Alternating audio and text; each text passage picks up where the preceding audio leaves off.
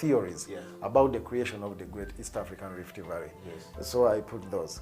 So it's the nature and the music that really inspires me and motivates me. Wow.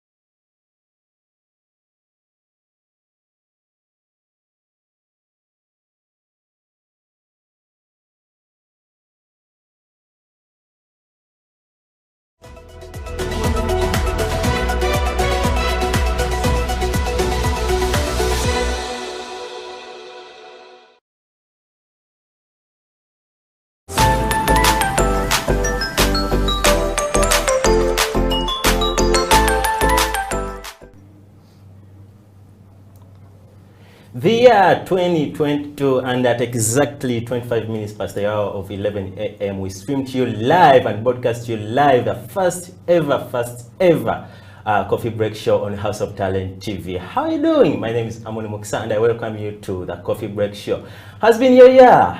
I mean, 2020 has not been easy, but 2021, you know, I always try to add up 2020 and 2021 as 1 year. But how is your 2022 starting? My name is Sadam Mukiibi once again, and I welcome you to the first ever coffee break show on House of Talent TV. Of course, I'm not riding alone today. I'm with my colleague today, the one and only Emma. How are you, man? I'm okay. How you doing? Do you also try to confuse 2021 and 2020? No, 2020 and 2021 as 1 year? The only problem comes when you're supposed to sign a check and you put 2021.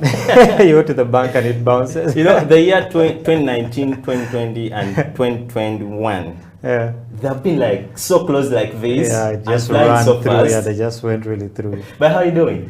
I'm okay. How are you? I'm okay. I see you pulled out the leather jacket today, looking good and everything. African Fresh hair. black. Black is everything. Yeah. But how did you start your year, Emma?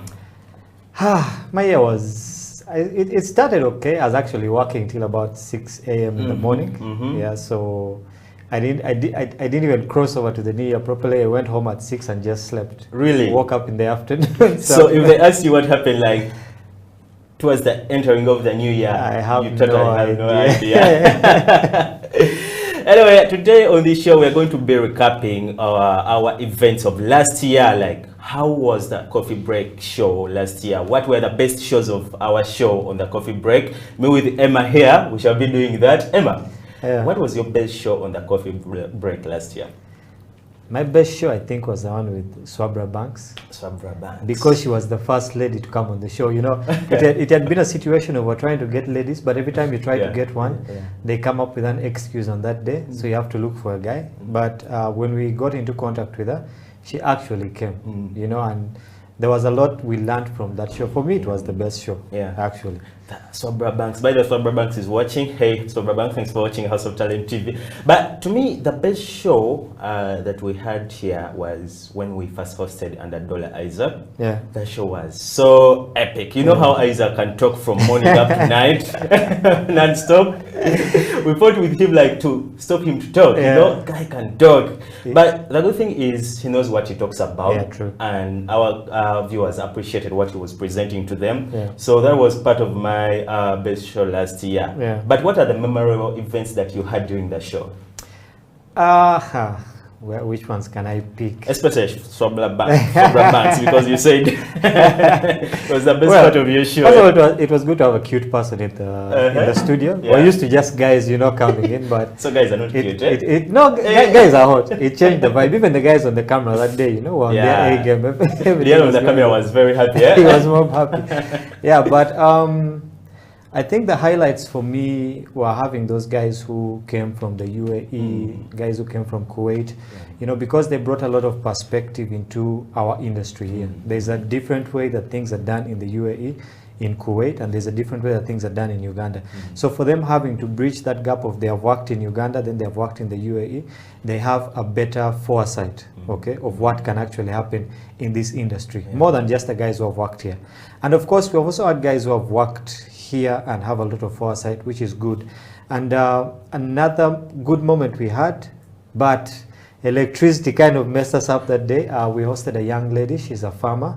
She does agriculture. But I remember that day the power was on, and it was a beautiful show that actually never got aired, you know, because of the power problems. But you spoke about the fact that we got in various people from the diaspora, UAE, Kuwait, where these guys brought a different experience here. You know, the fact that these guys go beyond Uganda and get to see that experience, get to do coffee that side, it's something unique. And now when they come down here and they share that with us, our viewers are always happy to see that. And today on the show, we're going to be having the same person. Actually, Emma spoke about people from UAE. We're having another barista who's from UAE. Is going to be sharing with us his experience. You know, you guys, the good thing about the coffee break is that we give you information right there, no charge. And now this guy is going to bring all the details about the art of making coffee. We shall be having a topical discussion, which I will introduce to you later on the show. But the guy we're going to be having is called Sadam Mukiibi, Senior Barista. Former Senior Barista with Endiro Coffee, and now is working in Arabia with a certain coffee shop that I will be telling you later on the show. So this guy is going to be here and is going to be giving all the details about coffee. So look out for that segment. That's the guy over there on your screen. Look out for that segment where we shall be sharing his story, Sadam Mukiibi. Emma, the Coffee Break Show is a show where people have had positive reviews. You know, I always speak to people about this show and they're like, man, whenever I want to make coffee and I don't know what to do, I go back on YouTube, I go back on Facebook and look for a certain show where I saw that they were making this type of coffee and I try to relate. How good do you feel when you get such feedback? I'll just give you a background. Before I started doing this show, I'd never made a cup of coffee. It was new to me. So one day they tell me to make a French press, and I'd never really, what is a French press in the first place? I'd never heard of these things. But when we started the show and started interacting with guys who would actually come with their stuff on the show and make coffee on the show, you know, I started to understand, oh, this is actually what goes on behind the scenes.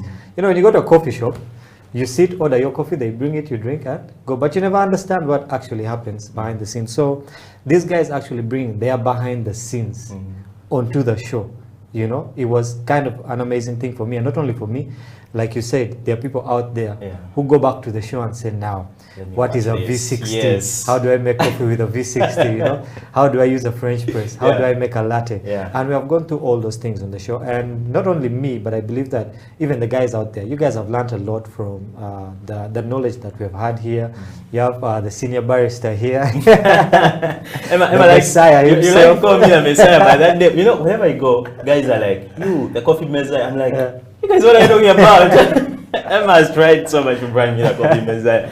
But hey guys, you can let us know what was your best moment on the coffee break show from the last year. But also, given the fact that this is the first coffee break show this year of 2022, let us know what you feel like having the rest of the year, what you need to see on the show, who do you want to see on the show, what do you like about the show, what do you learn about the show. Well, so we are here with Emma and still going through the recap of last year. You see, Emma, the thing about the show that I also loved so much was the fact that it was the first ever,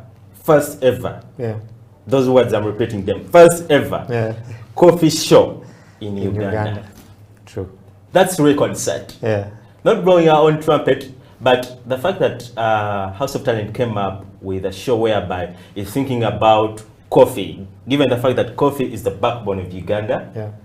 For example, I was reading through the UCDA report last year, and these guys were like, you see, last year, Uganda exported over 5,240,960 kilo bags of coffee, which are valued at $71.09 million US dollars. Wow. Can you imagine how big that's big. That is? Really big. Coffee exports for 12 months, which is like December, which in 2020 to November 2021, totaled to 6.65 million bags worth 681.49. I repeat this, 681.49 US dollars. Guys, this is money. I don't know where we're putting all this money. Compared to 5.40 million bags worth 514.37 US million bags, which we exported the previous year, the other year, 2019. So the previous year of December and November were very, very good. So with this information that we receive, it shows that the coffee break show has had impact, a huge impact on coffee development and also coffee production, coffee awareness in Uganda. And our goal is to see that Africa and worldwide, we are the #1 show of the coffee. We'll get there. We'll get there. We're already there. So Emma, what do you think that these guys are doing with this kind of money? Because $618 US million, that's a lot of money. And now when I see, okay, I'm not trying to go political, but when I see Uganda that it's over like in a 61 loss, like, I mean, like the debt they're being demanded as a country, I wonder, why can't we utilize such money? This coffee is our backbone. And we get up there. So what do you think is being done with this money, or what could be done with this kind of money? There was a saying for 2021 that Kampala has refused. But now if we're saying Kampala has refused and the figures you've just read there, that means there's actually a lot of money that, you know, is flowing in. And imagine that is just from one sector, that is coffee alone. Okay, and there are not that many people involved in coffee. That's the most amazing thing. I mean, you can count the number of baristas, you can count the number of farmers who are educated, leave alone the farmers who just grow it there and sell it not knowing, you know, what happens in the process. There is a lot of CEOs who own businesses. I believe your boss also. And with all that money flowing around, like you asked, where is this money going? Where's this money going? It's just that I think that people have not yet found a way to tap into that money. All right, so the money is just, it's swimming there, just waiting for people to tap into it. I mean, if I decided to start a coffee business today, or start a farm, or start a coffee shop or something like that, I believe that I would have tapped into that. Now, how much do I get out of it becomes the only question. So you have to get into that door to tap into all that money, and it's there. It's there. Money is there. The fact that we have all this money circulating is just tapping into the right vessel, so that can, be helpful. Well, guys, I think we've given you our best show or moments of the coffee break show. Go down on our social media platforms and let us know what was your best show throughout the year 2020 and so far 2022. What's the best thing you've seen so far? Well, our social media platforms on Twitter, it's HTV1 Uganda. You can go up there and follow us on Twitter, but also YouTube. We're streaming live on YouTube. That's House of Talent UG. You can also go there and subscribe. Please subscribe to the YouTube channel so that you can always get our content everywhere on YouTube.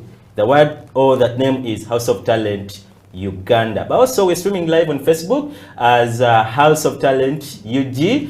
Go there and follow our Facebook page so that you can get to watch our videos whenever you miss them when we're live. So guys, we're going to go into a short commercial break. Don't you go away.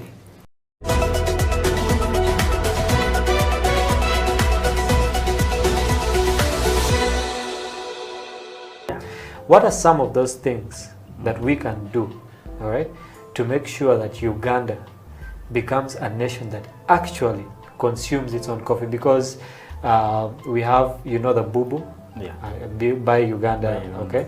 So how do we get ourselves into that state where we actually, before thinking of exporting our coffee, actually get to consume our own coffee? How do we get there? First of all, we need to train our people. Yeah. So we need more training, more sensitization about coffee. Yeah. Those guys that came first before us, they have that negative side of coffee. Like telling someone that coffee will you will lose sleep when you take coffee. You can't. It just keeps your body awake, not only the mind. Me have to take water every morning. So if I take water every morning, I can take 5, 6, 7 cups of coffee and I sleep properly. So we need to sensitize our people, and we need to give them an example that is true. Ethiopia is a good exporter, but quality coffee in Ethiopia comes from Migachafe. That quality coffee is consumed within the country. So you first appreciate what you're growing before you take it outside. So you need to train so much from the farm level. Like 80% of our farmers, they just grow, sell, but they have even never tasted the coffee. Many a good percentage of our farmers. So from the farm level to the general level, we need to train. That's what we need to do. Even though we put each coffee at a lesser price, the consumption will not go high. So we need to first train. Then other things will be coming up. But training is the key to everything. We need to sensitize our our Ugandans good about coffee. After taking coffee, you feel this, you get this. We appreciate what you are growing. So you see Ugandas taking more of the matoke. They appreciate more than sending it. Okay. So training is the key to everything.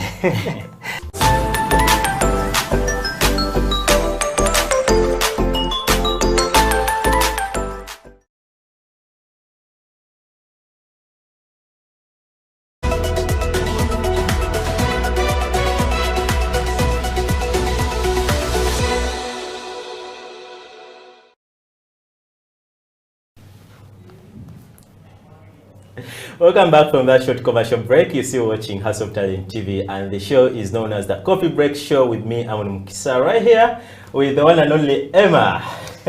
Amon, what's up?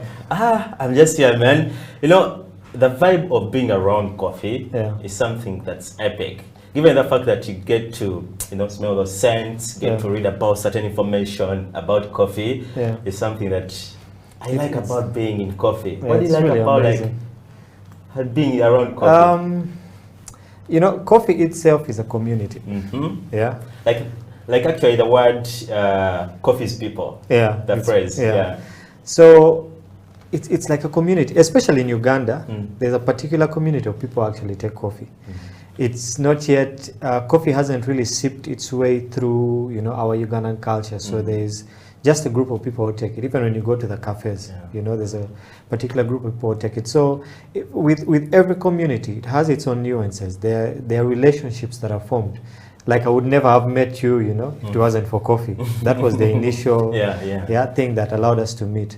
And met guys like Isaac of Brew Plus, you know, met many amazing guys. So the starting point was coffee. Then it has all these branches of creating relationships, creating different kind of business ideas, different kind of content. What we are doing right now is because of coffee.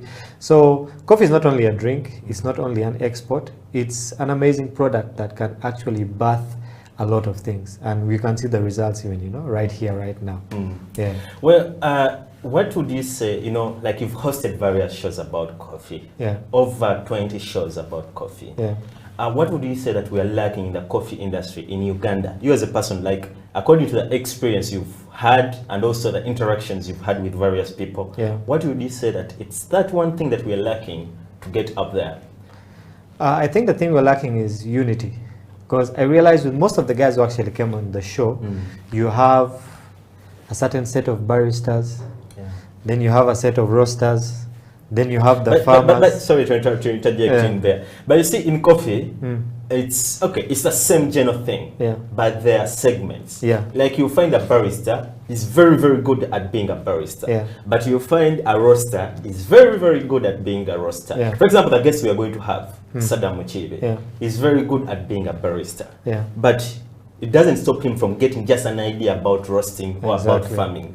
But you find, remember the show you had with Abdul?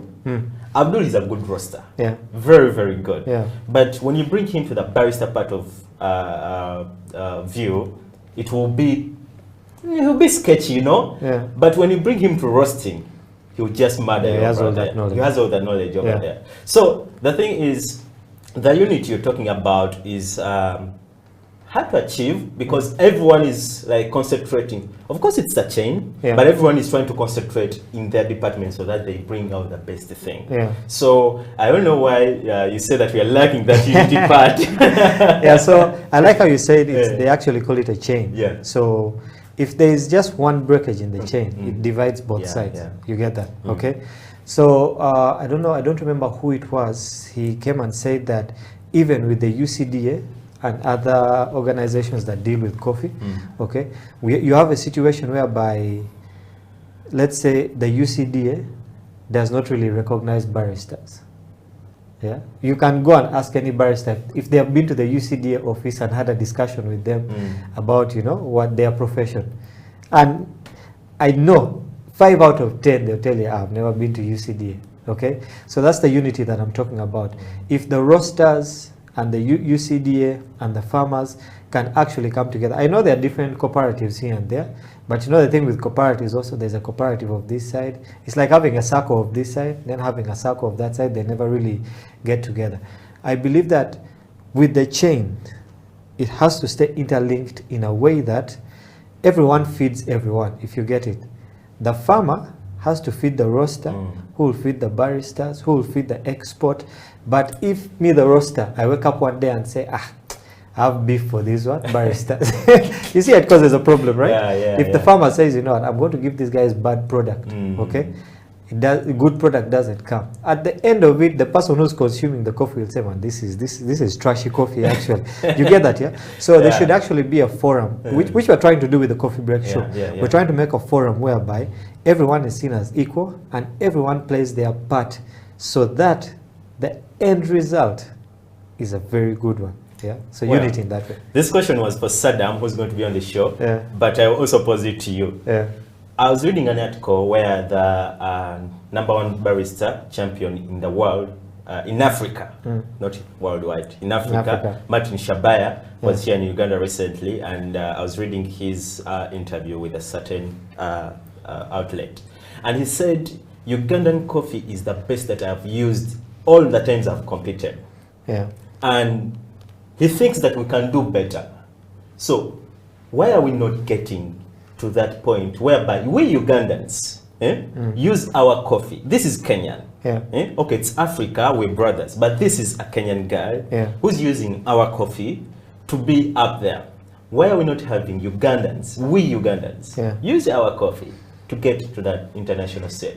I attended a branding seminar sometime back, and the lady who was hosting it said something that really struck me. She said that in Uganda, each country, each ethnicity, different people have different traits. And she said that in Uganda we're mediocre. Mediocres? Totally mediocre. That's a big one. Eh? I'll prove it to you. I'll prove it to you.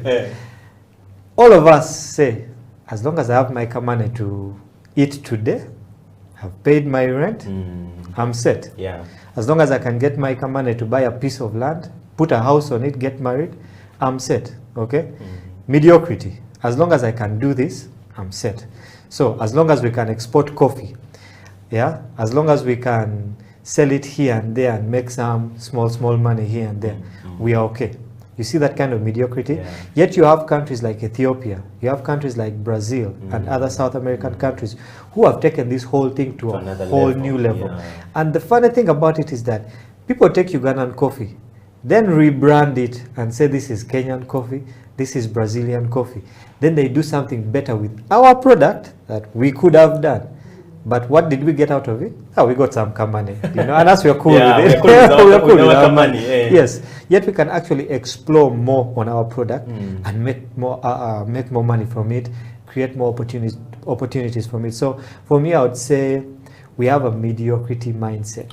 Well, guys, I'll pose this question to you. How do we get out of this mediocrity kind of relationship or kind of working style, whereby everything that we try to do is just a joke?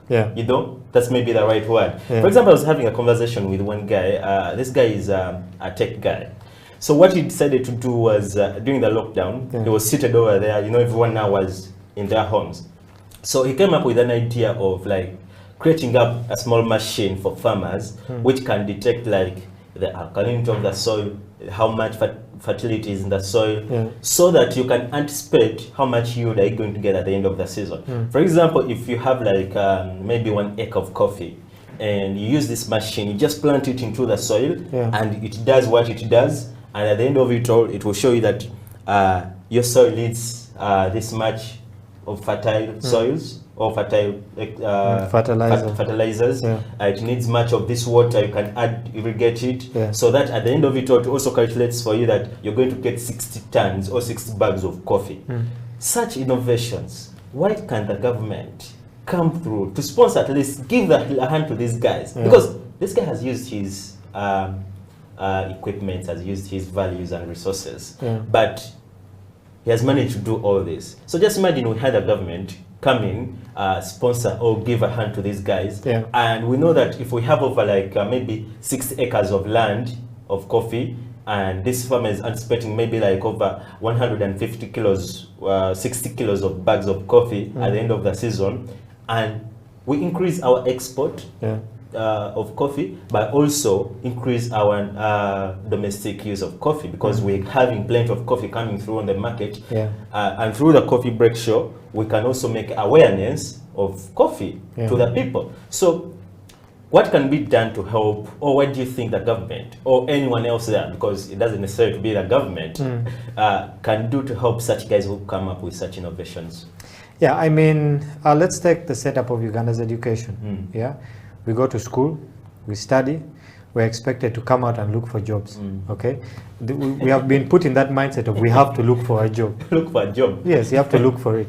Okay, then you have this group of guys who actually sit down and invent something. Okay, and like let's say the guys of Safe Border, during the lockdown, guys came up with very many good ideas. Some which were actually used. So there's that group of guys who actually come up with all these ideas, but the limiting factor for them is maybe the resources, the financial resources, the manpower and all this. But remember, we have been taught to do what? Look for jobs. We have not been taught that you can create. And you know, put it out in the market and actually be a what? Let's say be an employer. Okay, so for such a guy, you find that there are people at the top there who will look at his invention and ask themselves, okay, what can I get from this guy? Okay, how much money? What can I rip off from this guy down there? And the guy down there is not willing to give them anything because it's his idea. He should rip off from it. So the guys up there will just sit on that idea and be like, you know, it's a good idea, but it doesn't make sense for us because it won't make money for us. Okay, they don't see the bigger picture. They don't see that a farmer somewhere out there in Kasese or wherever is the one who's actually going to prosper. And that causes a chain effect of when that farmer prospers, the next guy in the chain will also prosper, and Uganda as a whole. So this guy is just looking at how can I put money into my pocket. So they will sit on all, I believe in every campus, especially the guys doing engineering, agriculture engineering and all these things, guys have ideas, but people are sitting on them. Well, guys, take the conversation on our social media platforms. That's Twitter as HTV Uganda and Facebook, House of Talent UG plus YouTube, but use the hashtag The Coffee Break on House of Talent TV. Let us know how can we engage these people who have ideas so that we have a bigger picture. We come as a union or a unison together so that we have a bigger picture of something that we're doing great here in Uganda, especially for coffee. Well, coming up is Sadam Mukiibi. He's going to be letting us know how best can we brew coffee, and we shall be also talking about how best can we have women in the coffee industry as Uganda. Well, don't you go away. We're going in for a short commercial break and we'll see you soon.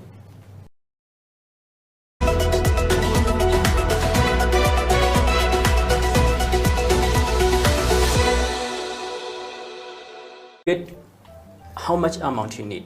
In coffee industry, there's no like barista should get this amount of money. No, it depends on your knowledge. What you know is what you get. You cannot be like having junior experience and asking for experienced one. No.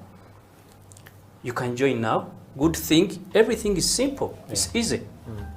Don't sit there and say, oh no, I'm scared to join this. No, it's very simple. You can make. Yeah, it's very simple. It's not so difficult. Simple, very simple, very enjoyable. You can do everything when you're enjoying. You can do your coffee, you can serve your customers. Coffee create friendship. Coffee gives you a job. Even if you are not working in a cafe, maybe you can go in different field, but still in coffee industry. Yes.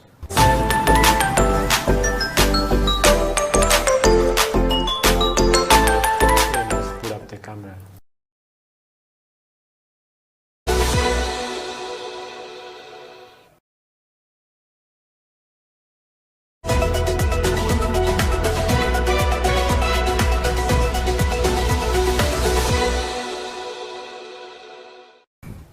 Coffee. You have to know each equipment.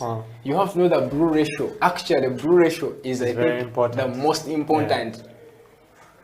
Brew ratio now most people may not understand. It is the ratio of the coffee powder to water, and the yield. Water in this article will bring us into the yield. If I put 10 grams of coffee into my portafilter, how much of it am I exactly? So if you don't master the brew ratio, everything is going to turn out a mess. You understand? Even if you know that knowledge and you don't master the brew ratio.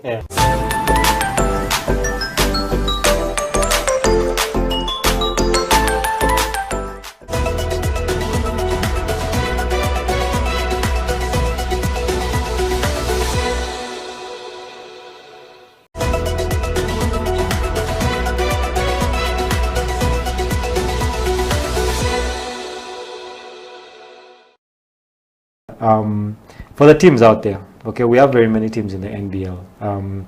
What is City Oil doing right that these other teams are not doing? Because we need to see more teams actually, you know, give you guys competition and also get to that international level. All right. So what are other teams not doing that, you know, they should emulate? Yeah. Okay. Interesting. There's so many things. Definitely, you know, as a club, we are very ambitious. Okay, when we had just started this club, we said we wanted to be in Africa competition 5 years later. Yeah. But when we came in immediately, you know, we won the league, and we changed our mind that we don't want to think 5 years later. 5 years. We want to start now. And because of that mindset that we want to be playing at the top level in Africa, that means you have to do so many things back here at home to be at that level. So we are very ambitious. Of course, to play at international level there, you have to be a powerhouse at home. Yeah. That's why we have to win for us to be able to play international, because those are the rules. If you're playing ball, you have to be a champion. You have to be the champion at home. Yeah, if you're not, then you can't play ball. Yeah. So we want to keep winning at home because we want to be in ball. Yeah. People say, "Oh, we win because we have money and all that." I really don't think it's about money. I can tell you that there are some clubs that play players better than, you know, City Oilers. No, but that's not the perception.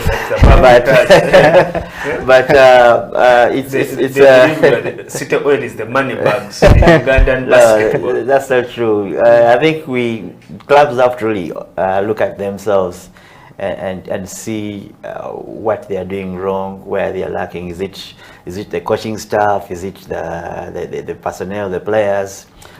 Is it their training program? You know, there's so many things that you have to put in place for you to have a very good product. So we look at those. You know, we want our players to have accountability. You know. Yeah. If you're not training, you've got to have a very good reason why you're not training. Okay, we hear stories. Some clubs have some star players who don't show up for training. We can't have that in City Oil. You know, however big you are, we'll let you out. Big game. Yeah, we want our players to account for everything that they do on court. Yeah. Okay, if you are a player who is supposed to be scoring, you know, 20 points for us, and you don't, you have to tell us why, you know, you're doing that. So we want to make sure that we know the reasons why you're not playing well. Is it because of coaching? Is it because of this? Is it because of, you know, we want to check everything and see that everything is accounted for. And the coaches, you know, if we lose a game, I can tell you that there are meetings that happen, and we have. And what is the nature of those meetings? The management has to know why. You know, why did we lose? You know, so you have to have reasons why, and they have to be good reasons. So that, you know, keeps us in check. Okay, for us to try and be at a high level player to always improve and progress. Yeah. So basically, teams have to be more accountable, not just on court, but even off court. Everything that you do on court, everything that you do as a coach, you know, as even management themselves. Sometimes we sit with management and we ask them, we are lacking this and this. Why aren't you doing that? Because that, you know, helps the team, you know, to play at a high level. Yeah. So it is not just players, but, you know, all departments have to elevate and work together. Yeah.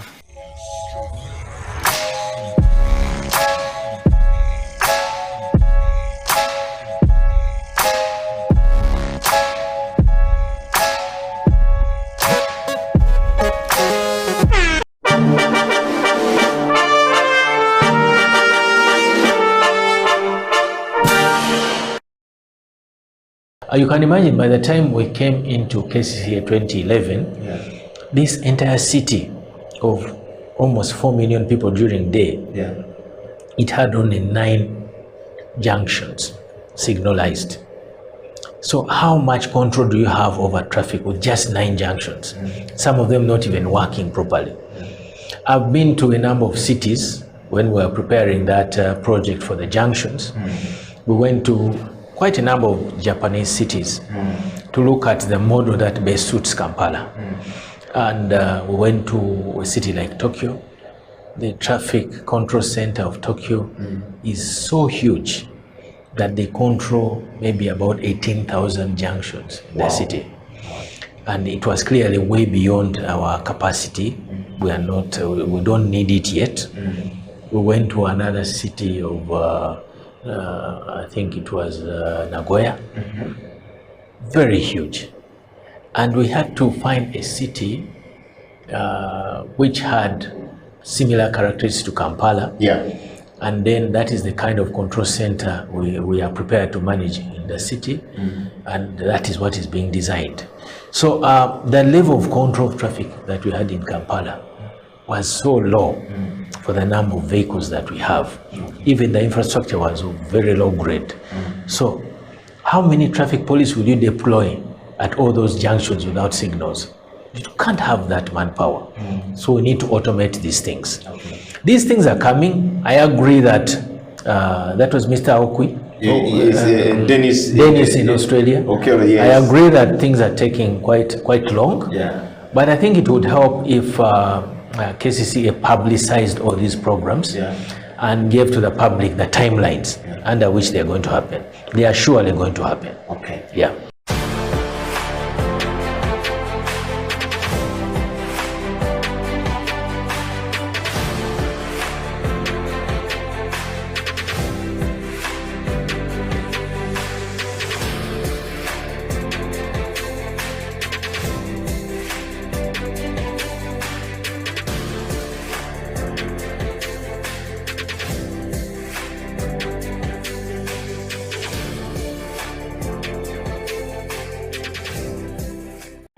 Can we hear some more from Jaja? Of course, Jaja is going to play for us that song, Kitenge. You've heard it, the sound, beautiful, and we're going to dive into how Kitenge is going to make it to the world stage as planned by Latif Shah.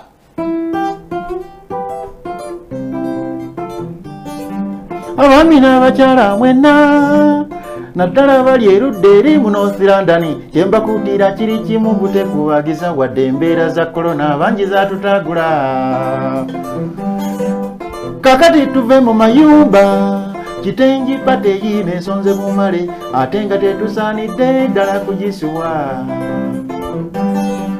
mwani yabagamba okwambala engoye z'emivumba tujja kwambala bitengi byokka designer Latifu Uganda omurasita owakabiri yatunga mu nnyonyi Maliki Jeni ne Hawa abo basibi banviri alo tujja kuba nabo Anifa wa makeup Mariamu yedikoleta konne popini ebyokulya bingi nnyo ebyekifirika Madamu Sara Shoshi ebitaddemu umukono Olivia Katharini Nalima Maka manyinga ulira Kulono twambala ebitengi byokka Kulono twambala ebitengi byokka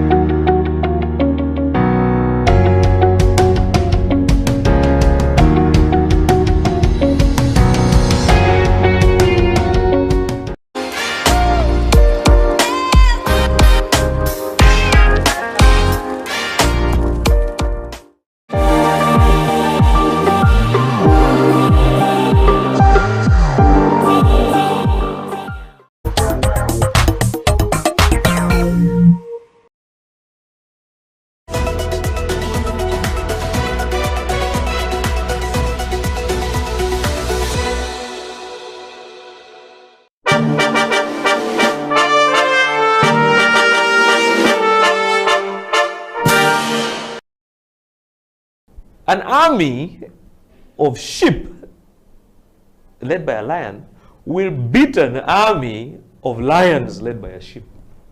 That's a fake. Yeah. So let's be very honest about this thing, and really understand that you need to understand where you lie and where you fall. So it's very important for us to understand that leadership has to be definitive. You can't be laissez-faire. It has to be definitive.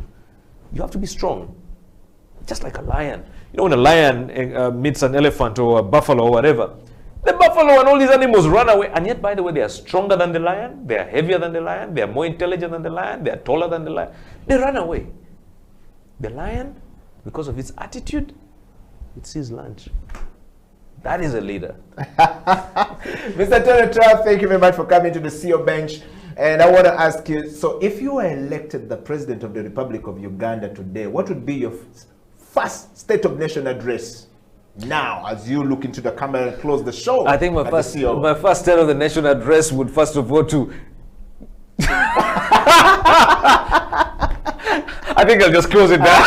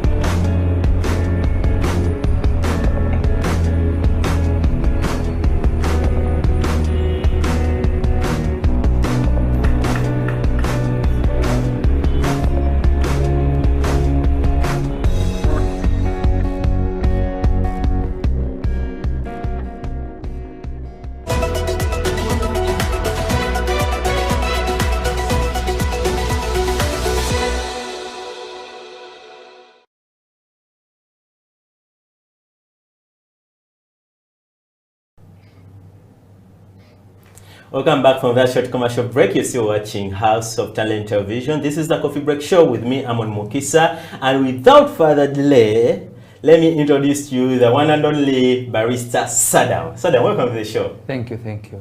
How have you been? I'm doing good. Happy New Year. Thank you. Does it still apply? Happy New Year? Of course, we are still in January. Yeah, so it's still new. Are you Ugandan? Of course I am. Ah man, the hair looks forget about the hair. So in you can English, just put something small. Yeah. Where have you been, Sadam? Good. So I came back for a vacation. Yeah. So I've been working from UAE. Okay. So after a period of time, I decided to come back and chill. Well, guys, like I told you guys, Sadam is a former senior barista at Endiro Coffee, and also right now a head barista in a certain coffee shop that will tell us more about it. And Sadam, yeah, how long did you work with Endiro Coffee? Almost, I think, 4 years. Yeah, I joined the Endiro Coffee after school. That was in 2015, December. So, and in the first I joined it as a cleaner. Yeah, but there was this guy called Calvin Chiinji. Now he's working in Dubai. Big up Calvin. So he introduced me to the coffee industry. I used to see him the way he's doing things. So one day I told him, I think I can do whatever you're doing. It's very easy. Like, really? Can you come and challenge me? Like, yeah. The first day, so he told me to tamp. In the first place, I didn't know what stamping is. So I just, with a lot of energy. Well, a good thing for guys on the coffee break now, yeah, they know what tamping is because we've taught all of them. They do? Yeah. Oh, mashallah, that's good. Yeah. So with time, he started to train me, and here I am. I'm a great barista. I believe in myself. Yeah. But you know what's funny?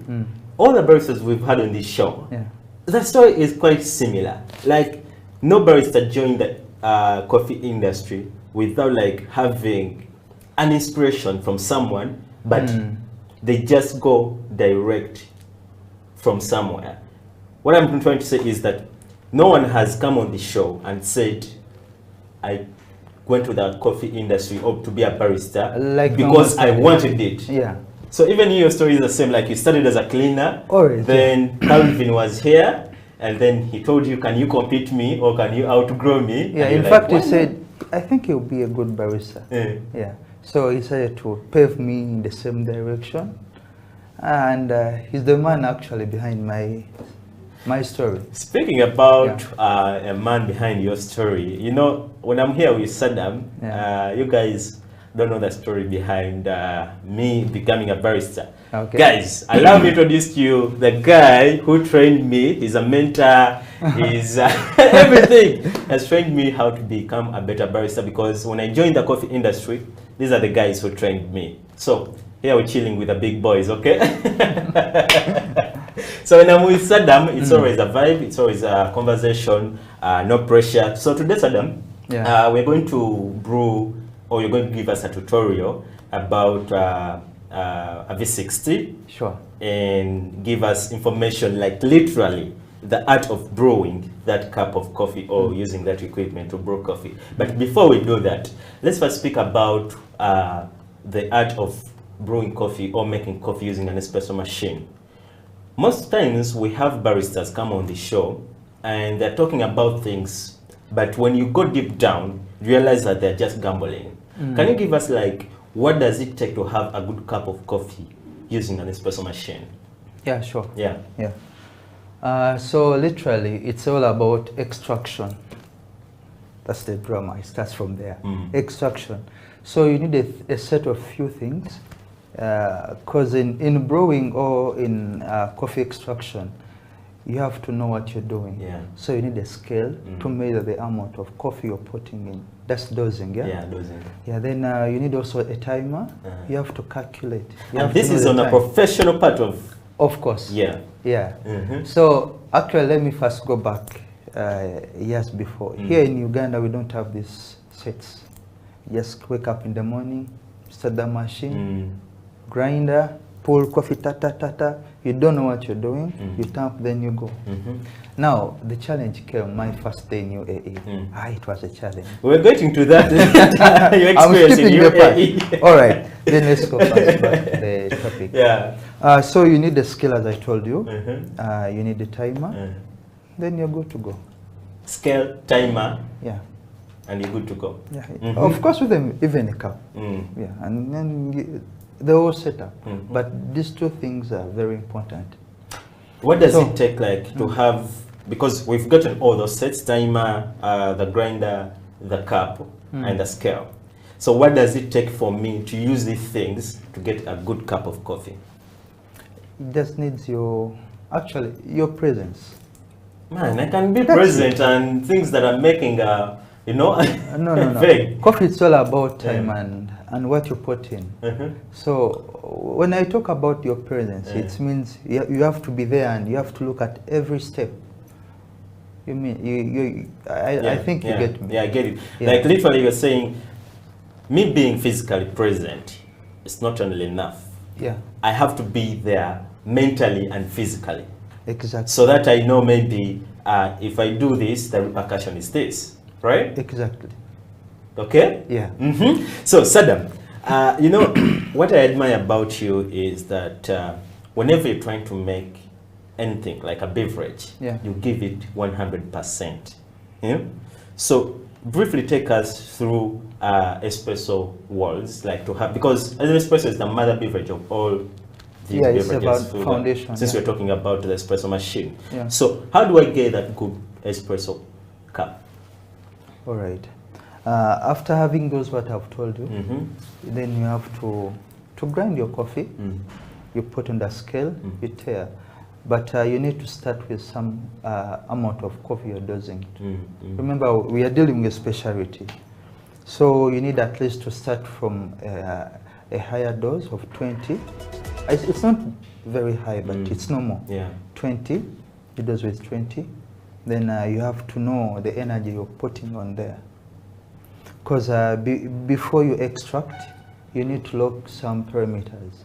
So if you say you're using a dose of 20, it should be 20. And before you change it to maybe 18 or 19 grams of coffee you're putting in the basket, you need to first note.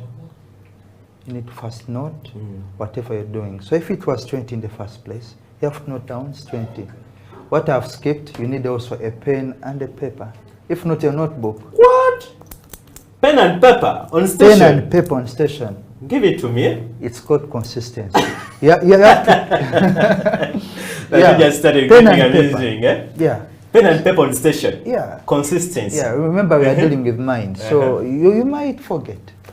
And I note down everything. Yeah, so it's better you note down. So if it was 20, I'll start with 20. Okay. Then you dose it, you extract, you test your coffee.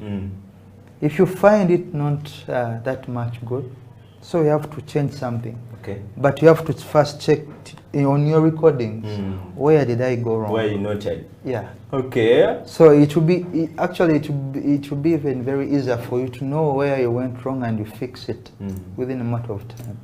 Sometimes the grind setting, it could be right, but the pressure you have used, maybe it's hard. So you have to reduce it to a lighter one or a medium energy. And you have a good cup of espresso. Of course. Well, I told you guys we're having the art of making coffee right here, and Sadam is here giving us the nits and gritties of making a good cup of coffee. Sadam, let's talk about baristas in Uganda. What do you think that Ugandan baristas are lacking? Because I'm sure you've gone through various stations, especially in Uganda. What do you think that they're lacking to be good baristas? I think they are not lacking, but the industry is not supporting them. Have they done what's enough to have an effect on the industry, or to have pressure from the industry to support them? That question goes back to you now. You're on the ground. I'm on the ground, but you're on the ground.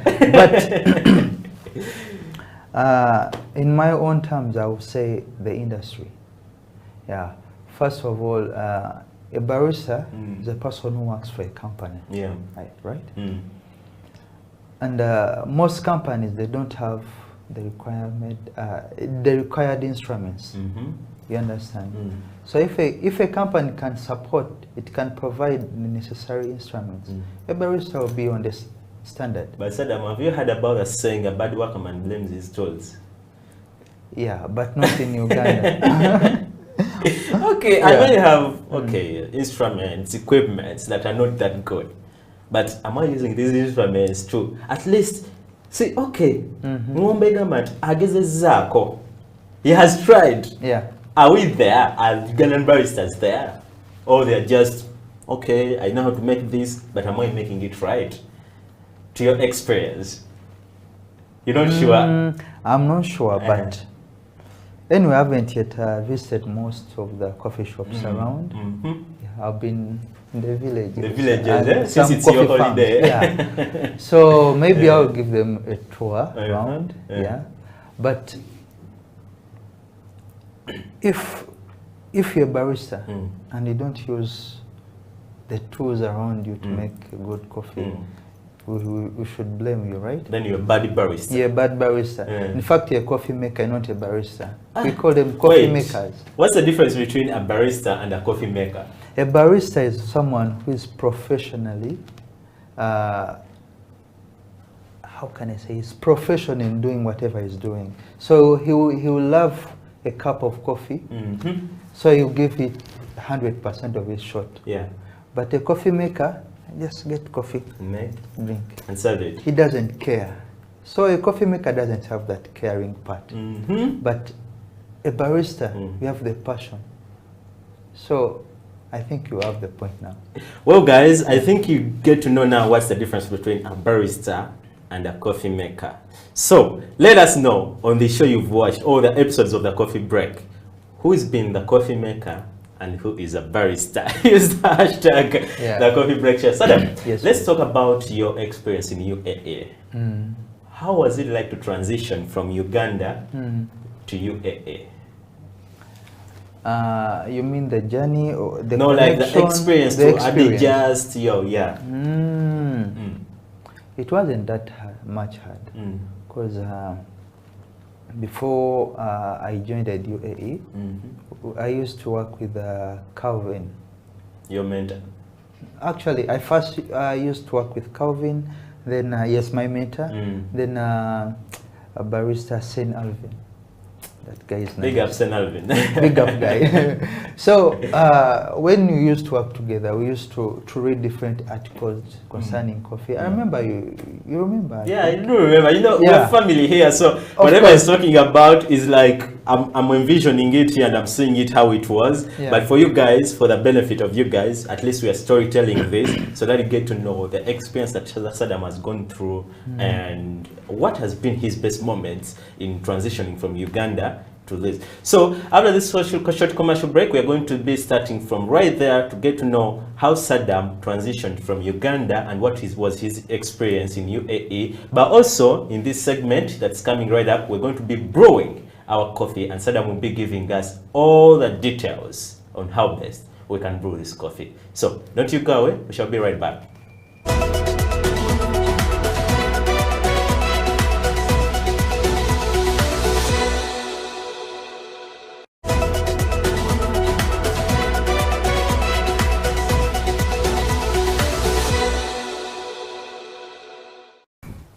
Coffee industry is very wide, it's very big, it's very full of opportunities.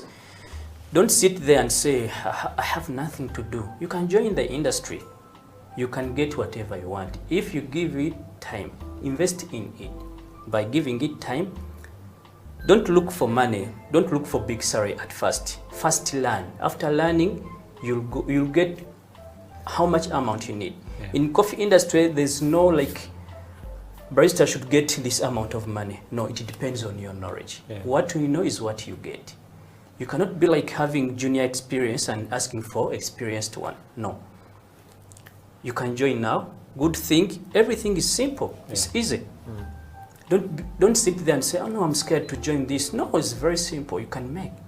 Yeah, it's very simple. It's not so difficult. Simple, very simple. Very enjoyable. You can do everything when you're enjoying. You can do your coffee. You can serve your customers. Coffee create friendship. Coffee gives you a job. Even if you are not working in a cafe, maybe you can go in different field, but still in coffee industry. Yes. Let's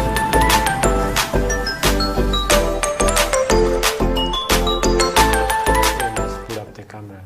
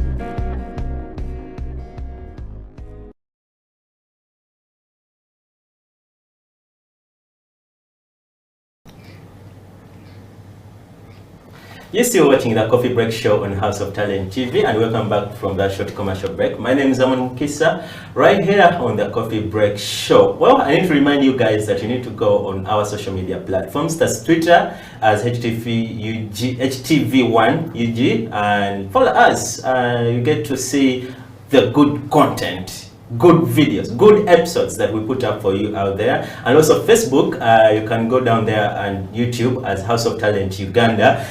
You know, this show is watched by a quite number of people, and just read through your comments. I have Mbonye Bright Richards is saying, please Sadam, give us all the best that we can, because we're anticipating for the best brewing tutorial. That's Mbonye Bright Richards. But also Rosie James is here saying, go my brother, I can't wait to see your tutorial. And Adola Isaac says, nice show my brother Sadam, I can't wait to see also the tutorial. And there is what's his name, this is a funny name, Maureen K.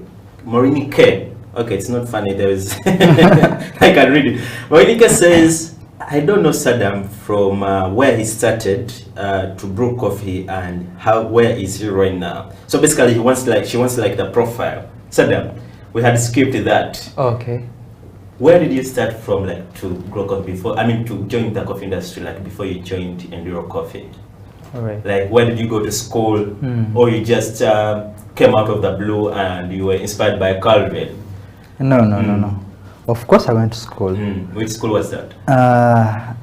My primary. The primary side of it, and then the coffee school part of it. Anyway, I started in Entebbe, but I'm a born of Mbale. Mbale. Yeah, so. Bulai. They say Mulembe. Mulembe, Makoa, Malai.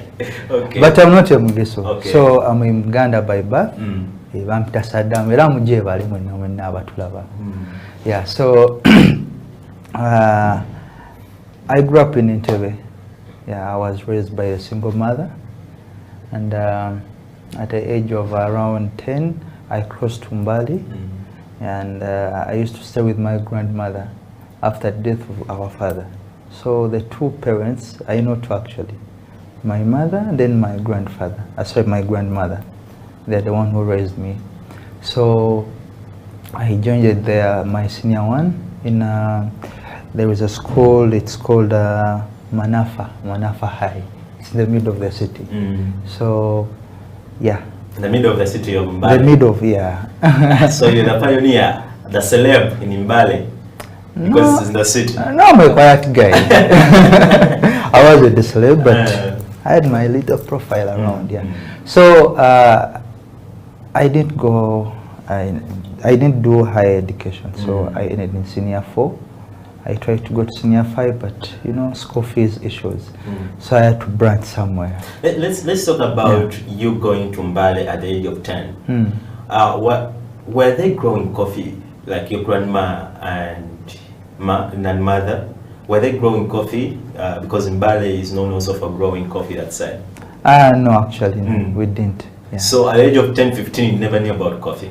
No, I knew about coffee, that's coffee, but I didn't care what's coffee. For me, before I was a tea drinker. Okay. Every day, even if there is no sugar in the tea, I'll take tea because I love tea. Okay. Understand? So at the age of 20. After senior 4? Yes, after senior 4. I started to look around what I can do. Yeah. So in my vacation of senior 4, I first went to, there is a place there in Kampala. They do furnitures, you know. It's called, it's in Wise actually. So I started to gamble around for 3 months, but I knew there was no future here.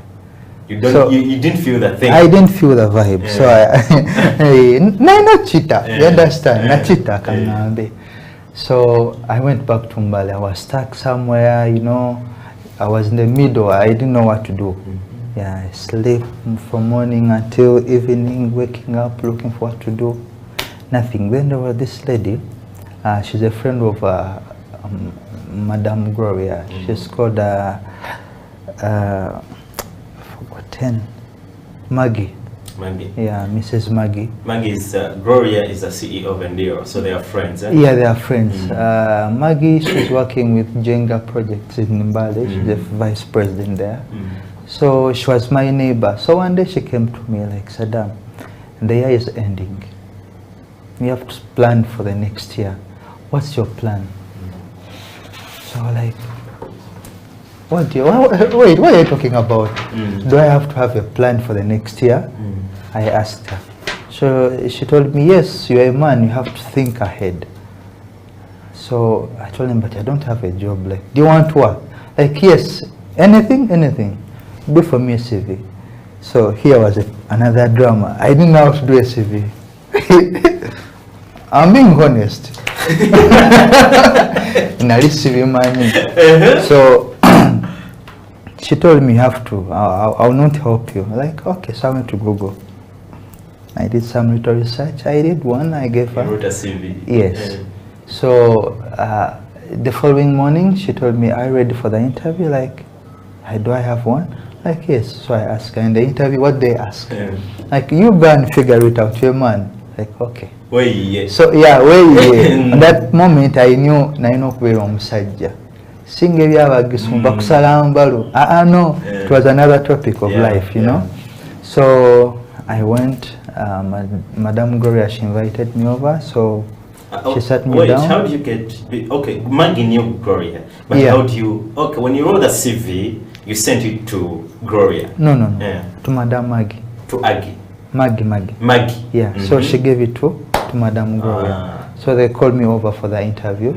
By then there were three people, let me say, Madame Gloria. Then there was this white lady. By then she was a manager in Endiro Mbali. And then there was also another lady, she was called Madame Penina. All of these two, I think they left. The white lady, then Madame Penina. So yeah. What was the reaction when you got a call? Because you had suffered from going to the furniture store and then went back to the ginger growing in Mbale. And now you get a call, you're coming in the city.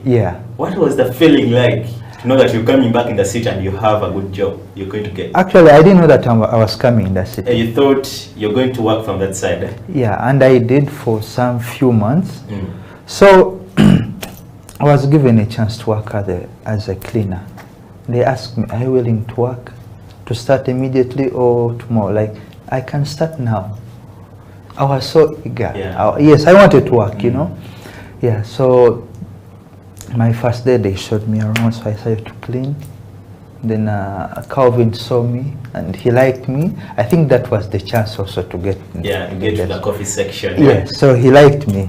So I started to do my fully paid job as a cleaner, but I could spare some time to learn.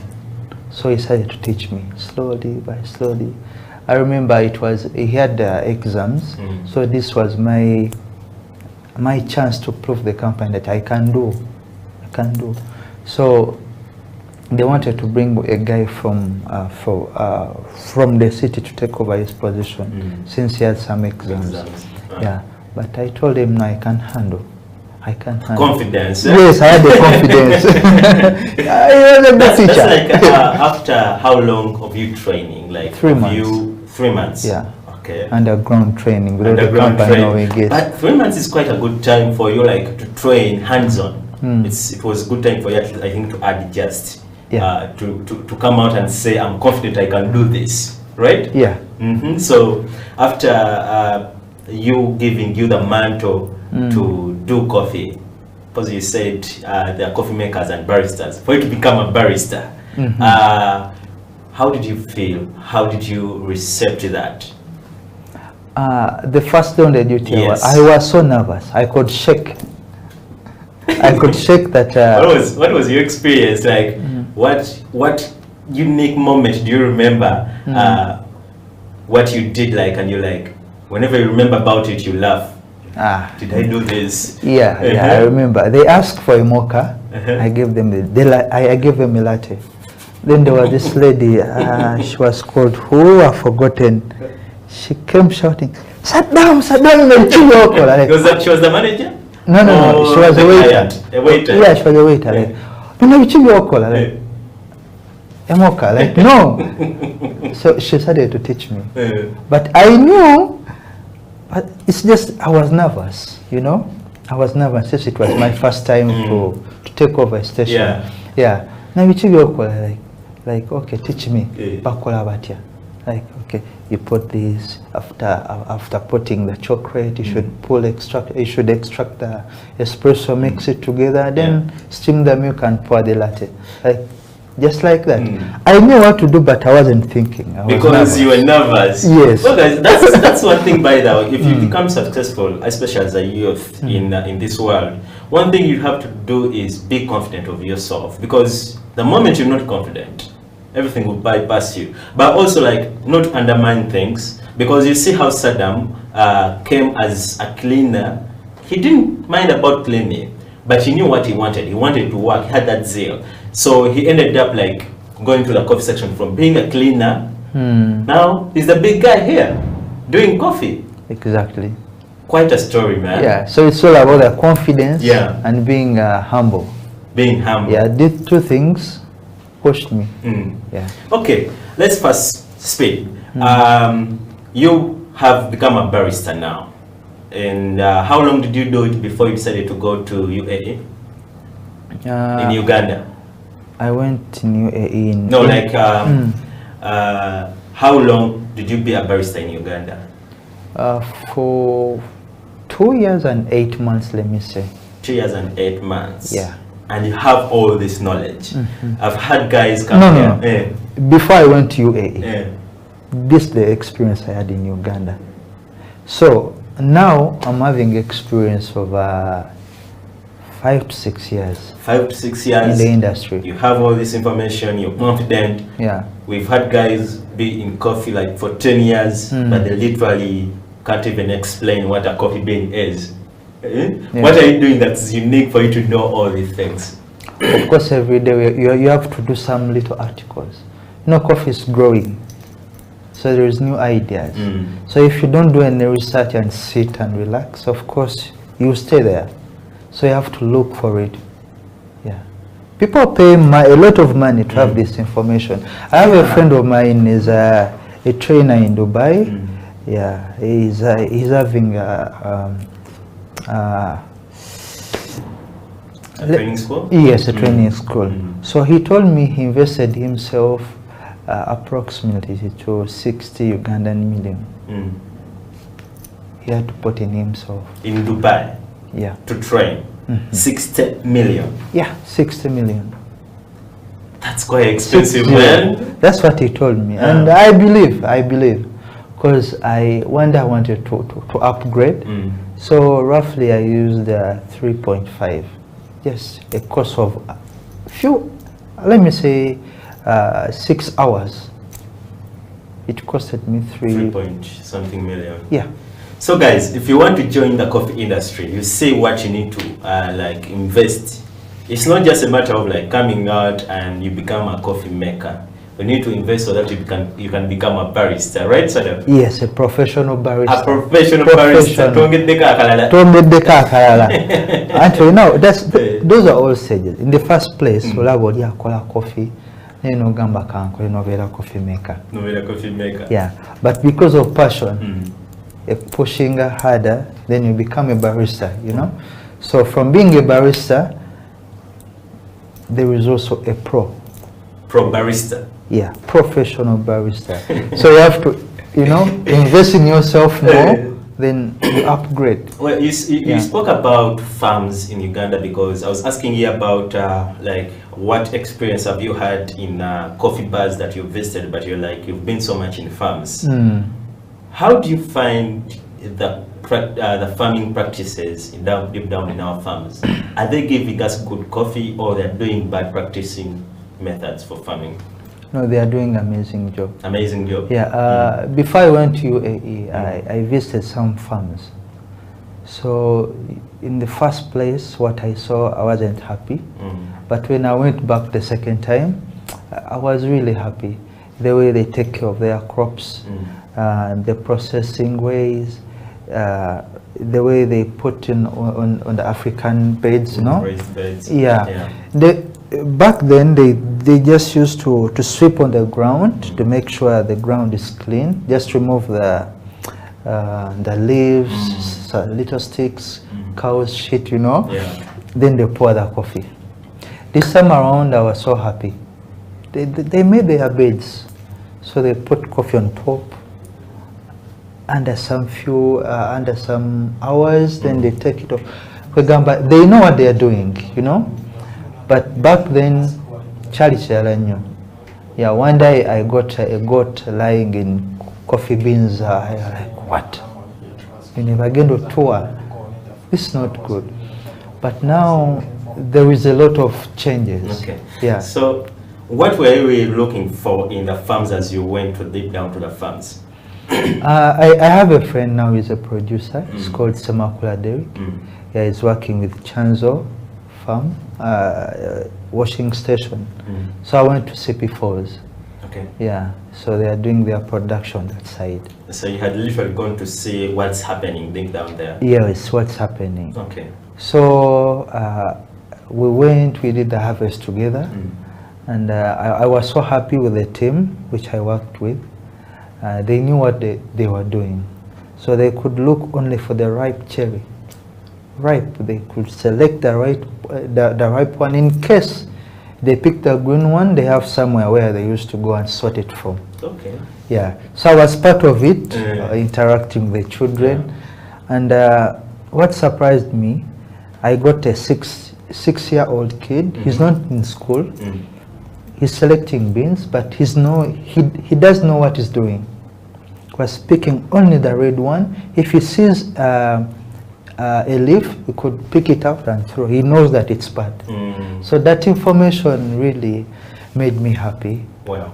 Which means whatever they are doing, it's on point. Yeah. Maybe before we go for a break, I want to tap your idea on who is the most important person in the coffee chain. Is it the farmer? Actually, among these two people, is it the farmer or the barista? That's a tricky one. But in my own words, I would say all of us. No, boss, all of us. I'll tell you, all of us. Hey. I speak for the coffee, Okay. not the farmer. Yeah. Okay? But if a farmer does a shit job, I cannot represent it. But if a farmer does bad coffee and he brings it on my station, I can do whatever it takes at least to have good coffee out of it. No, it can't. But if a farmer produces good coffee and I make it bad, it will be bad coffee. Yeah, sure. Let's go for no.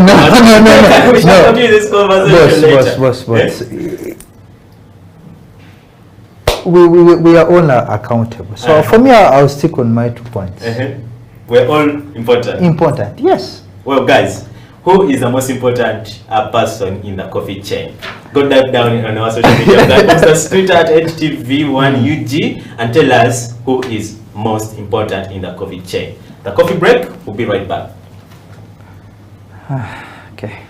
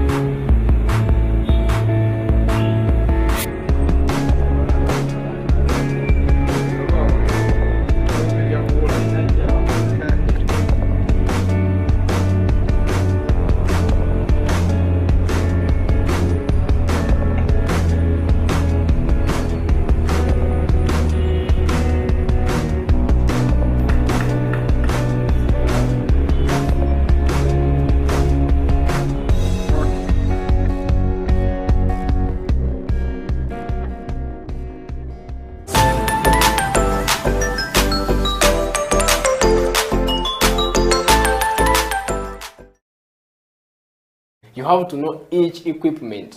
You have to know the brew ratio. Actually, the brew ratio is I think the most important. Brew ratio now most people may not understand.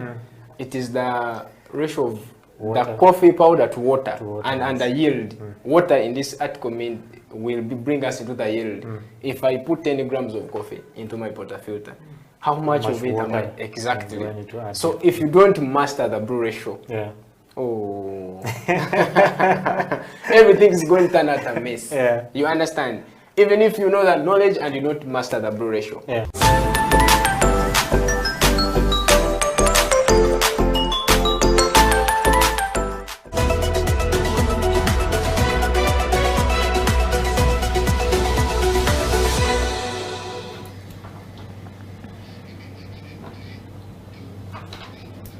Welcome back from that short commercial break. You're still watching House of Talent Television, and this is the coffee break with me, Sadam Mukiibi, and my guest today is Sadam Mukiibi, a former senior barista with Endiro Coffee, and now a head barista with Gawha Al Arabiah. Gawha Al Arabiah. That one was confusing.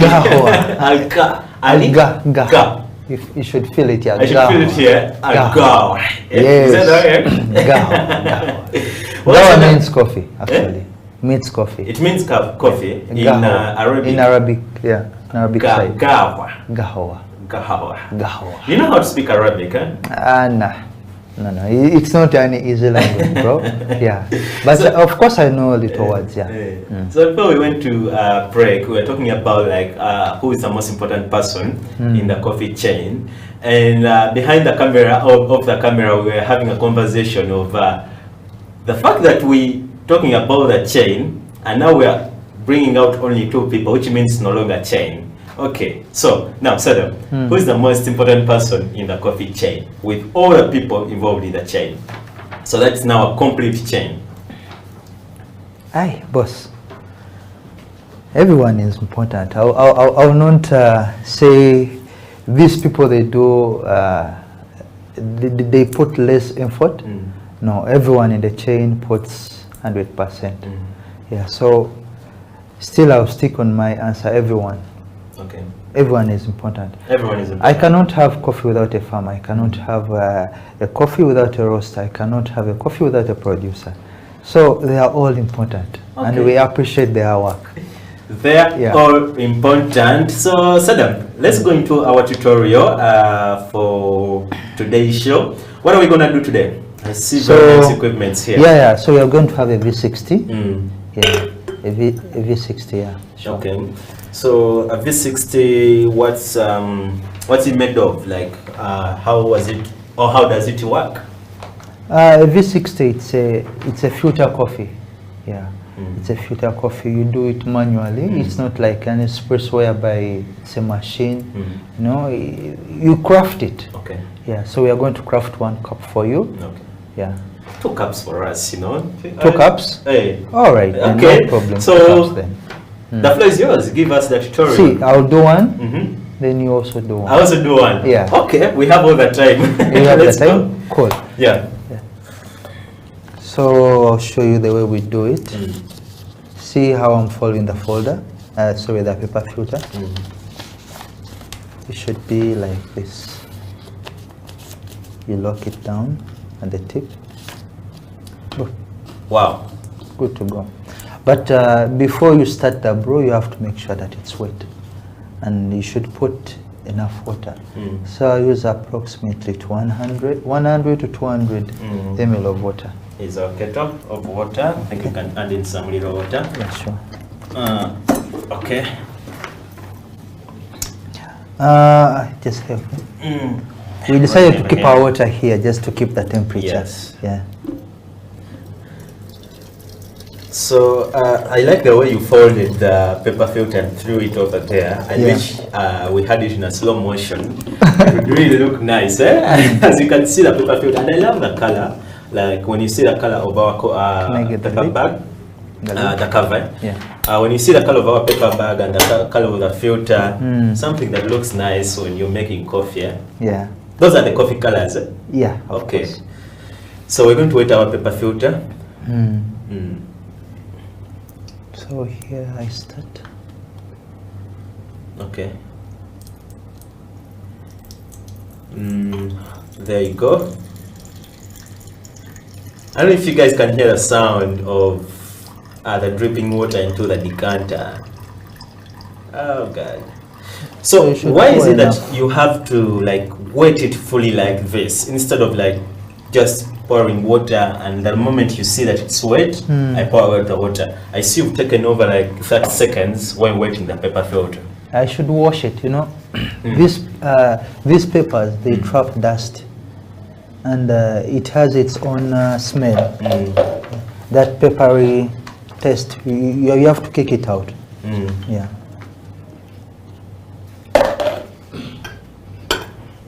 So, can I use it here? Sure, no worries. You can use. We have all the equipment on the coffee break I show. see. Yeah. Even the decanter, you have to wash it fully. Yeah. Nice. Good to go. So this process took like 1 minute. Yeah, you have to take your time. Time. Time is everything, my brother. Okay. Coffee on papira. Yeah. So you have your coffee ready. Yeah. Which grain size do we have to use specifically? Medium coarse. Medium coarse. Yeah, medium coarse. Okay. Let me just keep it here. Medium coarse. For the V60. Let me ask, does the V60 use the same grain size as the Quimula pour over, the Clever Dripper, Chemix? Those are 3 equipment so far, and the AeroPress. Do they use the same grain size? No. For the Clever Drip, V60 Clever Dripper, then you said which one else? Chemix. No. So V60 Clever Dripper, you can use the same grain size. Okay. Yeah, but for the Chemix, you need something more coarser. More coarser. Yeah. All right. So you go like 2 clips. Yeah. If you use maybe like a 20 clip, then for the Chemix, you should use maybe 23 to 24. Okay. Yeah. All right. Because it has tiny walls. Okay. So what next? So I'm going to dose the coffee, and I'm going to use 20, and I'll use a ratio of 1 to 15. 1 to 15. Yeah. How do you guys count ratios? I wish I can do it with you here. I can show you. So that's the good thing about the coffee break, because everything is practical right here. So our cameraman will zoom in this as Sadam is doing it, so that he shows you how you count ratios, especially when you're like at home. You need to use you need to use this method to show that, or to get ratios of how you can get a good cup of coffee. So Sadam, how do you count ratios? Okay, so since we are going to use a ratio of, as I told you, it will be 1 to 15, right? So, and the dose is 20. Why did you put a 0 point something? 0, it represents a number. Okay. It cannot show 1, right? Okay. Yeah, it cannot show 1. If you say point, how did I say? Anyway, let's first skip it. Okay. So, as I told you, we are using 20 grams of coffee. So, a 20 grams of coffee, it will be represented by 300 ml of water. Is it a standard?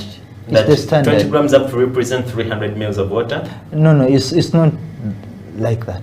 But we use ratios. Okay. So the first ratio we start with is 15. Okay. There is 15, 1 to 15. There is 1 to 16, 1 to 17. These all ratios, they will produce different tests. Tests. So I can't use a ratio of 2 to 15? No. It's not there in coffee? It's not there. Wow. Okay. Not there. Show us how we can count. If you use a 12, you will extract something which is underdeveloped.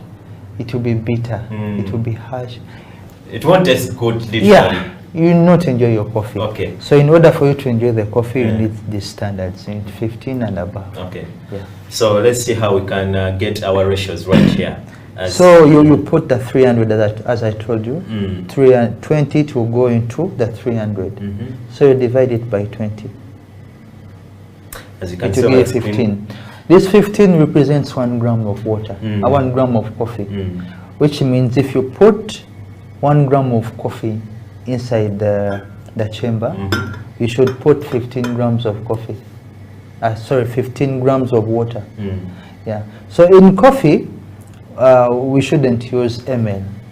we go into grams because there is some particles and solubles. It's a mixture. That's why I use grams. 15 grams, not ml. So you divide the 15, as I told that 15 represent 1 gram. So you can divide the 15 by 20. Sorry, it's 15 by 20, giving you 15. The same thing if you brew this ratio and you find it very strong for you, you can use maybe 16.5, 17, up to you. All right. Yeah, so I will just do the 16 by 20. Gives you 320. Hope you guys saw how it is done right on TV. Yeah. So in case you're at home, please do this and you get the ratios on how you want your coffee to taste. So let's go, Sadam, and make the coffee. So I'll dose it. Coffee has to be fresh, yeah? Yeah, it has to be fresh, always fresh. Yeah. Not fresh of one day, no. It should be a fresh of at least 2 weeks. That's 14 days, yeah. Okay. Yeah. So this is 23, but we said you should use 20. 20 grams. 20 grams, yeah. One thing about coffee, it will teach you how to be consistent in life. That's what you talked about at the beginning of the show. You have to be with a notebook and pen, so that you note down these things for consistency. And after removing the amount of coffee you want, you should make sure you tighten so that it will keep the freshness. Hope you guys know how to tighten these bags, because whenever you buy these bags in supermarkets, coffee shops, you need to know how to seal it again the moment you open it up again. Okay. I like the aroma and scent that's coming out of the coffee. Yeah. So why are you stirring it like that? To create a hole? Not a hole, but since it's a cone, I should use this. Since it's a cone, the amount of coffee in the middle is more than the one which is on the side. Yeah, so you should make a little bit basically of it has to be like in the shape of the equipment. Exactly. So if my cameraman could zoom in here and see that cone, it's not flat. There is a cone like the way how this equipment or the way this V60 is made. So that's why there is this shape right here. Okay. So let me first add more water. Nice. So there is no there's nothing like, okay, it has to be flat so that I can get a flat bed. Yeah.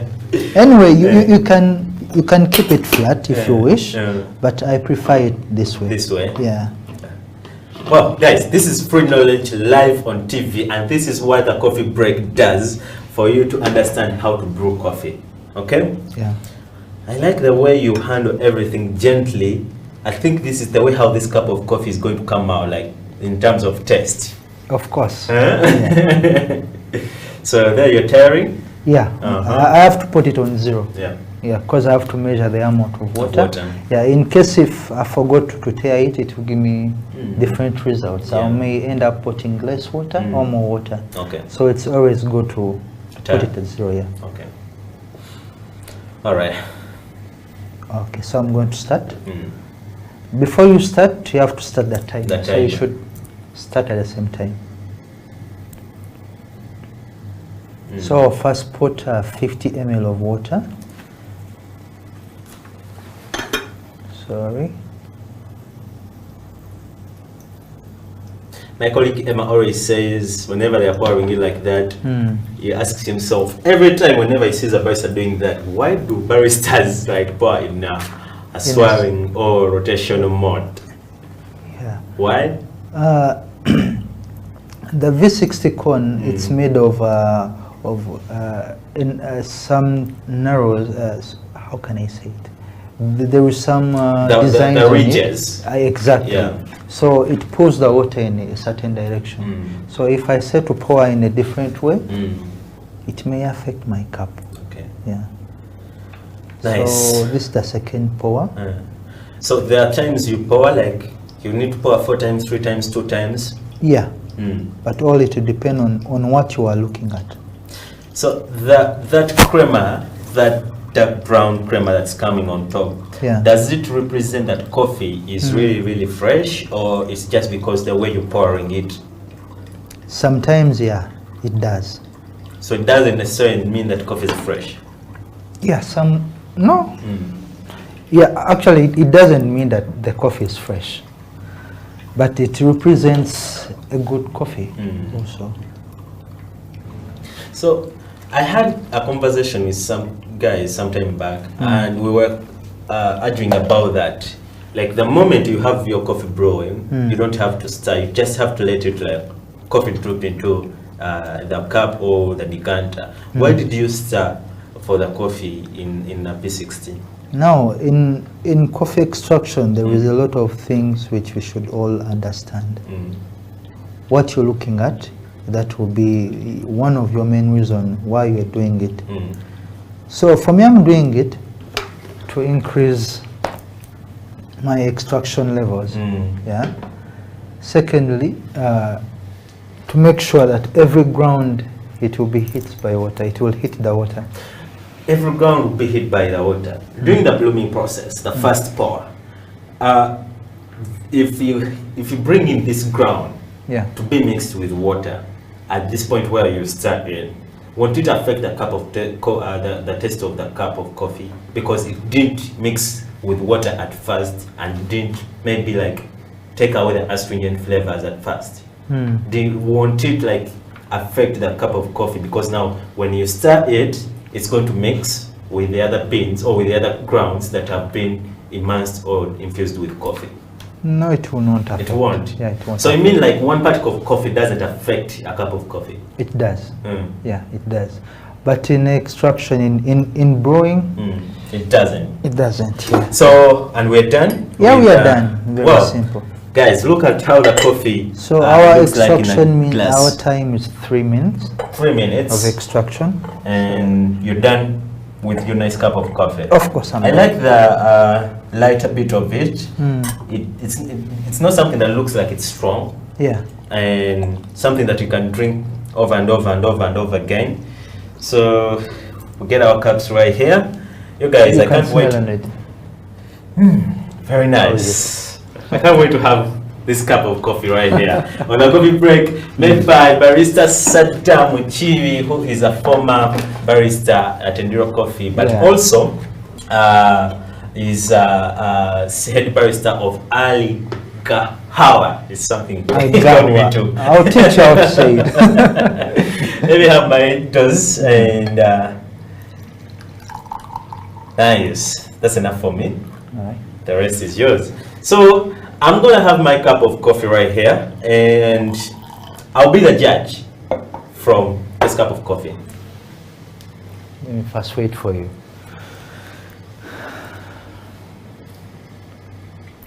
Wow. Wow. How is it? This is a very well balanced cup of coffee. In terms of taste, in terms of smoothness, in terms of acidity, everything is balanced. And the aftertaste is too sweet. Very, very sweet. Well guys, this is a tutorial of the V60 that you could make at home. If you want these equipments right here, go on our social media platforms in the comment section. Let us know the equipment you want, and House of Talent will help you connect you to the people or will get you these equipments. So this is the coffee break, and Sadam, as we finalize the show, or get towards the end of the show, let's talk about women in coffee. Just briefly, how can we get a number of women in the coffee industry?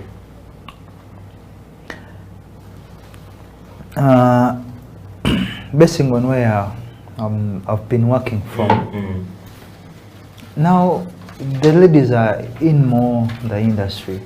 If you look at the, excuse me, if you look at the competition which held in Dubai, the top players are all ladies, the judges, the winners. Even the barista champion, she's a lady. She's a lady. Yeah. Maybe here in Uganda we need to to educate them. In terms of coffee brewing, or educate them in school? No, in coffee, in the industry. We should show them the way, we should encourage them, we should actually teaching them. Once you teach someone, I think he will end up loving it.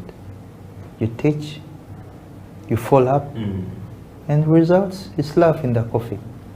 Yeah. It's love in the coffee. Why aren't we having barista champions from Uganda? You spoke about the barista champions who are in Dubai are ladies, most of them.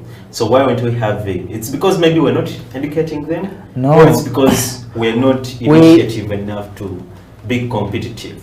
We are educating them, but as you know, some ladies, if you take coffee, it will affect your... Yeah, the mean. I think you know. Yeah. Yeah, so it's scaring them off. But on the other side, the ladies are on top. They don't care about this. My former barista, she's a lady. Your head barista? My former head barista. Yeah, before I took, she was the one in charge. So I was second in command of her. Imagine. Not her only. There is another company, 3 or 4. The head baristas, they are ladies. You know this company called Espresso Lab. The former head barista, she's a lady. Yeah. But would you say that also like the pay in Uganda in terms of salary is affecting the ladies' involvement in the coffee industry? You know, men as like, if you're not getting enough on the job, at least people in Uganda call it kuiriba. You know, they will do that. But ladies, when they ladies will be in a specific job full time, and what they get is what they get. Do you think that's also affecting like ladies getting involved in the coffee industry? About payments in Uganda, I'm not so sure, but it could be. It could be. It could be. So maybe they should do something about it. Who should do something about it? UCDA. UCDA. They should put standards on baristas. Yeah. What I know that here in Uganda, baristas are being cheated. Honestly, are being cheated. So, Madam, she's called Madam. Say her name. Madam. I've even forgotten. But she's which Madam are you trying to? In UCDA? The lady in UCDA. You're talking about Claire? Claire, Madam Claire should do something. They should sit down. They should put standards on baristas. One day, I have a friend. He's working in Mbale. He told me they pay him only 300. 300. But he's a barista. For man. Yeah, it's not enough even to pay for the rent. So maybe they should do something. This message is coming, please. This message is coming direct from Sadam to Madam Claire on UCDA, to UCDA. Yeah, to the board. To the board. To the board. UCDA, please do something. Do something, yeah. Our baristas are being cheated. That's why most of the baristas are running outside. Yeah. They hear in Dubai they are paying at least good salary. I should go to Dubai.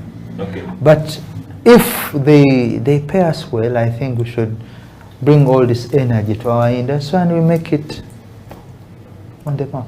Well, as House of Talent TV, we're definitely cutting out this segment and we're sending it to Madame Claire and the board at UCDA. Sadam says, please do something on the standard wage of baristas so that we can have the top cream that are cream in Uganda. So that maybe at a certain point we shall have a champion, world champion barista from Uganda. Sure. Because at the beginning of the show I talked about the fact that Martin Shabaya said that he uses Ugandan coffee to compete in all the competitions that he has been in. I knew. He's been using Ugandan coffee. I knew it. You knew? Yeah, I knew it. I went to CP. I got some motorcycles from Kenya. I asked the guy, where are you taking this coffee? Like, I'm taking it to Kenya. But it's in CP. And then they will brand CP, it's Uganda. They will be branding it as Kenyan coffee. Yeah. Wow. So guys, we're heading towards the end of the show, and Sadam, what last words do you have for the viewers out there and Coffee Break viewers out there, plus the world at large? I'll conclude by saying to Ugandan baristas, guys, you should do enough research and don't give up. Don't give up in anything you're doing in terms of coffee, even the personal lives. Dream higher, you get whatever you need. Then still on our board, UCDA, please, on the other point which Mr.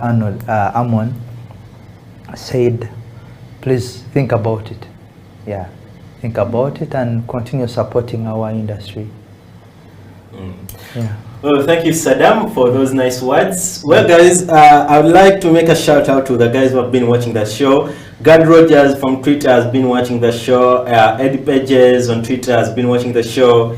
And Pinky has also been grilled on the show. So, guys, we're just at the early stages of the start of the year 2022. What I need to tell you is find something that you can do best and concentrate on that. If it's coffee, go deep down in coffee. Give it all your life. Give it all the passion that you're supposed to put into the coffee industry. Because you see this cup right here, it can bring you things that you can never even imagine that you'll get in a short period of time. I'm not saying that it's something that you're going to do and right away in 2 days or 3 days you get something out of it in terms of money, in terms of skill, in terms of value. You need to invest time.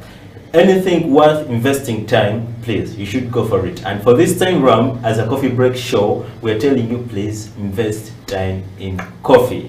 Because coffee is well paying. Coffee is a skill that you won't get away. You train grandchildren and daughters and sons, nephews, and you'll be training them to make a good cup of coffee. It will only help you also to make coffee that will bring in money into your pocket, but also to help you to make a good cup of coffee for your own benefit in terms of health, in terms of physical and mentally. Okay, so guys, invest your time in coffee. As a coffee break show from me, Diallo on the camera, the producer of the show, that's Emma, and as House of Talent at large, we say have a beautiful 2022.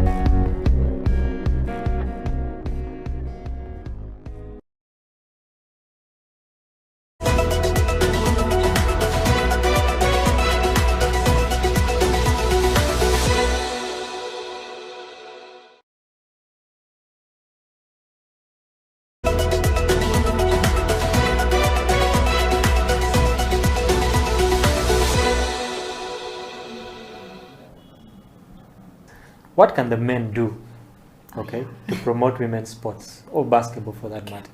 Yes, so today morning, someone told me, he made research, actually my brother, that these days the NBA actually facilitates the WNBA games to see that they're also somewhere. How about the NBL men starts doing something, not totally like investing in and all that, but it can be with the support system. It can be one very good thing, seeing that creating more opportunities for these ladies, putting up different games like, so as like women can be like seen or showing that these guys also like care. It can start with support, and then with time they can also like recommend whoever facilitates them to like partially have his thoughts somewhere on the women's team, so that like they can all go about like together in solidarity. I think that can work. I don't think it's something big. It can start with support and then financially with time.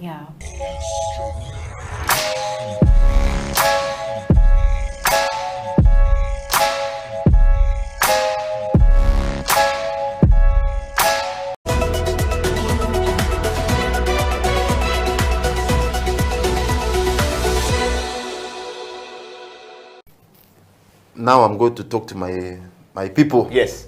Because I like what, as we are saying, vive la France, vive la francophonie. So, le leadership, c'est quoi? Le leadership, ce n'est pas le fait d'intimider les gens ou bien de dominer les gens, non. Le leadership, c'est le fait d'aider les gens à suivre le bon chemin. Parce qu'il y a des gens qui sont là, ils ne savent même pas par quel chemin emprunter. Il y a des gens qui ont même étudié, mais ils ne savent pas quel business ils doivent faire. Maintenant, l'idée, quand tu rencontres une personne pareille, tu vas l'orienter. Non, tu peux faire mieux que ce que tu fais. Non, la peur que tu as là ne va pas te tuer. Tu peux aller au-delà de la peur. L'idée, c'est comme j'avais donné l'exemple, allow me to go a little bit deeper. J'avais donné l'exemple ici en français, en anglais, pardon. La vidéo que j'avais vue à propos de chiens, il y avait un groupe de chiens au niveau du Canada et il n'y avait pas de l'eau. Pourquoi? Parce qu'il y avait la neige, il n'y avait pas la place pour que tout le monde puisse boire de l'eau. Mais il y avait seulement une petite place pour le boss que je vais appeler. Et il ne voulait pas que les autres puissent venir boire de l'eau, comme il était boss, il intimidait les gens. Mais il y avait un petit garçon, un petit chien qui était là à côté. Il a eu l'idée de briser la glace, là où il y avait pas, parce que l'eau était en dessous et il n'y avait pas moyen de boire, mais le petit chien a brisé et tout le monde a vu ce qu'il faisait. Ils sont venus, ils ont commencé à briser et tous ont profité avec l'eau potable. Et le boss était laissé comme un vaurien. Personne ne le faisait encore confiance parce qu'il n'était pas là pour les aider. Il était là simplement pour le faire peur, les intimider. Mais l'idée, c'est quelqu'un qui est là pour aider quelqu'un à avancer jusqu'à son destin, à sa vision. Parce que nous avons tous nos visions, mais c'est la peur des fois qui nous arrête. Merci mon ami.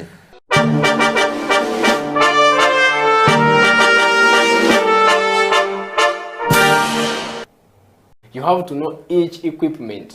You have to know the brew ratio. Actually, the brew ratio is, I think, the most important. Brew ratio now most people may not understand. It is the ratio of the coffee powder to water, and the yield. Water in this article will bring us into the yield. If I put 10 grams of coffee into my portafilter, how much of it am I? Exactly.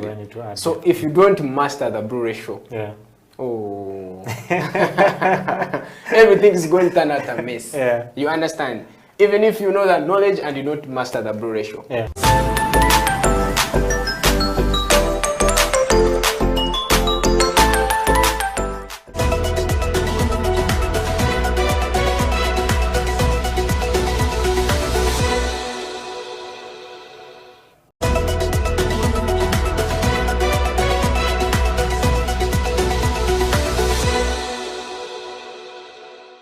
And one thing I would like to allude to or tell the other youth out there is we have to start creating our own solutions for our own problems.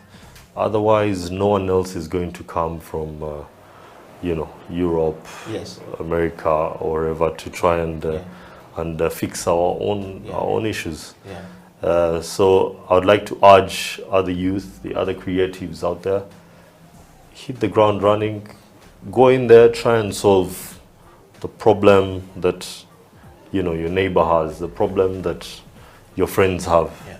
And by creating those solutions, you know, you can easily, you know, become the next big company of tomorrow, creating, you know, bigger solutions, you know, nationwide and on a continent level.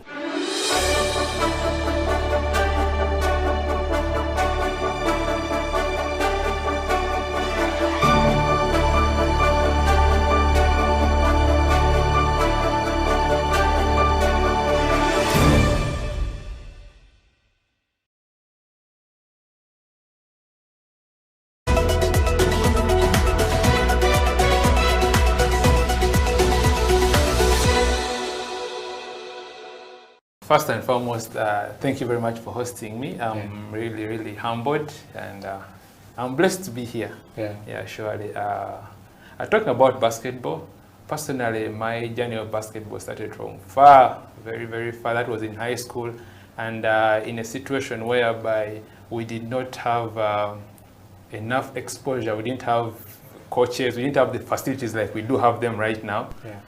Although I'm saying this like there are so many years ago, there are not so many. That was about, I began knowing basketball in 2007. That was at KPC when I was in P7 vacation.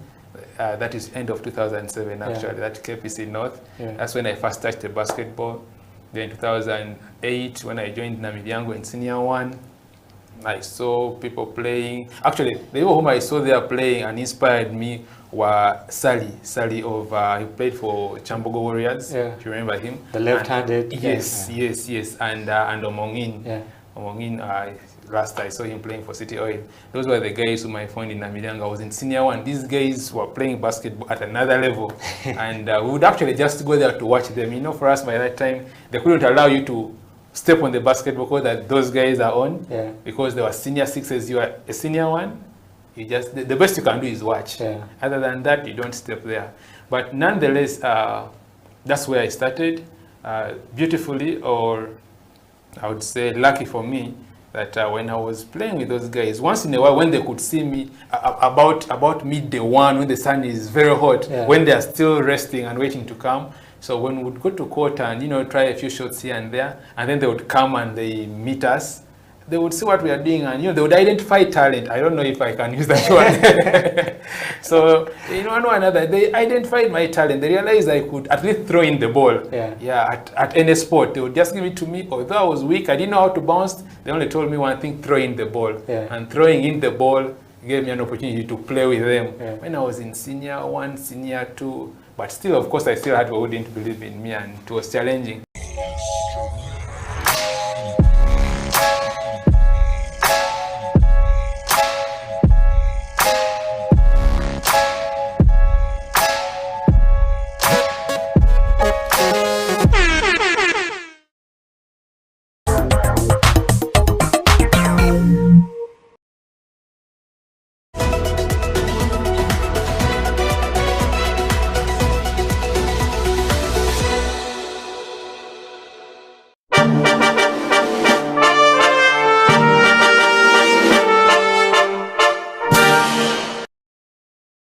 It's a CEO bench, so usually people want to assume that all CEOs are overlearned and stuff like that. So I will change the script this time around. I consider myself a certified hustler. If I'm looking to know who you are you Ugandan? If yes, what are the values that define you as Ugandan?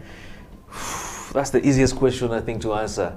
I am a typical Lao man from a Rute North, in a place called Ogur, and where I will be laid to rest is in a village called Agweng.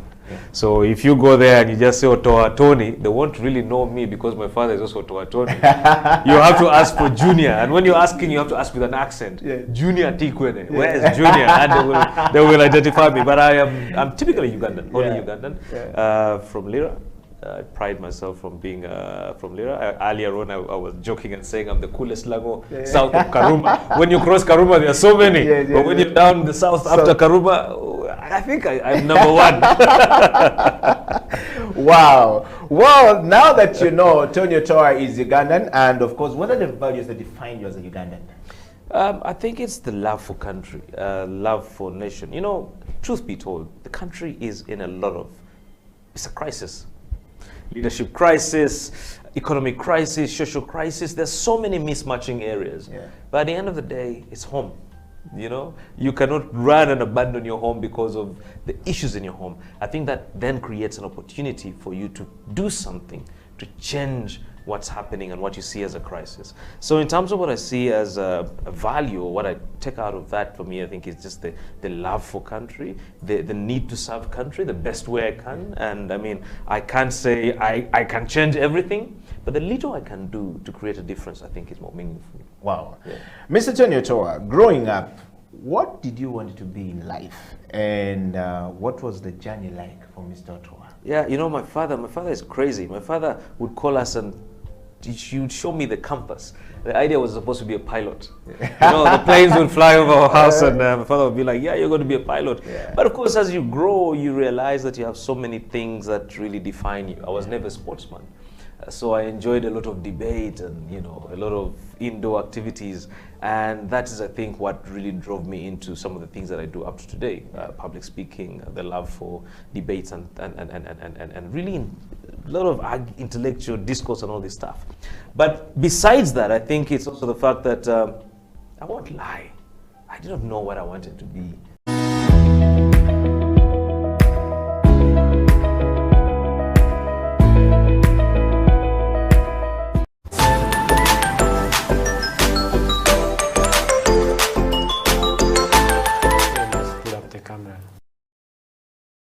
Would you say that also like the pay in Uganda in terms of salary is affecting the ladies' involvement in the coffee industry? You know, men as like, if you're not getting enough on the job, at least people in Uganda call it kuiriba.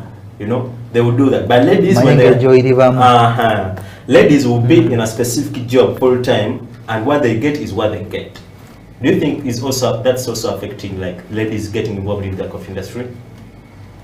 About payments in Uganda, I'm not so sure, but it could be.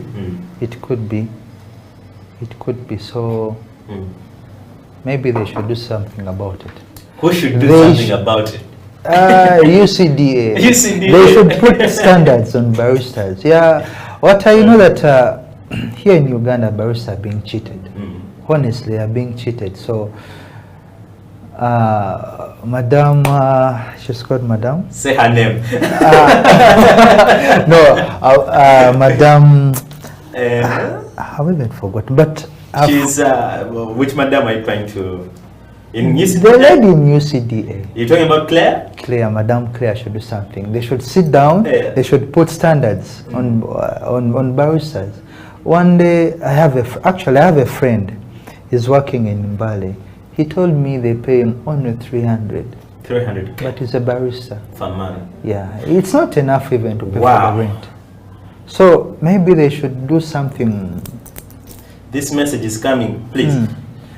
This message is coming direct from Sadam to Madame Claire on UCDA. To UCDA. Yeah, to the board. To the board. To the board. UCDA, please do something. Do something. Yeah, our baristas are being cheated. That's why most of the baristas are running outside. Yeah. They here in Dubai they are paying at least good salary. I should go to Dubai. Okay. But if they pay us well, I think we should bring all this energy to our industry and we make it on the map.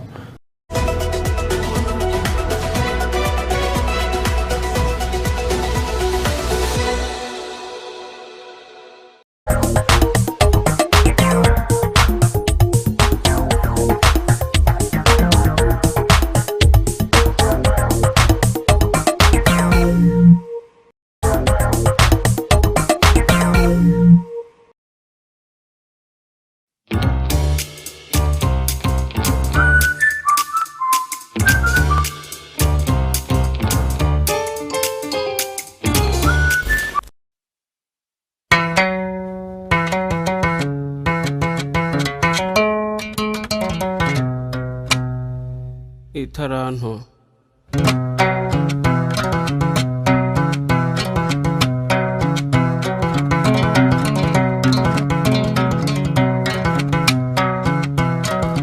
Hariho umutware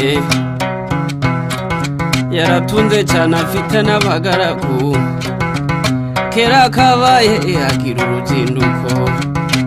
uruzinduko mu kindi gihugu, ahamagara abagaragu be maze abasigira ubutunzi bwe.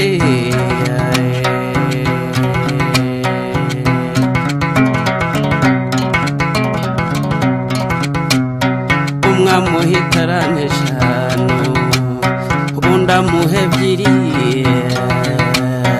undamuhe itarane imwe itagirira kabiri, maze umutware arazinduka.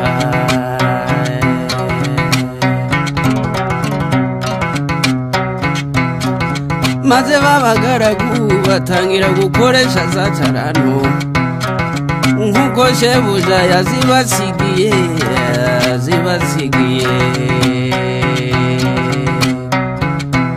Uwahawe shana aragenda arazigenza, agenzura amesha hano. Uwahawe ebyiri nawe abigenza atyo, agenzura ebyiri. Maze wa wundi wahawe imwe aragenda acukura icobo, ayishamo ya taranto, aratinyuka arayitabaye.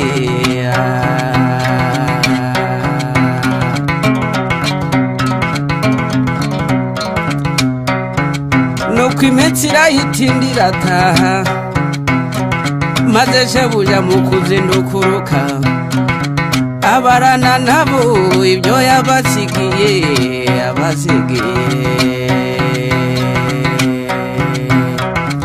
Uwahawe shana araseruka ati databuja mwiza, wansigiye shanu uzungutse izindi eshanu. Uwahawe ebyiri nawe araseruka ati databuja mwiza, wansigiye ebyiri zungutse izindi ebyiri.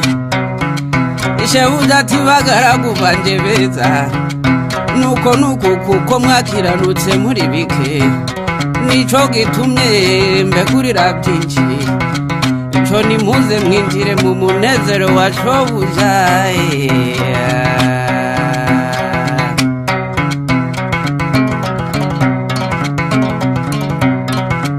Maze wa wundi wahawe itarane imwe itagiriye kabiri,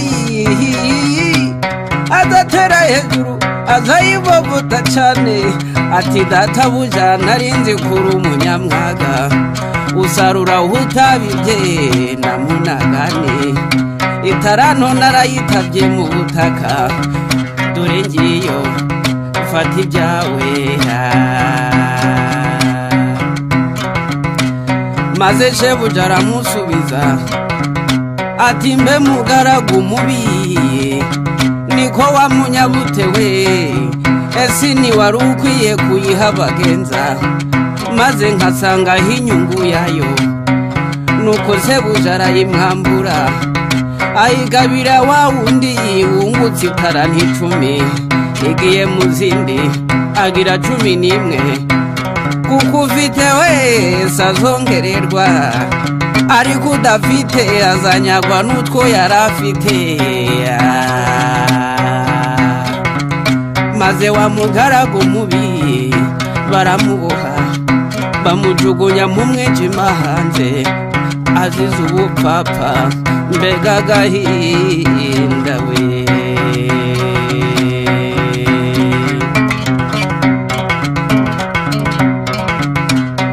Itaranto yawe yikoreshe neza, igira umumaro mu gihe gikwiye.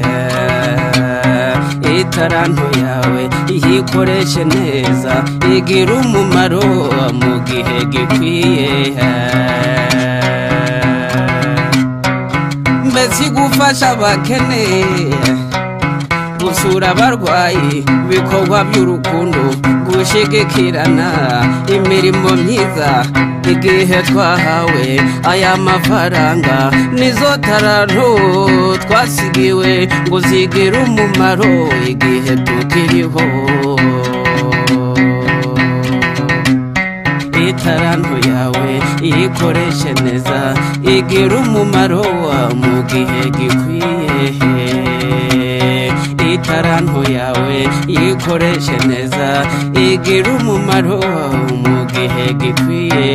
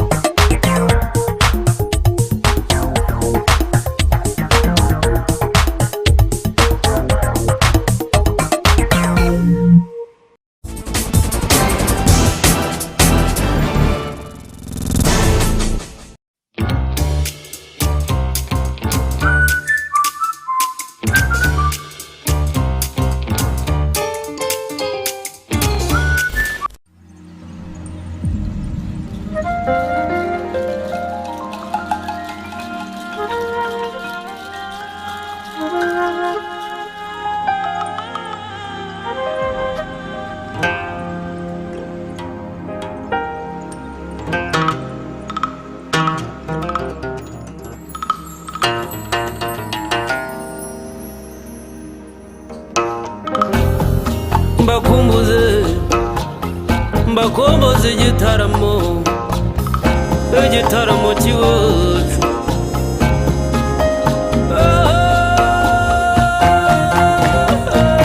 Iwacu turatarama ngwino urare.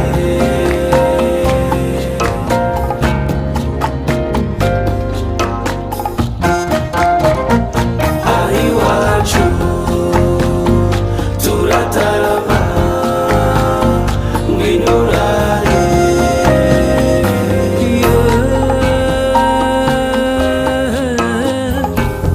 Iyo dukoze ku nyamirya iz'ubuhuha n'inkomangano biratwizihira cyane. Mpamagare muhigirwa ni Nyaruguru mu muhamirizo w'intore, mu muhamirizo w'intore. Sebaganji babukwege aseruke mu byivugo byiza. Mpamagare Sebatunzi ayihere mu miyuki akubwira inaha na batatu yaruta mu kinyange cyarutibuka mu bakemba, mu bakemba. Tugutaramire kandi uzagaruka. Iwacu turatarama ngwino urare.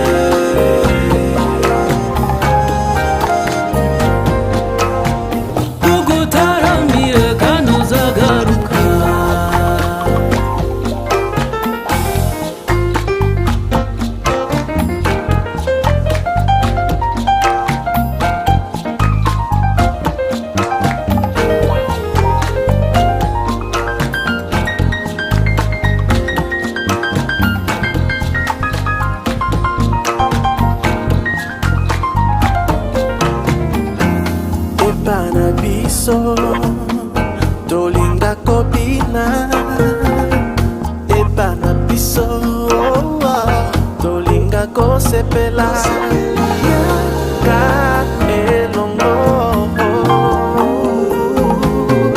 tolinga tosepela tosangisa pe tolingana tugusogongeze ku ntango y'amahoro nkwibutsa umugani wa nyashya na baba inkuru ya saruhara rwa nkomokomo cyacana ndetse na ngunda tugutaramiye kandi uzagaruka iwacu turatarama ngwirurare aho dutaramiye nta rungu tugutaramiye kandi uzagaruka turatarama ngwirurare tulingana nisokaka kosepela tugutaramiye kandi uzagaruka turataramira ijoro tukarita hanze jya mbere wampaye inka cyuringanje cyuringanje reka ntugatsikire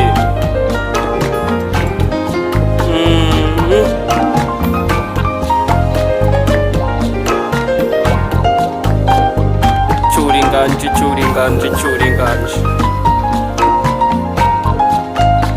nuko umuco wacu ntugacindishe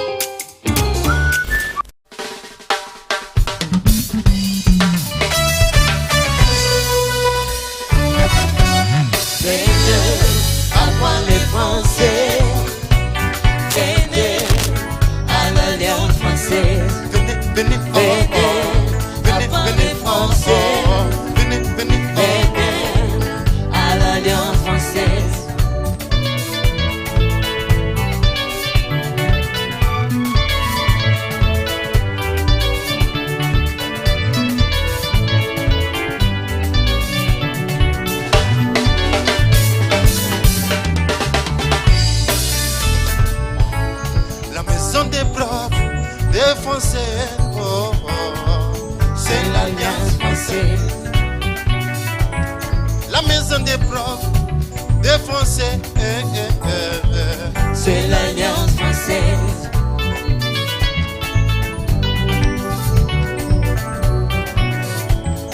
Une fille m'a posé une question, pourquoi prendre le français alors que je lui parlais de la radio Bonjour Kampala. Oh, venez, venez, venez, venez. Venez apprendre le français. Je vous invite à venir. Venez à l'Alliance française. Viens mon frère. Venez. Viens ma sœur, à l'Alliance française. À l'Alliance française. Venez, venez, venez, apprendre le français. Venez à l'Alliance française.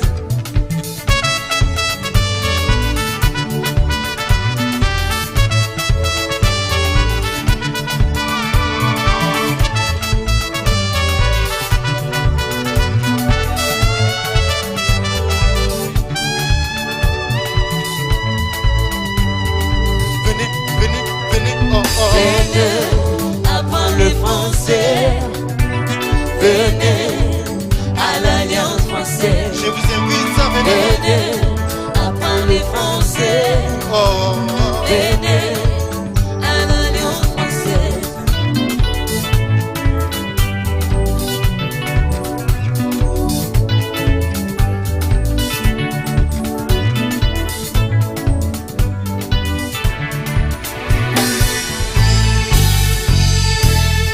Le français est une langue étrangère la plus largement apprise après l'anglais.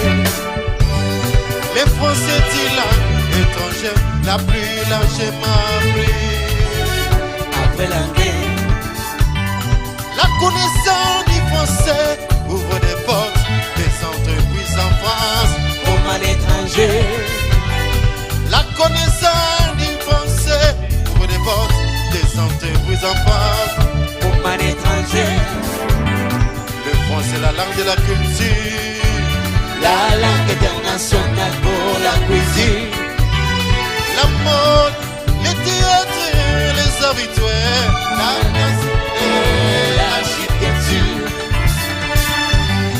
Le français est la langue de la culture, la langue internationale pour la cuisine, la mode, les théâtres, les habitués, la danse et l'architecture. Oh, oh, oh, I love French. Oh, oh, I speak French. Oh, oh, I love French. Oh, I speak French. I love French. Oh, I love French. I love French. I speak French. Oh, I speak French. I speak French. I love French. Oh, I love French. I love French. I speak French. Oh, I speak I French. speak French. Oh, oh, I love French. oh, I speak French. Venez apprendre le français. Venez à l'Alliance française. Venez apprendre le français. venez, venez, Venez à l'Alliance française. venez à Kamocha. Venez apprendre le français. Blood Sekandé. Venez à l'Alliance française. Venez dans la grande famille. Venez, apprendre le français. venez mes amis. Venez à l'Alliance française.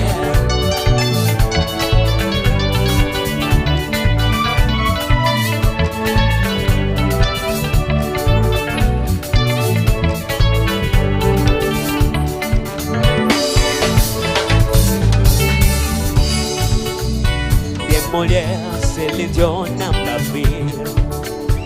En passant par Ayana Kamura. Pourquoi tu penses que les Français tirent l'art international? Que tu sois des retours de fou, du plaisir. Dis-moi le bonheur en abondant et là, en pleine évolution. Venez, apprendre les Français. mes amis, venez. Venez à l'Alliance française. La langue française, Venez la langue de apprendre les paix, Français. la langue de la courtoisie, Venez à l'Alliance française. la langue française, Venez la langue de la apprendre les courtoisie, Français. la langue de paix. Venez à l'Alliance française. Venez dans la grande famille, venez à l'Alliance française, venez apprendre le français. Venez à l'Alliance française. Je vous invite à venir, venez mes apprendre amis, le français. venez, Venez à l'Alliance française. venez.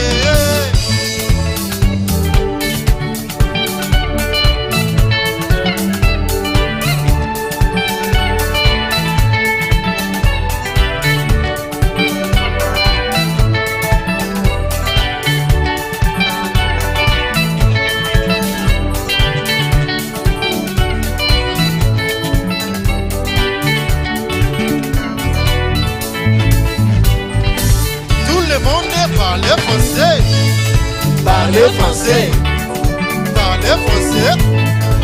Parlez français. Everybody parlez français. Parlez français. Everybody Bina moke. Bina moke. Bina moke. Bina moke. Everybody Bina moke. Bina moke. Bina à gauche. Bina à gauche. Bina à droite. Bina à droite. Bina devant. Bina devant. Bina derrière. Bina derrière. Bina devant. Bina devant. Parlez français. Parlez français. Parlez français. Parlez français. Parlez français. Venez, venez. Venez à parler français. Venez à l'alliance française. Je vous invite à venir. Venez à parler français. À Kamochao. Venez à l'alliance française. À Bukoto Street. Venez Claude à parler français. Venez, venez, venez. Venez à l'alliance française. Si tu veux parler français, viens à l'alliance. Parler français. Si tu veux parler, Venez à l'alliance française. si tu veux entrer dans la famille, viens, à parler français. Viens, viens, viens. Venez à l'alliance française.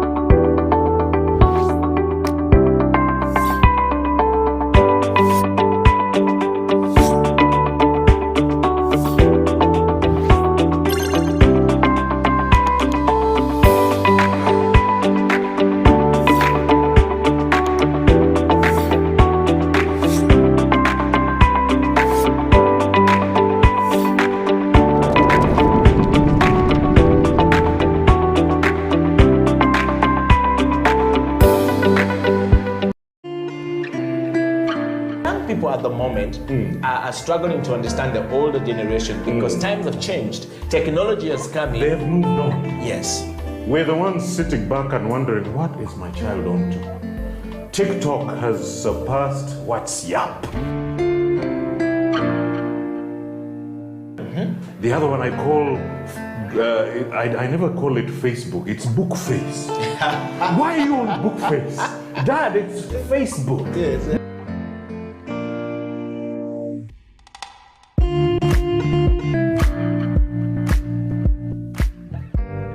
Me, I keep saying, I have a foot amongst the millennials. Yeah. And I understand the traditionalists. Okay. There's a song in the 60s, by the way, and in the 90s, 70s, where they're like, parents don't understand. Yes. Remember Prince? Yes.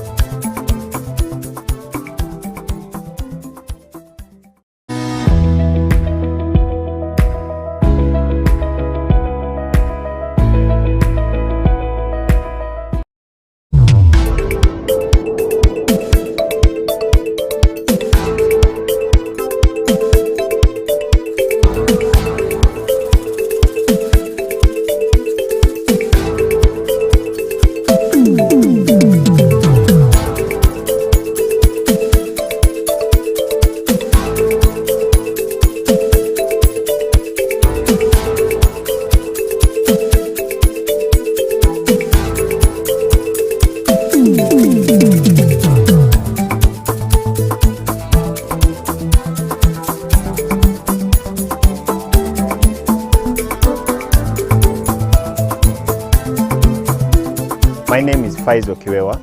I am the founder and the artistic director of Baimba. Welcome to this year's edition of Doa Doa 2021. As you're all aware, we skipped our 8th edition to the 9th. Don't blame us, the world did skip a year, and so did we. Since 2008, we have organized festivals, trained stakeholders, and championed a performing arts market that has helped local artists to level with the rest of the world and the region. That's how Baimba has contributed to the vibrant arts sector in Uganda. This edition of Doa Doa is thought to be a special one, quite different from the previous years. We are running it for 3 months, from May to July. Once a week, we'll host a speaker and one artist for 30 minutes. We are going to learn everything we can about them. Curated to give a glimpse of the performing arts industry, starting from right here, the future space for the Baimba Center for Visual and Performing Arts on Lunkulu Island, to the Reykjavik Opera House in Iceland, India, Chile, USA, and South Africa. We are going to meet virtually with our friends, some of the most amazing game changers from around the world. They are going to tell us about their spaces, their initiatives, the opportunities, and the possibilities. We thought this edition of Doa Doa would take us around the world, and we think we owe our audience what others have got to offer, and hopefully they could be inspired.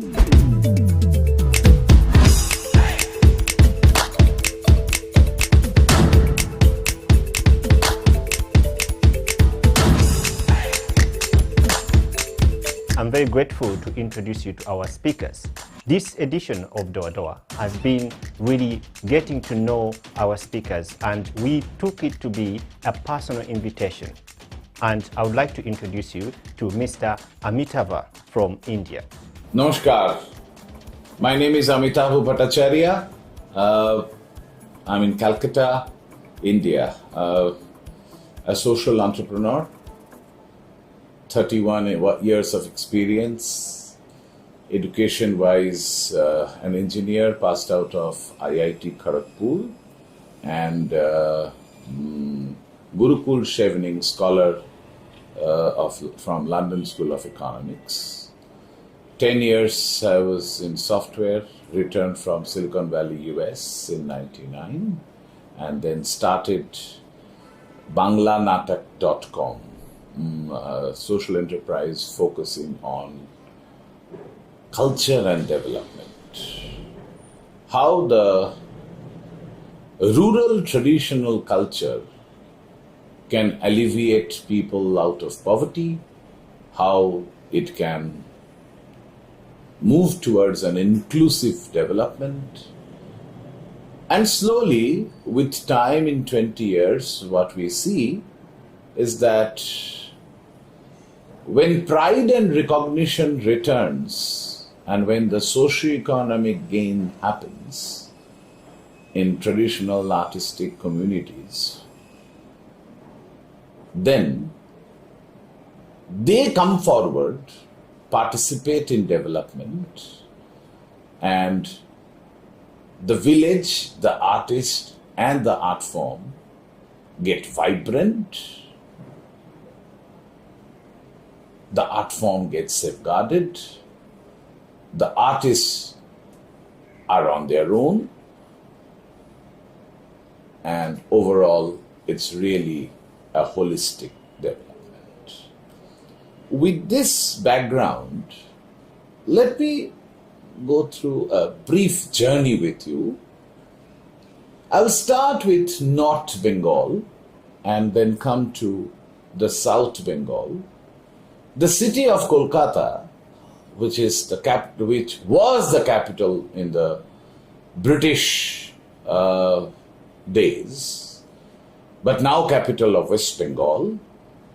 And as you know a little bit of history, that in 1947, when India got independence, that time, in the name of religion, India and Pakistan, two countries were born. Pakistan was born and Pakistan got separated from India.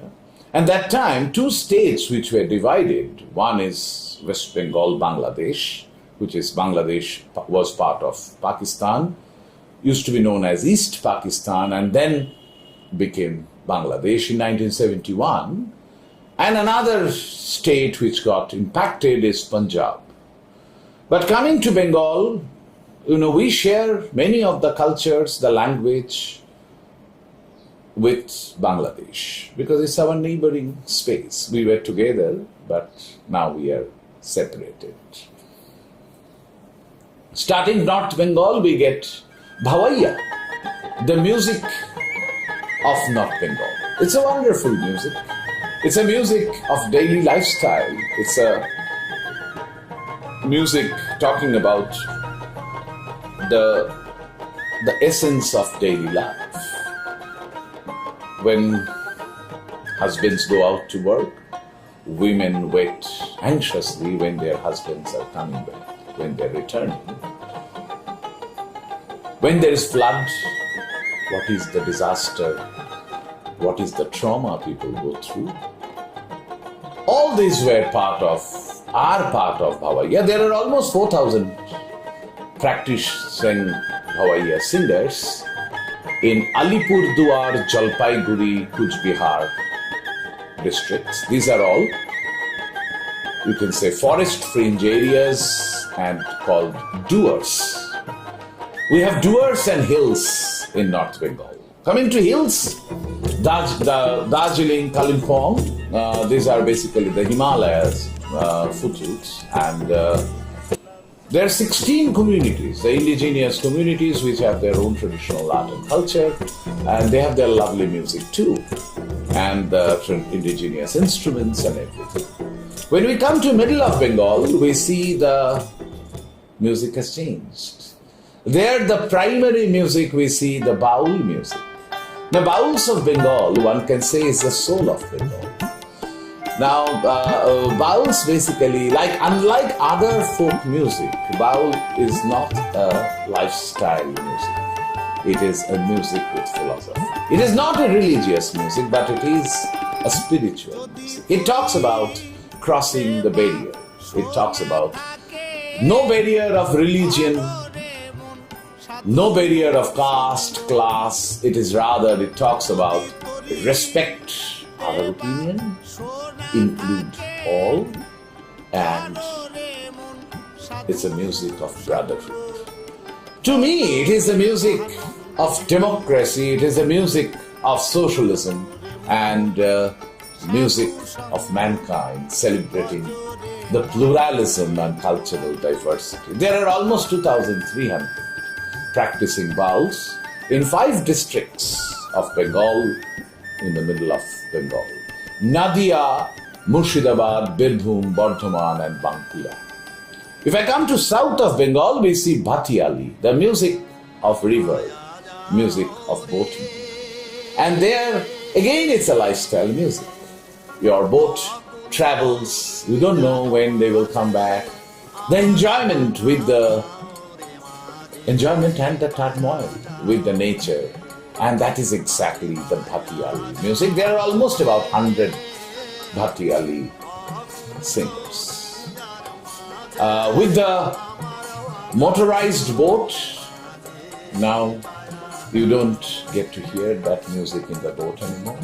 But the community still practices, enjoys, and leaves it at its leisure time.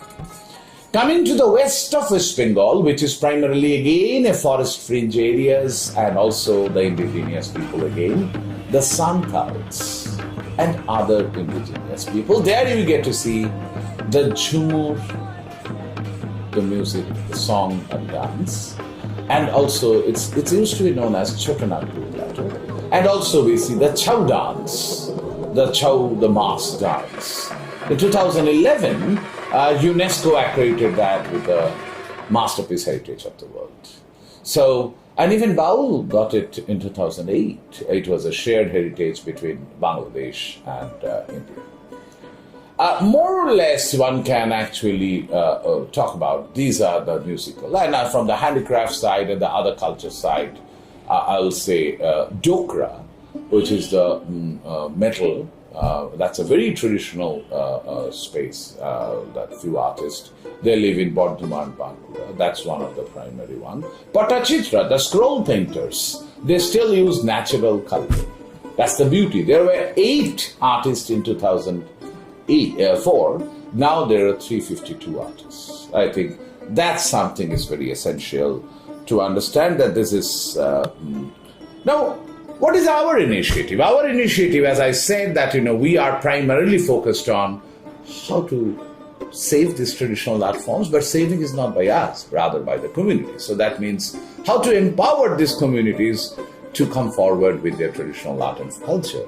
And when we do that, so what we do? When we go to a community, we try to build their capacity, we link them directly to the market. Directly, it is a very important word, so that there is no one in between.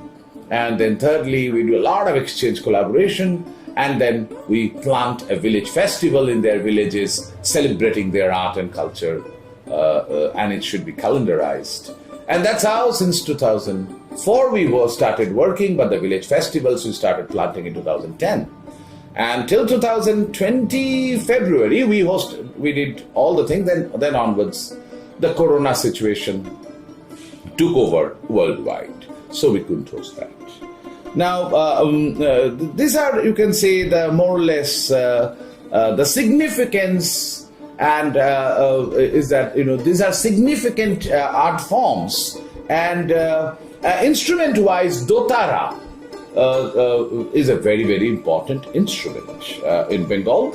Of course, we have the bamboo flute and the dhol.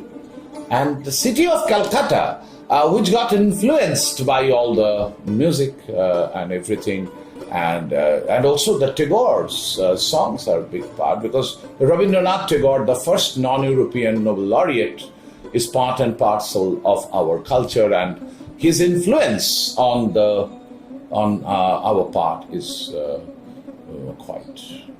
quite noteworthy, really.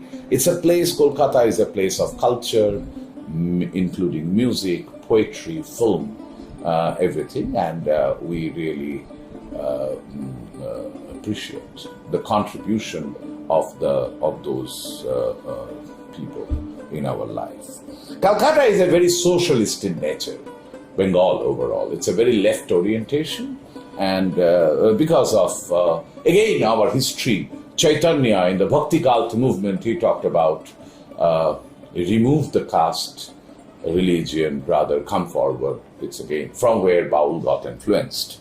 So it's a very orientation is a little different than other parts of I'll say India. And one very important part, I will say, the collaboration. Because that's really, because historically, when Gandhiji in India spoke about nationalism, Rabindranath Tagore talked about universalism. So that theory actually influenced Bengalis, Calcuttans very well. So we, following the path of that, we believe in universalism. So since 2009, we have been hosting collaborations, and we invite international musicians, artists, designers, and to work with we host the local part, and they do come. I think more than 300 artists have, a little more than that, because we have been hosting our flagship festival, Sur Jahan, since 2011. So 10 years, and this 10 years, 5 to 6 bands each. So overall, I think we brought, other than Sur Jahan, we did a lot of collaborations. So maybe 355 to 400 artists have come.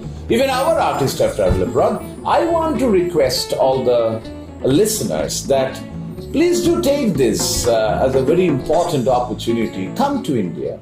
We work primarily in West Bengal, Western Rajasthan, the desert, where there are beautiful musicians and art forms, and traditional art forms.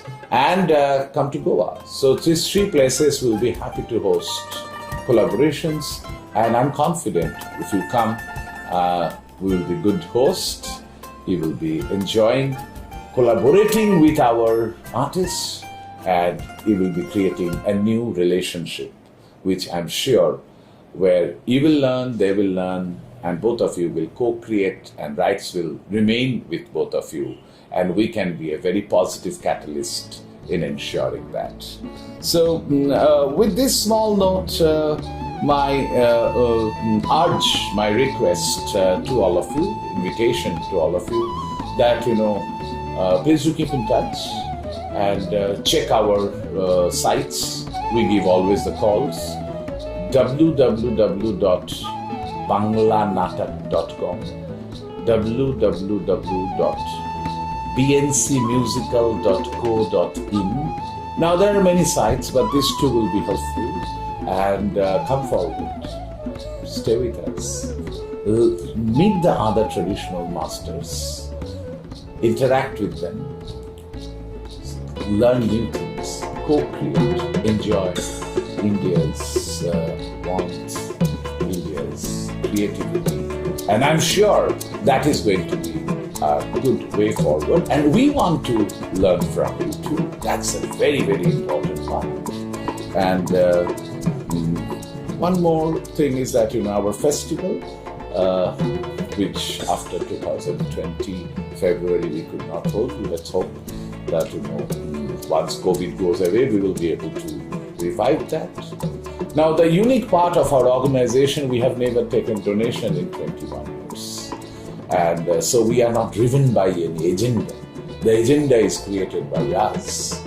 An entrepreneur or any business makes the profit if they can, and takes the profit to the owners. A social enterprise does the profit if possible and then shares it with the communities. And that's a very important definition and participative approach that we have.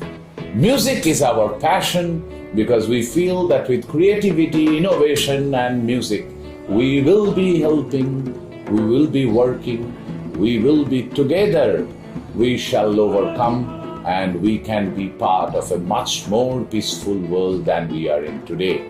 It is a journey not of mine, it is a journey of ours. And I invite to be a part of this journey. Thank you.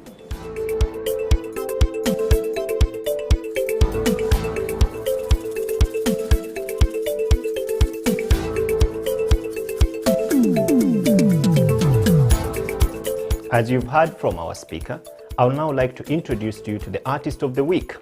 This year, we'd really try to focus on getting to know the artist. And I would like to introduce you this week the Entenga musical drums from the Central Buganda.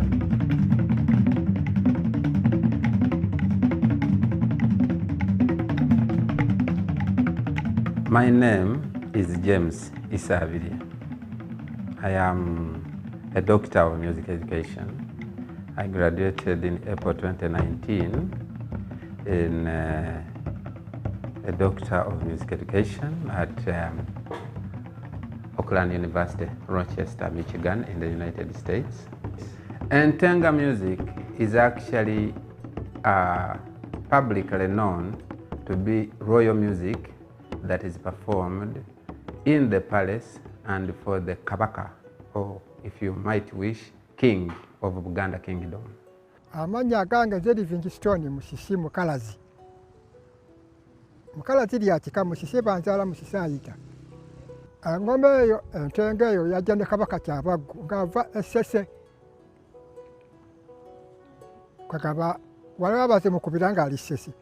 Nazimunyumira najja nazo mu Buganda. My full name is Professor Sempeke John. When I start talking about music, I don't want to stop because it has made me who I am. I started playing music when I was 9 years old because my dad and had a group, and the group is still existing. It's called Aboluganda Kwagalana, which he started in 1945, and up to today, I'm still learning it, although he passed away. As a student of music when I was growing up, I read about it. And I was interested to know what it is. Then at one point I saw in a book that was written by Edward Galabuzimukasa, Anthology of Ugandan musical instruments, and I found a picture of a line of drums with the people holding the sticks that are carved, and that I had never seen in Busoga. So I thought I should listen to this music somehow. Ngoma ezo ndi musiige mu lulimi lwa Ssaabasajja Kabaka. Nasiigibwa mu mwaka gwa 58 mu lubiri ebaamunaanika. Kati entenga ezo zaaliyo. Kati baazikubanga ne zinnyumira. Njagala okugenda abazikuba ndabe bakuba. Naga kinyeganyege ne kinkwata ng'omwana ne njigirawo. They are royal 12-tuned drums plus 3 of them, which makes them 15. They are played rarely in the palace, and especially for the king. Once you hear Ntenga playing, then the king is in the palace. My dialect alone connects me to these drums and forces me to find out more about them. Could they be connected to my own, heritage, to my ethnic society?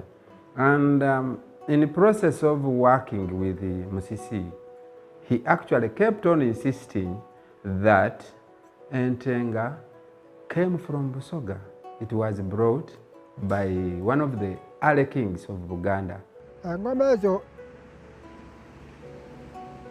buli kika mu lubiri kirimu engoma zikikuba. Abakondeere abaki kati ekika ekyo kya Lugave. Ab'Olugave be bannannyini ngoma ezo. Be bakuba engoma ezo nga mujaguzo biki. Era Kawuula yatwala engoma ezo mujaguzo, Entenga, byonna yabizingiramu. Za buwangwa. I contacted a friend who happens to be a director of Bayimba. He's called Faizo Chiwewa. Those of us who might know him. I said, he actually talked to me that, James, I'm having an event of Doa Doa, which I had, known of even years before. And I said, yes, talk about Doa Doa. I have something that would be exciting. We have revived the King's Ntenga music, but I doubt that I even have a chance to meet the king. First of all, I'm from Busoga. How do I go through the processes? And I'm a teacher. Really, I'm focused on this music more than I'm focused on other big things, including the politics of our cultures and our nation and things like that. I want to be a simple citizen who is free to do my things. And so he was so receptive, and we walked through the budget and said, I will give the money. It was a bit high from my thinking. And so they came out to perform at Doa Doa in the National Theatre. They were actually playing opening act of the Doa Doa event. And so somehow this made it known that actually there are some Ntenga players. Following that Doa Doa event, there was a coronation ceremony for the king. And some Baganda leaders, Baganda kingdom leaders said, by the way, there were Ntenga performers in Doa Doa. We have to find them. Each tribe has got its own culture. And so these are for, Buganda. And we are related a little bit with Basoga. The king actually recognized that the Ntenga playing that he was looking at was much the same as the Ntenga playing he had seen played in the palace for when his father was the king.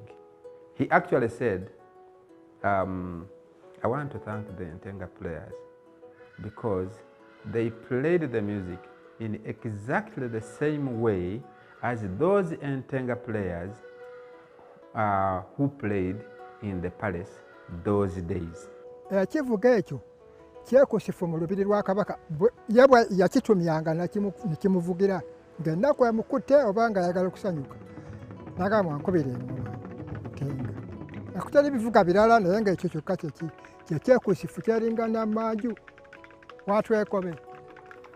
Going back to look at this music and what makes it really unique, for me, it is the interlockingness of these skins. And by the way, when it plays and you're very near, you may not really feel the beauty of the music. You have to stand a distance away and you hear it like you're listening to something on a hill, and then you say, wow, this is amazing. Most of the royal musical instruments are perishing. I wouldn't like to die before these are being implemented back in the palace, because the ntenga should be in the palace and should be there. We are going, but the problem.com is causing a lot of problems, you know. When you tell someone, can you play, they say, no, I cannot play the big, instead of calling them drums, they say, I don't want to play the bigoma. This music has cultural significance in Uganda, and for me, that is the starting point. I really needed to respect the context, the cultural context in which this music was birthed. So in revitalizing this music expression, the intention is not to sell it to the world as me. But I have had challenges with the young people who learned the music. One of them actually said one day, but I am the music. So, why did he say that? He said it because I was trying to suggest that we keep within the confines of the cultural institutions that claim responsibility of this expression. My argument has and still continues to be that the kingdom is interested in this cultural expression, and I really needed to respect the kingdom. I'm a believer. So wherever I go, I worship, okay?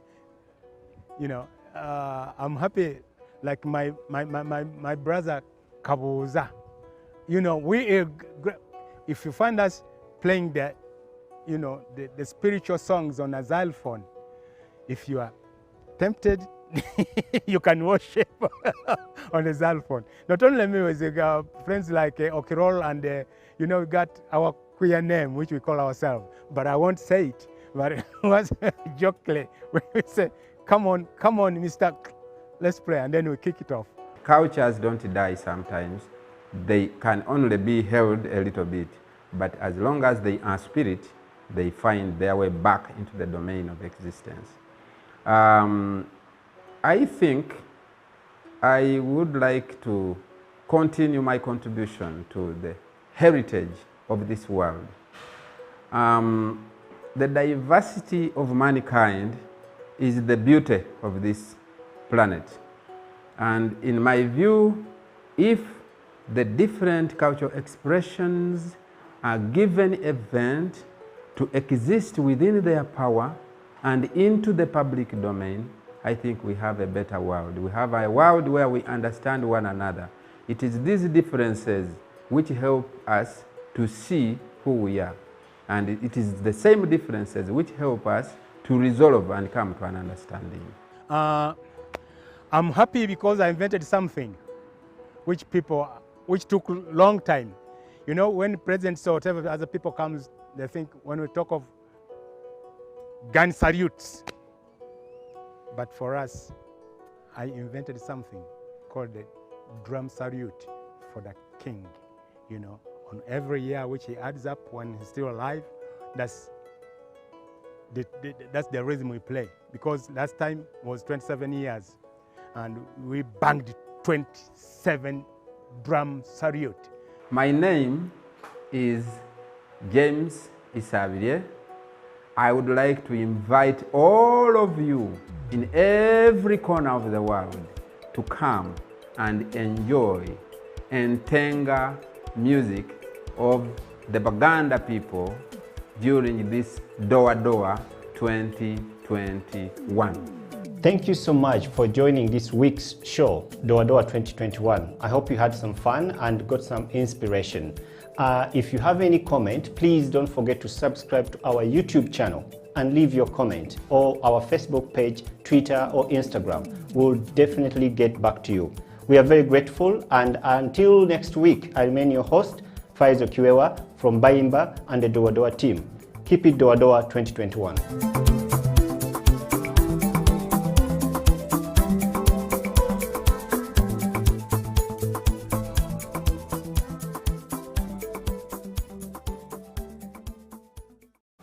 You see, I think there's been a lot of growth and transformation. I appreciate the work National IT Authority is doing, and also, of course, they come up with policies that people are supposed to comply with. You know, when it comes to IT, with cyber security, like I said, we have a layer of compliance and governance, whereby government will come up with policies and say, okay, we need you, each and every person should have at least a basic thing, which is antivirus on their devices. Because at the national level, they have what we call cyber threat intelligence, whereby I think UCC has a solution. Because I remember I was involved in that tender for procurement of a cyber threat intelligence solution, whereby we could be able to identify this is the new attack, it's coming from Russia, it's attacking our bank here, then they could be able to block that traffic at a national level. Well, the government is doing something. But then also, as individuals, like I said, we need to also be vigilant. Because the government will not be able to understand which new VPN client has come up, or which new VPN solution has come up, probably because they will not know. But for you, go ahead and download it and install it on your device. And then you try transacting. You actually go to, then you say, oh, I've stolen money from my account. Oh, my information was stolen. Oh, I see nodes on social media. People steal nodes from people's devices, and actually they ask for a pay. Someone says, if you don't give me $100,000, I'm going to publish your nonsense on the cyberspace. You know, so people need to be vigilant. But of course, the government is also doing something.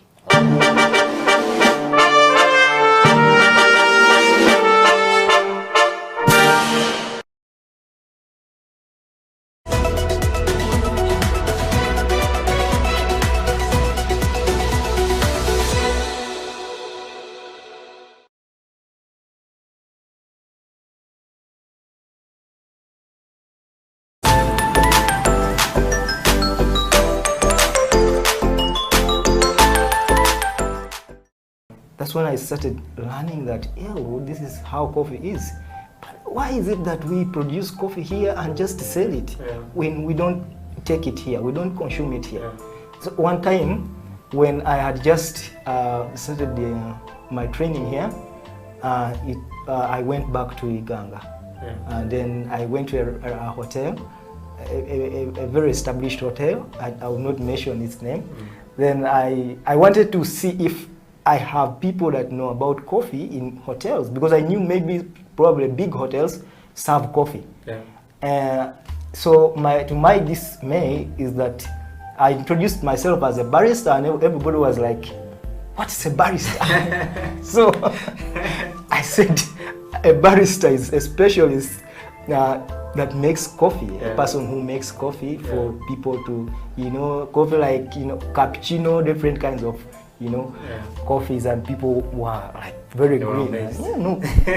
I said, this is a big hotel. I expected to find here a coffee machine, and nobody knows about it. So it's, I think, incumbent of us to really transform this entire community, the entire country, to coffee, to learn about coffee, and also to give them the advantages of coffee, teach them about coffee, and then later on they maybe consume it, rather than just selling it.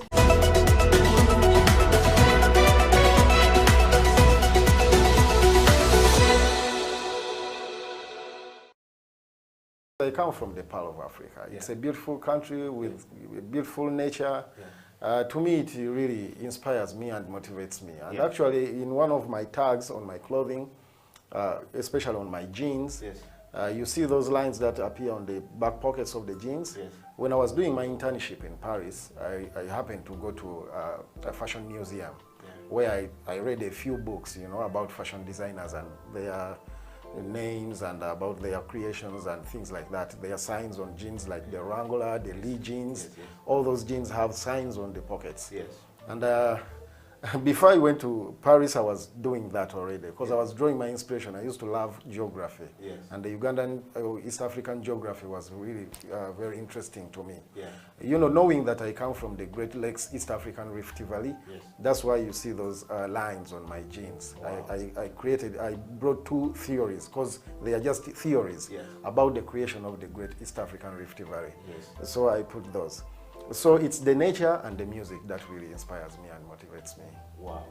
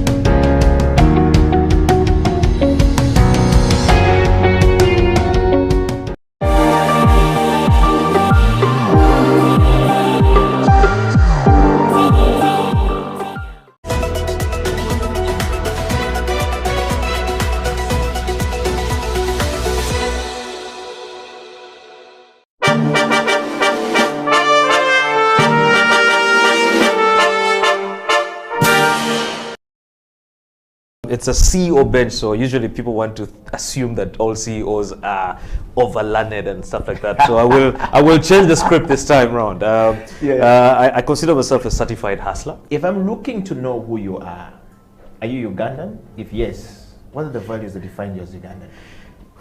That's the easiest question, I think, to answer. I am a typical Lao man from a Rute North, in a place called Ogur, and where I will be laid to rest is in a village called Agweng. Yeah. So if you go there and you just say Otoa Tony, they won't really know me because my father is also Otoa Tony. You have to ask for Junior, and when you're asking, you have to ask with an accent. Yeah. Junior Tikwene, where is Junior? And they will identify me. But I'm typically Ugandan, only Ugandan, from Lira. I pride myself from being from Lira. Earlier on, I was joking and saying I'm the coolest Lago south of Karuma. When you cross Karuma, there are so many. But when you're down the south after Karuma, I think I'm number one. Wow. Well, now that you know Tonyo Toa is Ugandan, and of course, what are the values that define you as a Ugandan?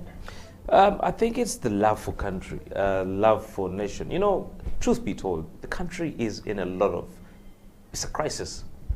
Leadership crisis, economic crisis, social crisis. There's so many mismatching areas. Yeah. But at the end of the day, it's home. You know, you cannot run and abandon your home because of the issues in your home. I think that then creates an opportunity for you to do something to change what's happening and what you see as a crisis. So in terms of what I see as a value, or what I take out of that for me, I think is just the love for country, the need to serve country the best way I can. And I mean, I can't say I can change everything, but the little I can do to create a difference, I think is more meaningful. Wow. Yeah. Mr. Tonyo Toa, growing up, what did you want to be in life? And what was the journey like for Mr. Toa? Yeah, you know, my father is crazy. My father would call us and he would show me the compass. The idea was supposed to be a pilot. You know, the planes would fly over our house and my father would be like, yeah, you're going to be a pilot. Yeah. But of course, as you grow, you realize that you have so many things that really define you. I was never a sportsman. So I enjoyed a lot of debate and, you know, a lot of indoor activities. And that is, I think, what really drove me into some of the things that I do up to today. Public speaking, the love for debates and really a lot of intellectual discourse and all this stuff. But besides that, I think it's also the fact that I won't lie. I didn't know what I wanted to be.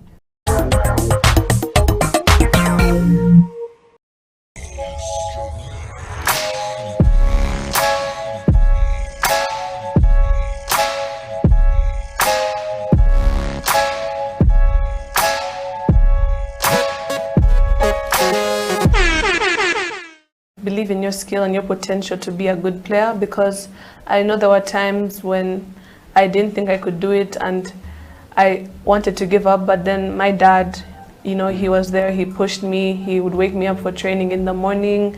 When the last day before I had, you know, shots weren't dropping. You know, you just need to have, and you need to have that self-drive, but you also need to have support. So seek for support from your parents. Don't be shy to bring up the idea of, you know, can I go for training today? Or maybe can I get a basketball and be dribbling? Because you need to be able to not make excuses for yourself. That's a thing that a lot of people subconsciously do. They're like, well, I don't have a court at home, so I can't do anything. But you can get a basketball and learn to dribble, you know. Then when you actually are able to access a court, you'll have a starting point, you know. And also to, you know, just if you love something, give it your all. Because I know there was a time when I played basketball, but I didn't love it, so I was just, you know, going with the flow, not really, I didn't have any sense of direction, I didn't have any goal. But when I started setting goals for myself and actively trying to reach them, that's when I actually started seeing results, like with the national team. I set that as a goal, and you know, it paid off when I got to play, and also the Kenya camp. Because the second I came back from Cairo, you know, I was sleeping one morning, I had slept, I'd come back, it was the second day we'd been back. I hear a knock at my door, it's my dad. Get up, coach is coming in 30 minutes, be ready. You know, you have to be able to do that for yourself, or have someone who's willing to do that for you. And you know, just look for opportunities to play. I know there's like a lot of people who can't, you know, it's not as simple as just waking up, you know, getting a driver to take you somewhere. But you know, look around, maybe your area, there's like a place you can go for pickup. Maybe you can borrow someone's ball, you know, just if you want it enough, you'll be able to put in the work. Yeah.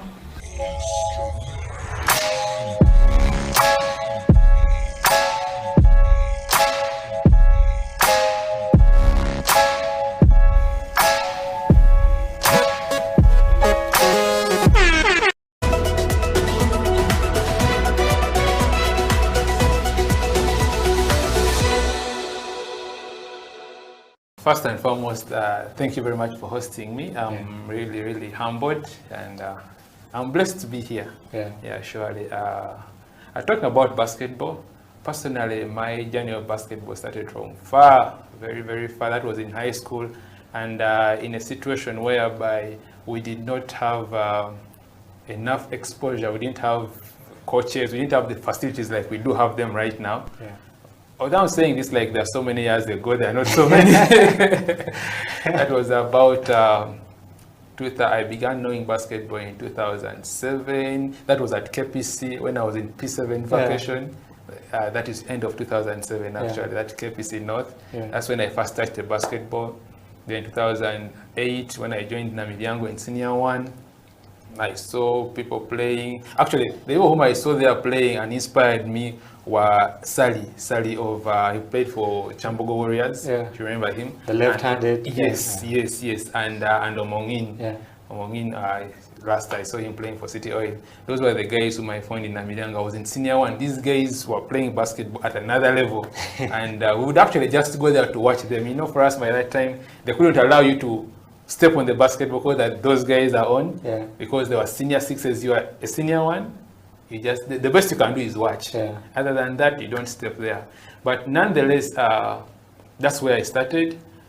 Beautifully, or I would say lucky for me, that when I was playing with those guys, once in a while when they could see me about midday 1, when the sun is very hot, when they are still resting and waiting to come. So when we would go to court and, you know, try a few shots here and there, and then they would come and they meet us, they would see what we are doing, and, you know, they would identify talent. I don't know if I can use that word. So, you know, one or another, they identified my talent. They realized I could at least throw in the ball. At any sport. They would just give it to me. Although I was weak, I didn't know how to bounce. They only told me one thing: throw in the ball. And throwing in the ball gave me an opportunity to play with them. When I was in Senior 1, Senior 2, but still, of course, I still had people who didn't believe in me, and it was challenging.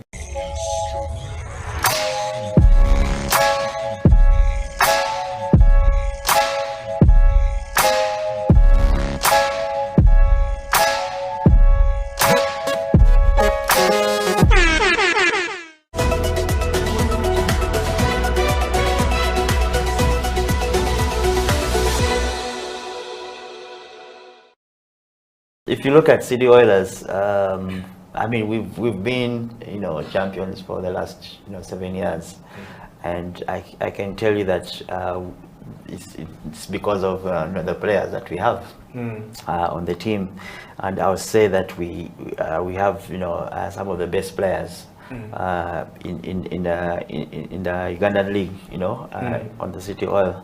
So as a coach, you want to pick your best players in the country to play, and I will not say it is unfortunate that they all come from City Oil, but you know, a lot of those players, you know, are City Oilers, and I really, you know, don't want to see it that because I'm a City Oilers coach and management is City Oilers, it's just purely on statistics, and in summary, you're saying it's purely based on merit. It's definitely based on merit.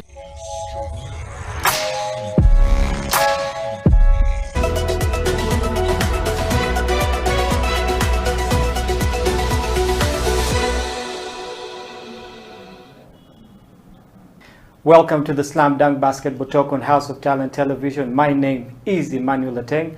It's a lovely Saturday, another day to talk basketball. And today in the house, we have two surprise guests. We have always had guys in the house, but we're going to change it up just a little bit. But remember, we are live on YouTube at House of Talent live stream Uganda, or you can catch us HTV1 on our Twitter. And to begin the show today, I have two ladies in the house, beautiful ladies. For the guys who are out there watching, I know there are guys who have been waiting for this to happen.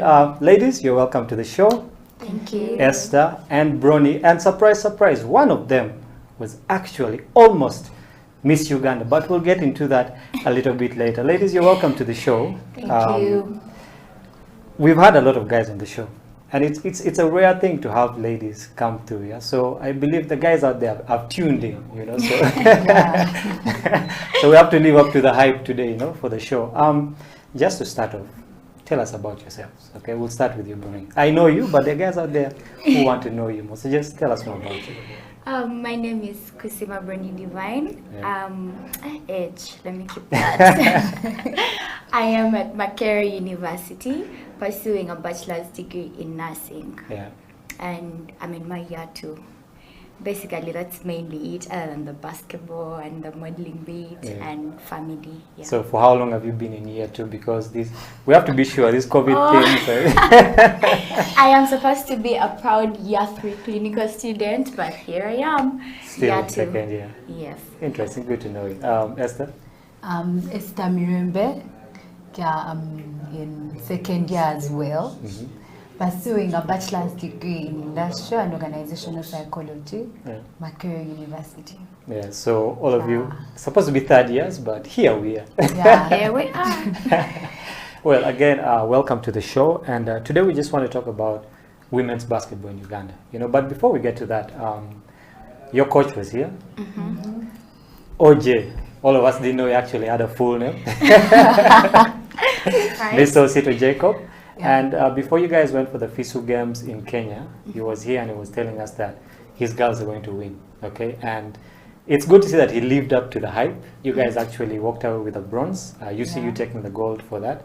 We just want you to walk us through the whole experience, you know, from training at the main ground to the bus ride, all the way down to the games, and what happened there, what was the experience, how did you guys come up with the bronze instead of the gold, you know, what were those things that, you know, happened along the way? I'll go to you, Esther, first. Yeah, first and foremost, I'll say we had a help of our coaches from the very beginning. Yeah. We had so much training. We really did train because we came earlier, had a small camp, since we were home for the whole COVID thing, and we were all chilling, we were off. When it comes to, we were really off. Yeah. So yeah, we had training, we had a camp, we all came, all of us, the 5. We had a team selected, so they kept on choosing and choosing until the final 4 players that were to represent Makerere University. And yeah, it was to the whole thing of the traveling and all that. The university made it easy for us. They facilitated everything, actually. Yeah, we recommend them for that. It was a good ride. Even the boys' team, they also had the same experience. We had different coaches coming down to help us. Even to choose the team, the coaches were there to help. So they made sure at least they would have a team that would bring something back home. Yeah, that is it. Yeah. Brody, do you have a different perspective on what happened? Maybe to supplement and just to say that this was our captain for the travel. We sadly lost Sharina because she had an injury. Yeah, but we traveled with her and we had her support all through. But I would like to just talk about the team select, the togetherness of sports. As much as they chose the 4 people, the others came every single day to train with us and help us get better, push us, and they did not play with us. Those girls were out for blood. And I'd remind you every day, like, if you do not make the basket, I'm taking your passport. So it was such a beautiful thing training with them. And I guess the journey was, because it was bus, it was a bit hectic. We were tired. We just wanted to reach. But when we got there, Makerere took very good care of us, the facilitation and everything, and I guess having that exposure to look at other teams play and what they do and learn a bit from each and every one of them and our coaches and the support system, it was a beautiful experience. Well, it's exciting to know that Makerere took care of you, because you've had complaints about Mook not actually taking care of its players. But I mean, if they took care of you guys this time, I don't complain. Well, that's a good thing then. Esther, going for the games, we had teams that represented Uganda. There was you guys, of course, Makerere University. There was the UCU. We had Ndeje coming through. Okay, and there's a particular style of basketball we play in Uganda, which I believe is kind of different from the basketball that is played by the Kenyans or the Zambians or the Senegalese. Okay, what are some of those things that you learned from the other teams going forward? Because I believe that you have a tournament 5-on-5 coming up in July next year. So what are some of those lessons that you learned from playing these other teams that will carry you forward into next year's tournaments? Okay, those the teams that we played gave us a really good challenge from the very beginning. There was no team that came joking. That is number one. All teams came when they are looking at the gold. Whatever the case was, it was the gold that they wanted. So they came prepared. One of the things that we saw, we have teamwork, that is one. But at a point with 3-on-3, it kept on being, there was no shot clock for those games, but somehow the games were running so fast and they were using the easiest way of making the baskets. Is it the shooter on the 3-line, the 3-pointer line? They would like get the ball, dish it out there straight, not think of, okay, now set, do this and all that. It was quick reaction throughout the whole time, all teams. So one thing, it was first and foremost, it was fun. The games were fun.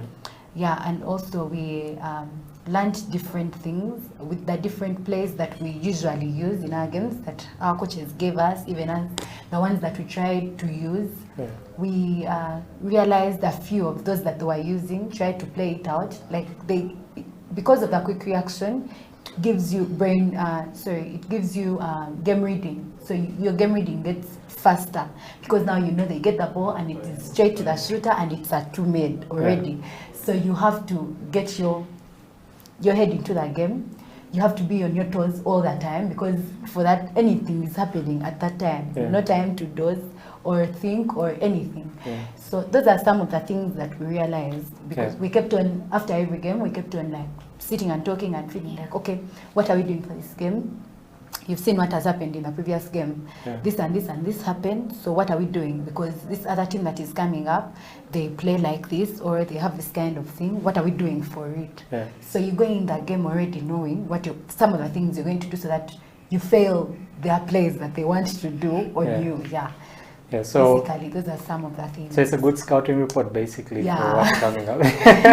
So we know. We know. To Bronny, you guys walked away with the bronze. Okay, I know you would have loved to walk away with the gold. Okay, it would have been actually historic for Makerere University. What are some of those things that you guys as a team failed to do? Okay, that didn't enable you to get to where you wanted to? Okay, so I'm going to start with the challenges that we start with here. All right. Number one, we're students, so we don't have enough training time. Most of these people who are playing have been training for months. They had training camps. When we talk to the other teams, they tell you I've been training for this for like 6 months. Some of us hadn't played ball for like a year.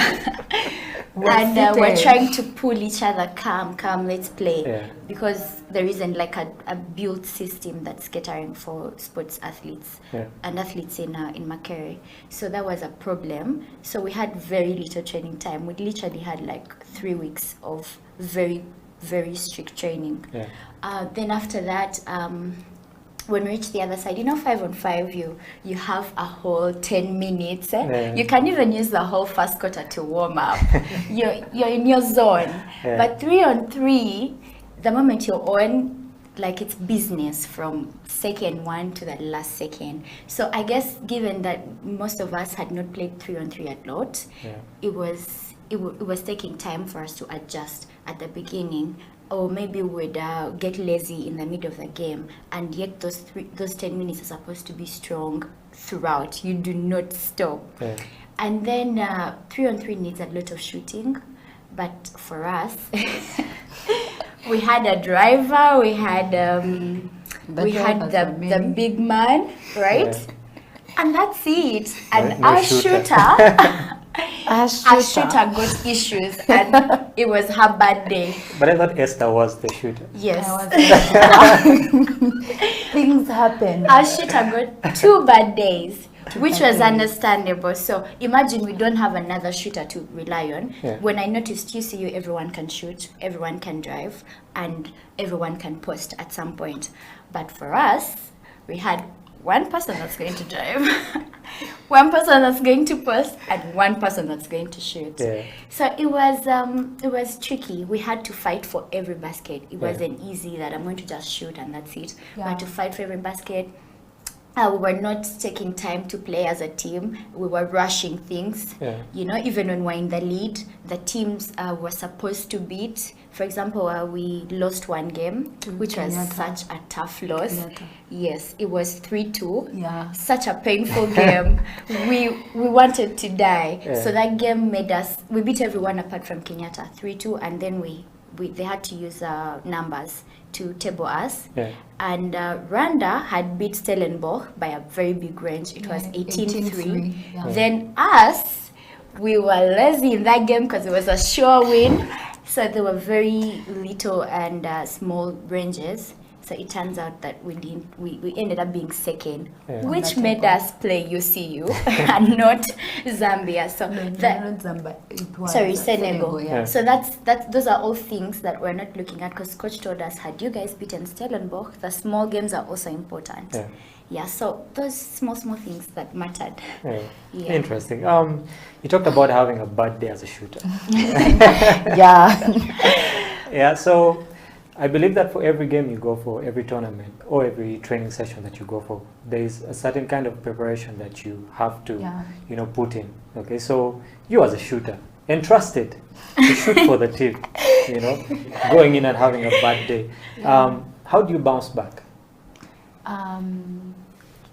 In the very beginning, after it was like all out there, the 4 were selected and all that, I won't lie, I leaned back a little bit. So I used to go and shoot early in the morning before I go to my internship place for work. But for that last week, I didn't step on court. I just woke up to go for internship. And I felt like the shot is on. It will definitely be on even those days. And then things happened. But one of the things, it is something that it got me thinking that you cannot reach a certain point, you feel like you have achieved, and then you lay back thinking it is all done. You have to be consistent on everything from the very beginning to the last, so that the whole time that you gave in the very beginning does not all go to waste. Because when I leaned back the last week and I used not to go for the morning shooting and all that, it reached in the games and the shots were off. Like it would hit the hoop and then come back to you. It reached a point, and my teammates are telling me, Esther, don't shoot. Okay, come inside. Okay, do this. Okay, just drive. Don't shoot. Like it reached a point where they were not now allowing me take the attempts because it would cost us. We have to fight for the rebound, or else if it's not for the rebound, they have to now fight like to make sure they get the ball back to someone on the top. Like at least we continue having the possession of the ball. So yeah, one thing I learned, and I learned from experience, like I cannot do it again. I cannot. Good riddance. Yeah, because now my back, like I feel like all the time I invested in the very beginning all went to waste. Just by cheating in the last week. And then when I reached, the energy was too much or it was less. So yeah, you just don't give up. You continue until it is the time for the game, so that you're still on form. You realize your hand is moving the other way, because it's a point and my hand was doing this instead of going straight. And I realized that in the game. But whenever you used to, like, you do your trainings and you put that right, you know that the first shot may go wrong, but the other shots are going to be right. So just don't lean back. You just have to continue. So the lesson is here: don't procrastinate. Yeah. I always say don't become a professional procrastinator. That takes away from you. Well, you're watching the Slam Dunk Basketball Talk on House of Talent Television. My name is Emmanuel Ateng. In the house, Esther and Bronnie, and like I said earlier, one of these two ladies was in Miss Uganda. We'll be getting to know more about that after the break. Stay here. This is House of Talent Television, Slam Dunk Basketball Talk.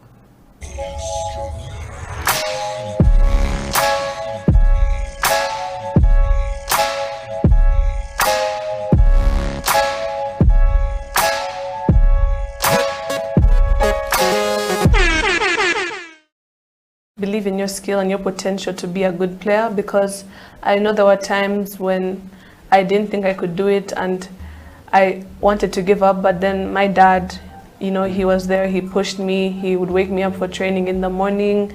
When the last day before I had, you know, shots weren't dropping, you know, you just need to have, and you need to have that self-drive, but you also need to have support. So seek for support from your parents. Don't be shy to bring up the idea of, you know, can I go for training today, or maybe can I get a basketball and be dribbling, because you need to be able to not make excuses for yourself. That's a thing that a lot of people subconsciously do. They're like, well, I don't have a court at home, so I can't do anything. But you can get a basketball and learn to dribble, you know. Then when you actually are able to access a court, you'll have a starting point, you know. And also to, you know, just if you love something, give it your all. Because I know there was a time when I played basketball, but I didn't love it. So I was just, you know, going with the flow, not really, I didn't have any sense of direction, I didn't have any goal. But when I started setting goals for myself and actively trying to reach them, that's when I actually started seeing results, like with the national team. I set that as a goal, and, you know, it paid off when I got to play, and also the Kenya camp. Because the second I came back from Cairo, you know, I was sleeping one morning, I had slept, I'd come back, it was the second day I'd been back. I hear a knock at my door, it's my dad. Get up, coach is coming in 30 minutes, be ready. You know, you have to be able to do that for yourself, or have someone who's willing to do that for you. And, you know, just look for opportunities to play. I know there's like a lot of people who can't, you know, it's not as simple as just waking up, you know, getting a driver to take you somewhere. But, you know, look around, maybe your area, there's like a place you can go for pickup. Maybe you can borrow someone's ball, you know, just if you want it enough, you'll be able to put in the work. Yeah.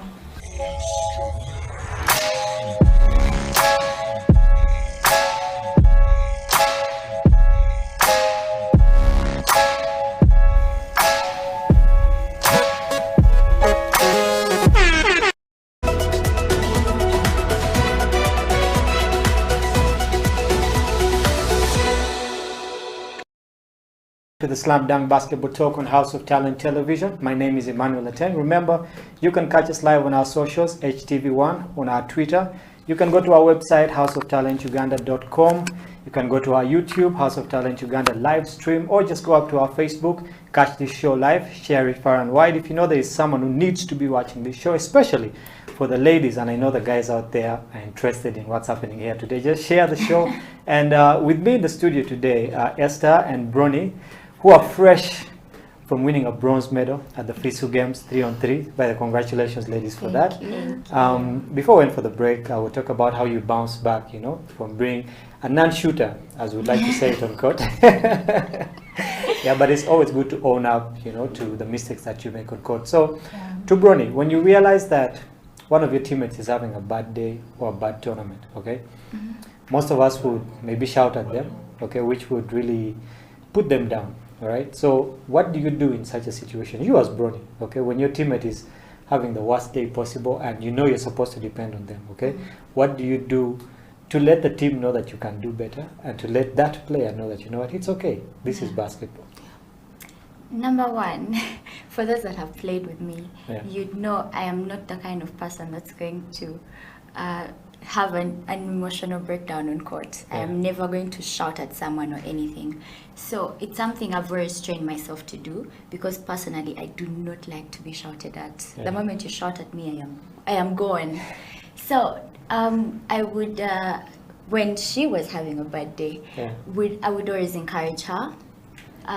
3-on-3 involves a very simple, what are they called? Subs. I'm forgetting the word subs. Very simple subbing. So when she was on court and I was out, I would tell her, are you okay? Esther, are you okay? Do you need to sit down? You got this, you know? But you're the coach, because there is no coach. So every time I was on the bench, because mainly it was her and I switching out, I would make sure I'm talking out to her, because I know her mind is now frustrated. So I'm going to be her guide and her eyes. I'm telling her, move like this. They're bringing a screen. I'm being her eyes off the court. So away from 3-on-3, what I usually do is I wait for maybe a break or when the ball goes out, and I talk to my teammate and try to reassure them, because that's what I need right now. I need for their minds to be on this court. And maybe I can tell them, try to do this, try to do this, try to do something else. I try to avail for them. And I try to not put them in trouble. So many times when you get stranded, you don't want to look bad. So you're like, yo, I'm just going to throw this ball to Esther right there. Let her look bad, you know? So I try so much to make sure I'm creating less situations for my teammate to feel more frustrated. I'm taking on the burden. Even if she's not playing defense, I'm going to play it for her and then tell her, like, do this and do this. So I try to be as supportive as possible, while inside I'm saying, God, Christ, what is happening? So basically be your sister's keeper on the court. To Esther, basketball is a team sport, okay? It doesn't really matter which sport, even tennis, you know, it's you, the racket and the ball, but behind there's a lot that, you know, goes on. You have the coaches, you have the trainers and all this. What are some of those things that you guys did off the basketball court to help you gel as a team? Because different characters, okay? And when it comes to ladies, it's even worse. So what are some of those things that you guys did while off the court to make sure that the team came together? First of all, the team, I don't know, right from here, when we were training, we built that bond as a team. Having a bond or team chemistry is one of the biggest things that can make your team either be good or very bad. So the chemistry between the players, that is one thing. We were connecting off and on court. Like if it was anything, we would, before training, we communicate to each other, are you coming for training? Are you coming for training? That is one thing. We always knew what, where, how, about everyone. Like, where are you? What are you doing? We never walked alone, even for the games. We were together the whole time. If it was to watch a certain team, be like, guys, let's watch this game. And then everyone was given room to speak. I don't know. I was the captain, but I didn't dominate. I made everyone feel like this is a very free world. Like, please say whatever I feel like. And it helped us a lot. Like the friendship. We are friends. That was like the biggest thing. First of all, from the very beginning, we were friends. So it helped us even connect more, have the chemistry more, know how each other wants to play, how they want you to play. When they do this, what they want you to do. So it lessened the issues that might have come up. That is like the the whole thing. It lessened the issues, the friendship, the bond, the care. That is it. Yeah. Interesting, because I coach a ladies team, and I've coached both of you before. Ladies always have a lot that is happening. Yeah. So for them to bond and come together, I believe that when they actually bond, it's a very strong bond. Okay. But lack of that, you guys are student athletes. Okay. Obviously, you have to study and play basketball at the same time. And like Bronny, you're in the medical field. Okay. And most of the people who are in the medical field, be it pharmacy, be it medicine itself, they always disappear. They feel like there's no time. There's no time to do attacked. other things. So how do you balance? Okay, you especially being in the medical field. Okay, how do you balance that with basketball time? Well, okay. So I know you know, because you're my coach. You know that I'd taken the year off since COVID March because I had a lot. I have a crazy schedule. I study even on the weekends, and I just couldn't also show up for training. So many times I would show up late.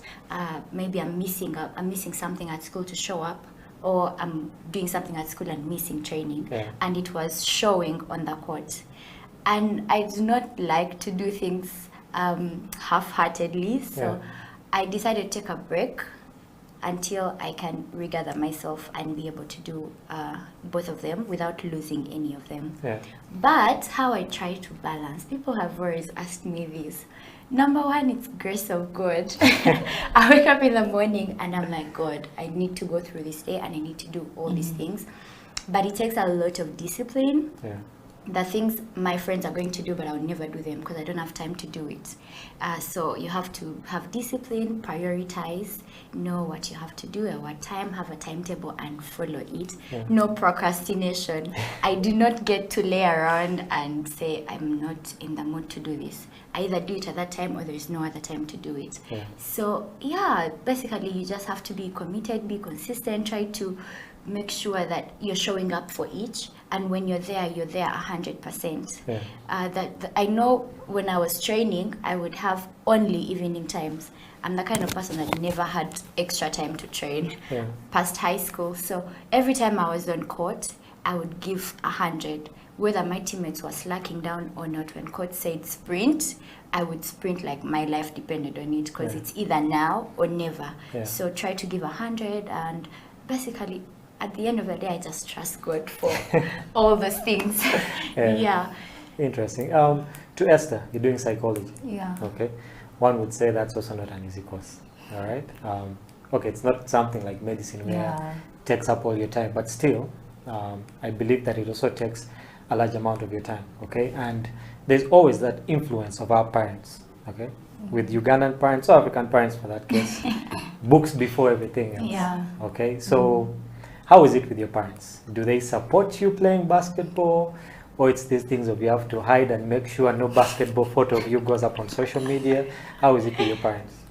My parents are very supportive. They are very, very supportive. I actually thank God for that, because we have had fellow teammates where they have to hide, like you've said, hide or facilitate themselves for anything and everything about basketball.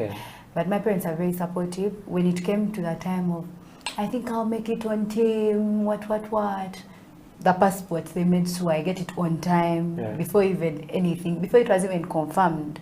The COVID, they made sure I had the shots like on time. If it is the shoes that I need, I'm not going to hustle. They're going to give me that money and I buy the shoes. Basically, even if I say I have training tomorrow, at this time, they'll give me the transport and everything. They're very supportive, that is for sure. So I don't know how to hustle when it comes to basketball. I wish more parents were supportive. I remember when I was playing basketball, we had to hide to play basketball. You were caught playing basketball, it was like a crime basically. But going forward, I think our parents realized that it's actually a good thing. To Bronny, the secret has to come out. We've been talking about it earlier. True. Okay? We know that you're not only a basketballer, you're not only a student, there are other things that you actually do.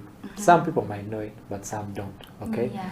A while back, you actually were in the run for Miss Uganda. Yeah, and to some people, surprise, surprise, she was. Okay, so how did you move from basketball all the way to Miss Uganda? Because it's like a complete switch. Okay, and what was the experience like? Did you involve any basketball while you were in the Miss Uganda run? How was it? Miss Uganda was a beautiful experience, hands down. I learned a lot, I grew a lot. I would never take it back for anything. I would just say I have very many different personas. I have my hands in a bit of everything. And I think it's because I believe in being multi-talented, being, what's the word? Diversifying. Diversifying everything. Because when I was in Miss Uganda, my theme was creating a multi-talented youth. And I believe maybe I'll do it through sports and all these other co-curricular activities that are there to do in addition to education. So yeah, it was a beautiful experience, and I'm a kind of person that dreams, and I will move heaven and earth for my dream to come true. So yeah, I reached top 5. I was Miss Sports, Miss Pulse, and when I was there for talent, we have very many different things that we do. There is a beach photo shoot and all that. But for talent competitions, I was doing a poem. But I didn't want to do the normal kind of poem that people do. I recited a Maya Angelou poem, and I made a few tweets to it. I hope Maya Angelou was proud. And I put on my basketball attire, because the poem was about a woman and all the things a woman is going through. I believed that my basketball attire was maybe a representation of something a woman is trying to do that is thought of as a manly thing. And I went with my basketball, and I just held my ball and recited my poem as I was doing a bit of dribbling. Then at the end, I put the microphone down and I did a bit of dribbling. I almost lost the ball. But it was such a beautiful experience, and they were shocked. People kept asking me, "You play basketball? Tell me about basketball." And I felt like at some point it helped me put basketball out there for the world and maybe other people. So, yeah. Interesting. I remember seeing that video, and as a coach, I was just praying, don't lose the ball, don't lose the ball. Right? I was thinking, okay, I'm doing this, but I can't just do the front dribble. Let me try that between the legs, behind the back. So as I'm doing the third behind the back, I hit my heel, and the ball just goes away. But everyone is like, yeah. So yeah, saved by the scream. You got away with it. I got away with it, but it was beautiful. Yeah. So if you're out there, you're a girl, you can do more than basketball, you can do more than studying. There's a lot you can do with your life, and these ladies are here to let you know about that. We're going to take a break right now, but when we come back, we'll be talking more about ladies basketball in Uganda, the challenges, and where do we stand. This is a Slam Dunk Basketball Talk on House of Talent Television. My name is Emmanuel Latang. We'll be right back after this.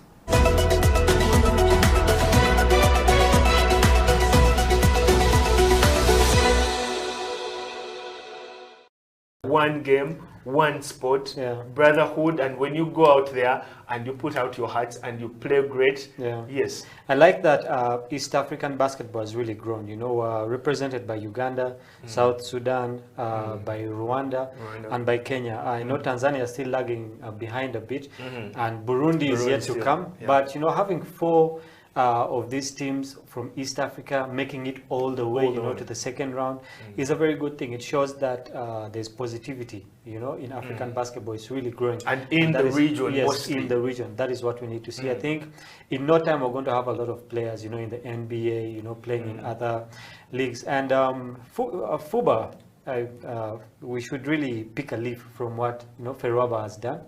And like you said, let's break it down, rebuild it. Yeah, but in my view, it's not about just taking out the carpet so that you can sweep the dust there. We shouldn't actually pick a leaf from Ferroba. We should take a tree. We should take the entire tree with its roots. Yes.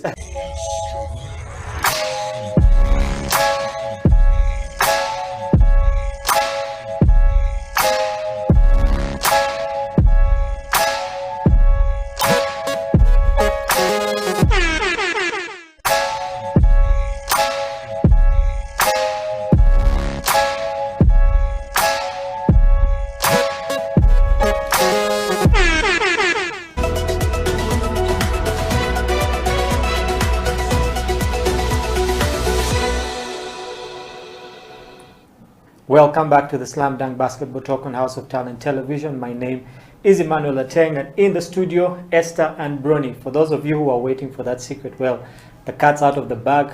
Brony was, in fact, in the run to be Miss Uganda. She didn't. She fell short of it, but she got a lot of things that other people just dream about, you know. So, Brony, what was the feeling like when you didn't actually make it all the way? I know that you would have loved to be Miss Uganda, but what was the feeling like, you know, going home that day and knowing that, you know what, I didn't reach the goal?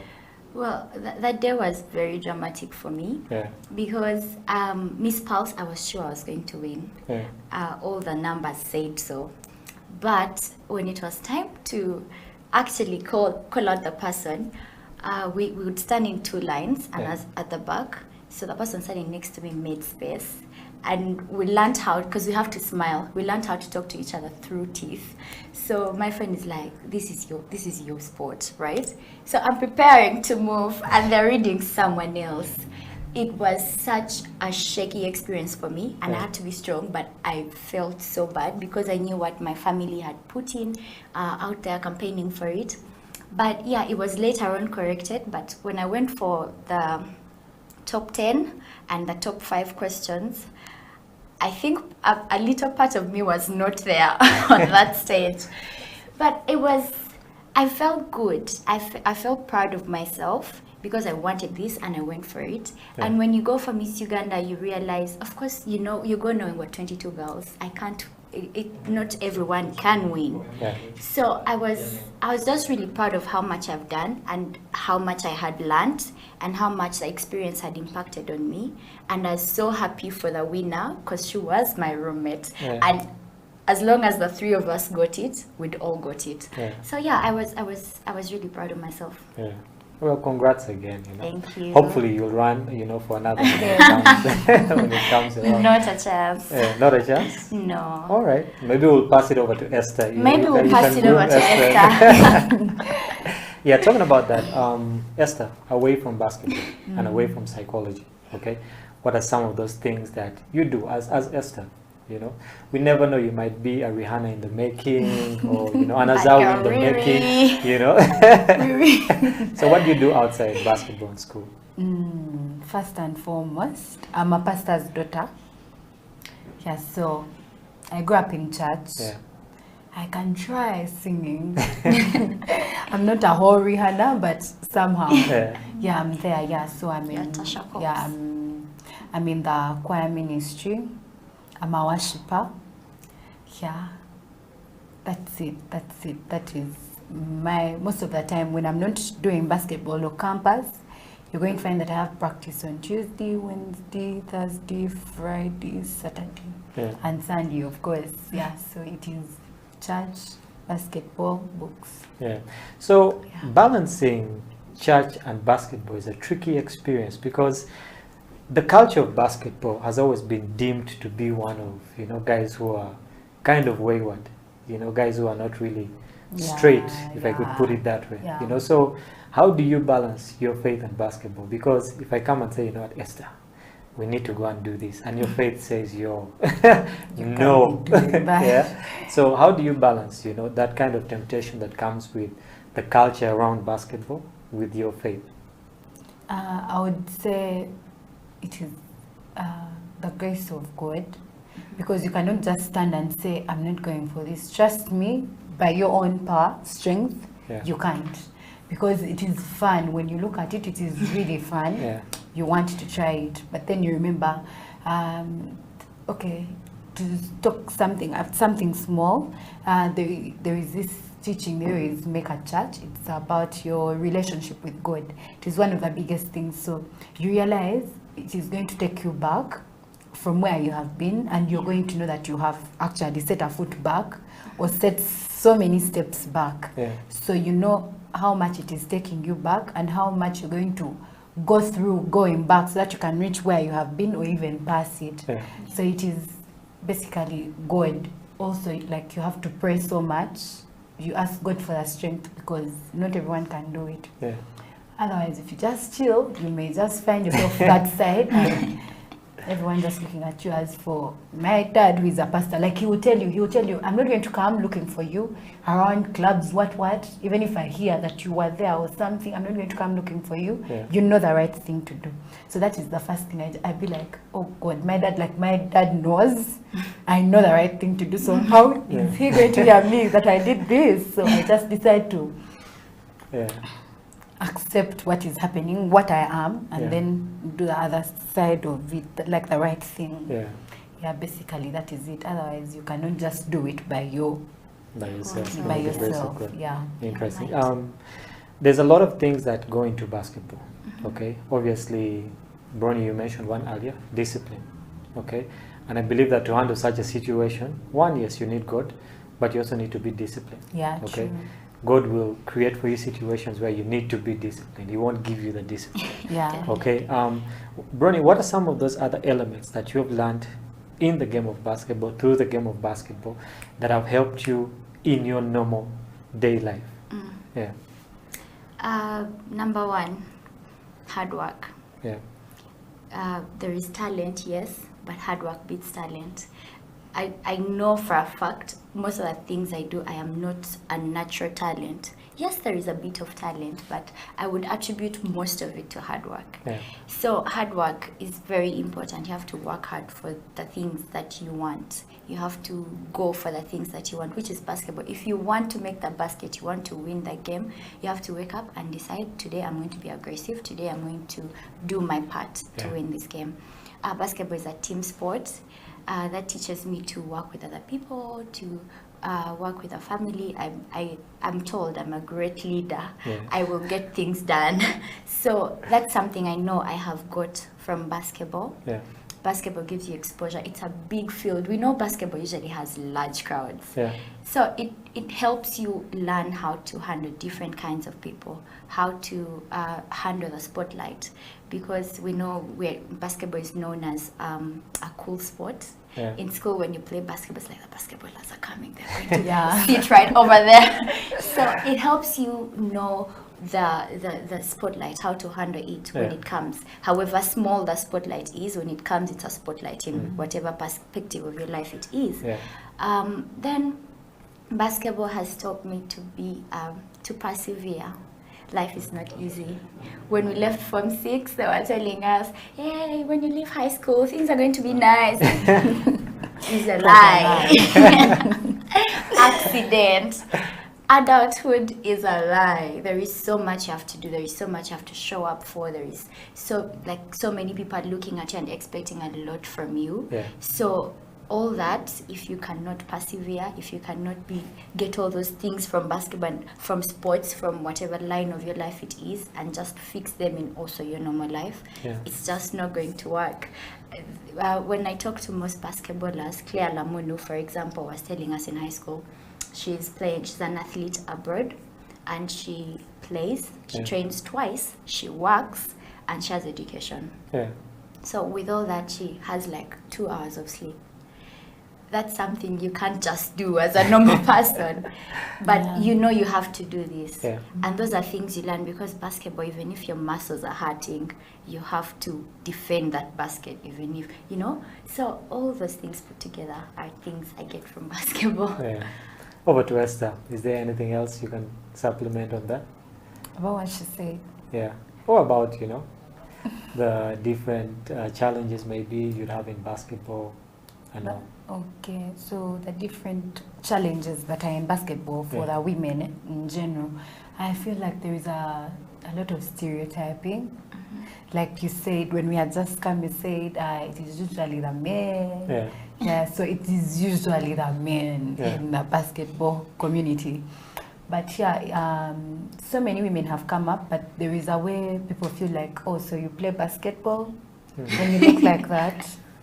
No, you don't look like you do. Yeah. Can you even push some? Okay, can you really stand your ground? Can you, it is, the stereotyping is there, but that alone cannot stop the women from playing. So I urge guys, the girls, please, continue playing, whichever stereotype may be there. It is for us to, hit and go through that glass ceiling, whatever that is, so that we can be better. And then maybe the other thing, like she said, the brain drain in athletes. Most of the times, I for one, if I got a very good opportunity to go abroad for basketball, I would surely and also pack my bags because I feel like there is so much more that you get from outside than what you're going to gain from here, right from that training. Like, I don't know, there are so many activities, the way they're going to get you prepared for the training, the things that you're getting out of it. Like you're going to play, you're going to play your whole heart out, knowing that everything else is set. Yeah. But here you're playing, you don't know if supper is actually there. So you have to go and hustle out. So sometimes you'll even be like, okay, I have training, but I have to work. Basketball is not going to feed me. Let me go for workout, train some other time. You get that is another thing that I feel is affecting the women basketball kind of thing in this country.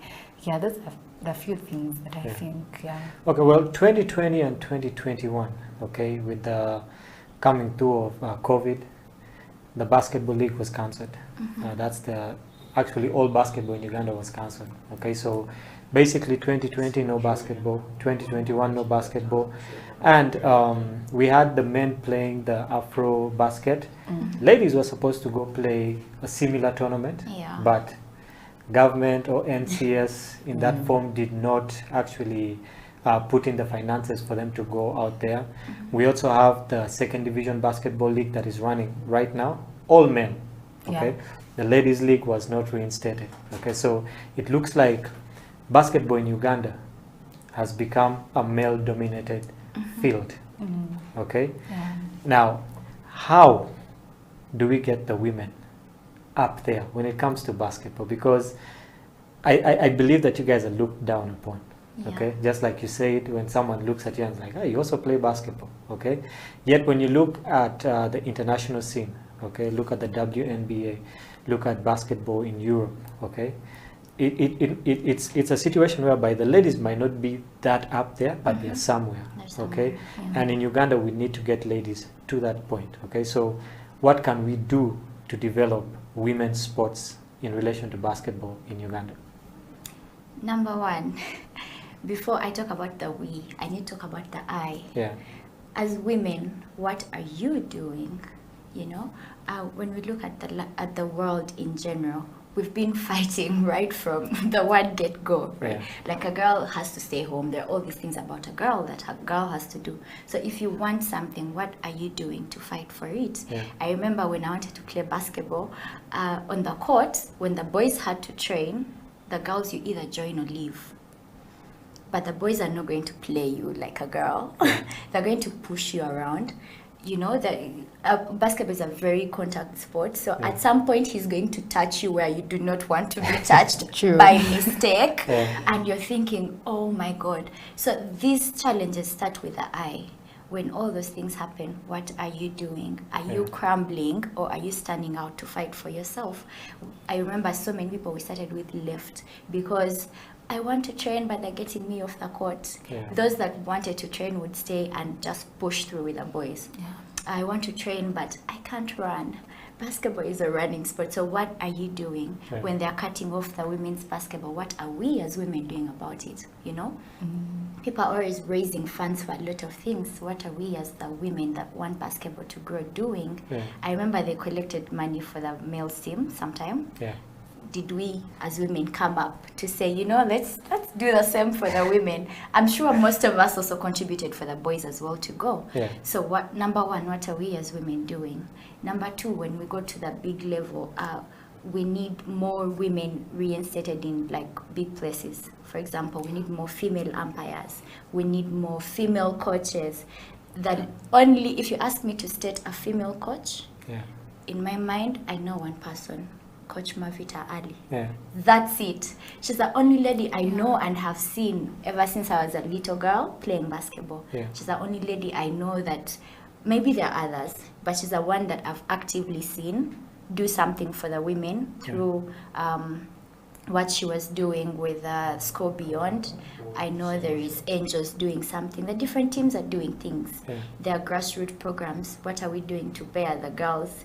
Girls do have challenges. So yeah, as much as we preach equality and equity, girls are going to need a little extra attention for them to have to go against all those challenges at home, in their lives, in their bodies, to show up on court and do what they have to do. Then the opportunities that are set for girls. For example, university, there is that four points that are given to the girls, or the scholarship, the sports scholarship. It's giving a girl a bit of a higher chance, you know. Yeah, some boys will argue that it's unfair, but it is that those are some of the things I'm seeing that are done. So now when we look at the league, what are they doing to make sure that those young kids are getting in? If it wasn't for my coach, I wouldn't know about NBL and how to get in. So these teams, what are they doing to go to schools and scout the little girls that are playing so well to join their teams? Because I know most teams wait for the girls to come to them. They put it out there, yeah, we're waiting for players, and girls go. But as teams, are you reaching out to make sure I've gone to the grassroots to see which girl is playing so well? I've noticed in the abroad, when you're going to play, they scout you, they give you a training program, and they keep an eye on you. In Uganda, coach is going to see you at nationals and be like, you play so well, you should come play for my team when you finish. Which class are you? Senior 2. Okay. Then all the way to senior 6, you'll never see him. You'll even forget his name. You'll see him again if you get a chance to play. So what are you doing to monitor that child that is continuing? Boys are always looking for things, you know, playing the 3-on-3 street basketball, looking for the coach. But girls have a way they are set back, and they need to be led. They should know. They should let them know that if you actually show up and just let us know that we're going to do this. So they need to create a platform for them to know that they are welcome. And that starts with the top. There is no I'm going to show up if I'm not seeing a female national team that is moving. If I'm not seeing a national team select that is on the side training and playing for a chance, because I have seen the same people in the national team for as long as I can remember. And I also know a lot of people that deserve or can be on that team, but are not being noticed or appreciated or corrected, and I've seen them go wee all the way down. So those are the I could go about this all day, but I guess I'll just stop there for today. Well, we're pressed for time, but before we get to the end of the show, Esther, Bruni has talked about the I and the we when it comes to the ladies, okay? In like 30 seconds, what can the men do, okay, to promote women's sports, or basketball for that matter? Yes, so today morning, someone told me, he made research, actually my brother, that these days the NBA actually facilitates the WNBA games to see that they're also somewhere. How about the NBL men starts doing something, not totally like investing in and all that, but it can be with the support system. It can be one very good thing, seeing that creating more opportunities for these ladies, putting up different games like, so as like women can be like seen or showing that these guys also like care. It can start with support, and then with time they can also like recommend whoever facilitates them to like partially have his thoughts somewhere on the women's team, so that like they can all go about like together in solidarity. I think that can work.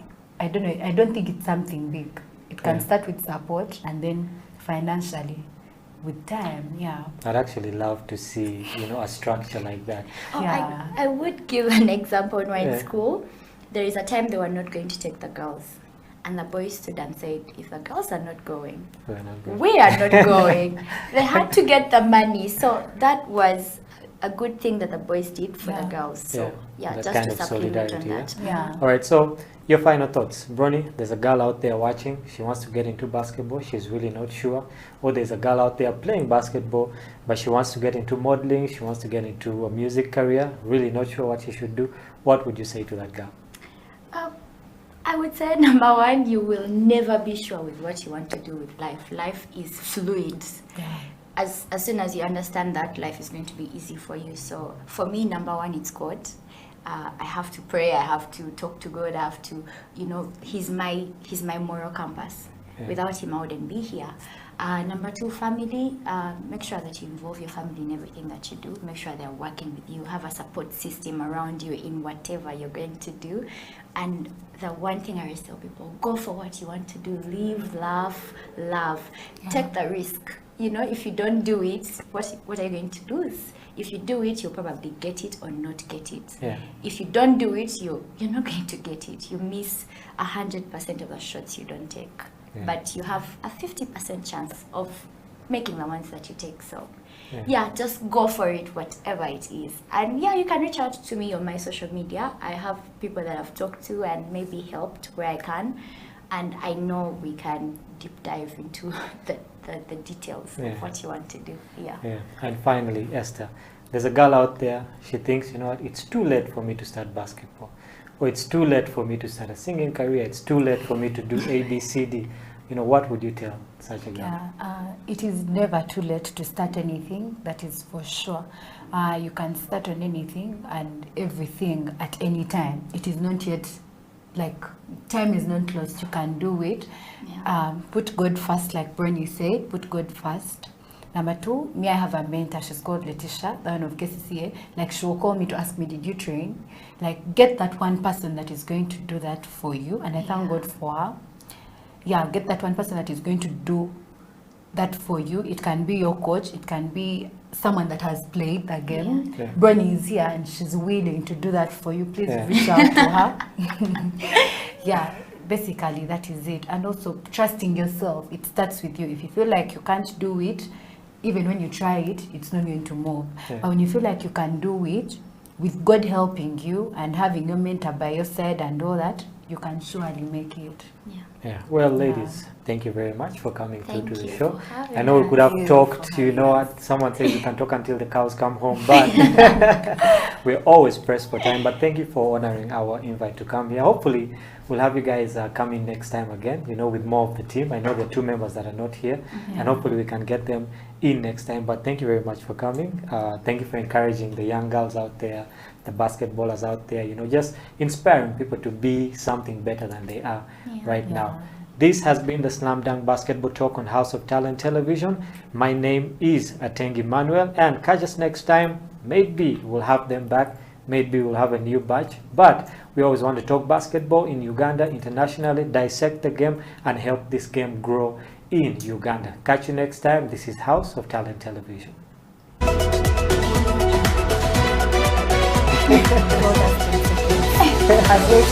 Right? I was also counting my 10 seconds. 10 seconds on TV is like 2.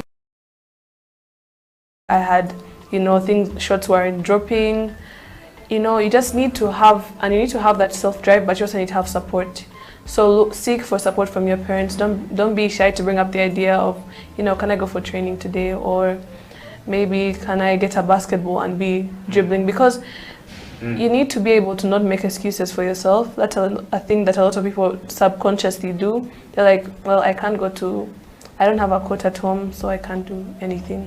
But you can get a basketball and learn to dribble, Then when you actually are able to access a court, you'll have a starting point, And also to, just if you love something, give it your all. Because I know there was a time when I played basketball, but I didn't love it, so I was just, going with the flow, not really, I didn't have any sense of direction, I didn't have any goal. But when I started setting goals for myself and actively trying to reach them, that's when I actually started seeing results, like with the national team. I set that as a goal, and it paid off when I got to play, and also the Kenya camp. Because the second I came back from Cairo, I was sleeping one morning, I had slept, I'd come back, it was the second day I'd been back. I hear a knock at my door, it's my dad. Get up, coach is coming in 30 minutes, be ready. You know, you have to be able to do that for yourself, or have someone who's willing to do that for you. And you know, just look for opportunities to play. I know there's like a lot of people who can't, you know, it's not as simple as just waking up, you know, getting a driver to take you somewhere. But you know, look around, maybe your area there's like a place you can go for pickup. Maybe you can borrow someone's ball, you know, just if you want it enough, you'll be able to put in the work. Yeah.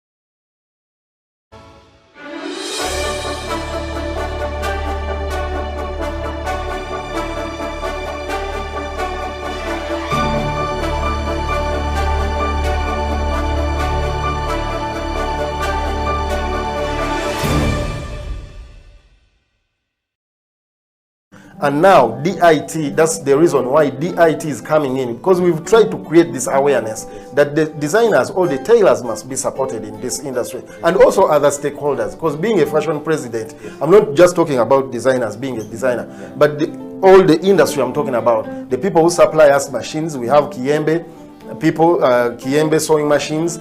We have the people supplying us with fabrics. We have people teaching. We need journalists, people who can talk right about fashion, present nice pictures, not the pictures that people aim at, you know, taking knickers for the models. Yeah.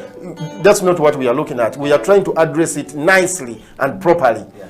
So the reason why I'm doing that, abantu basobola okwekiririza that guno mulimu gwa bei. DIT has already assessed us, and many other centers that have been put outside there for people, the tailors who are already skilled, to go and be assessed so they can be accredited.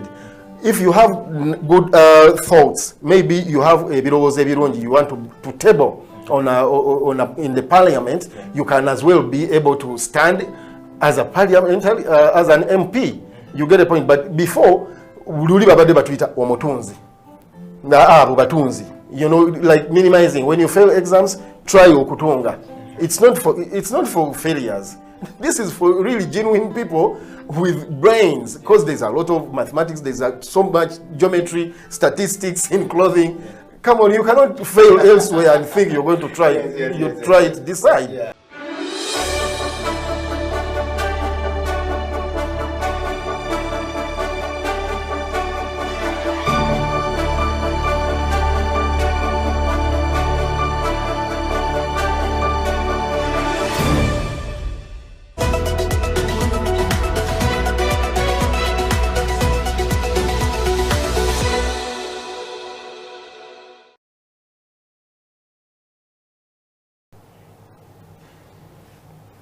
Welcome to the Creative Industry Talk. My name is Endiro on this fine particular day where we get to discuss you know, the performing arts in Uganda, all across Africa, and of course looking into the new Africa-France relationship.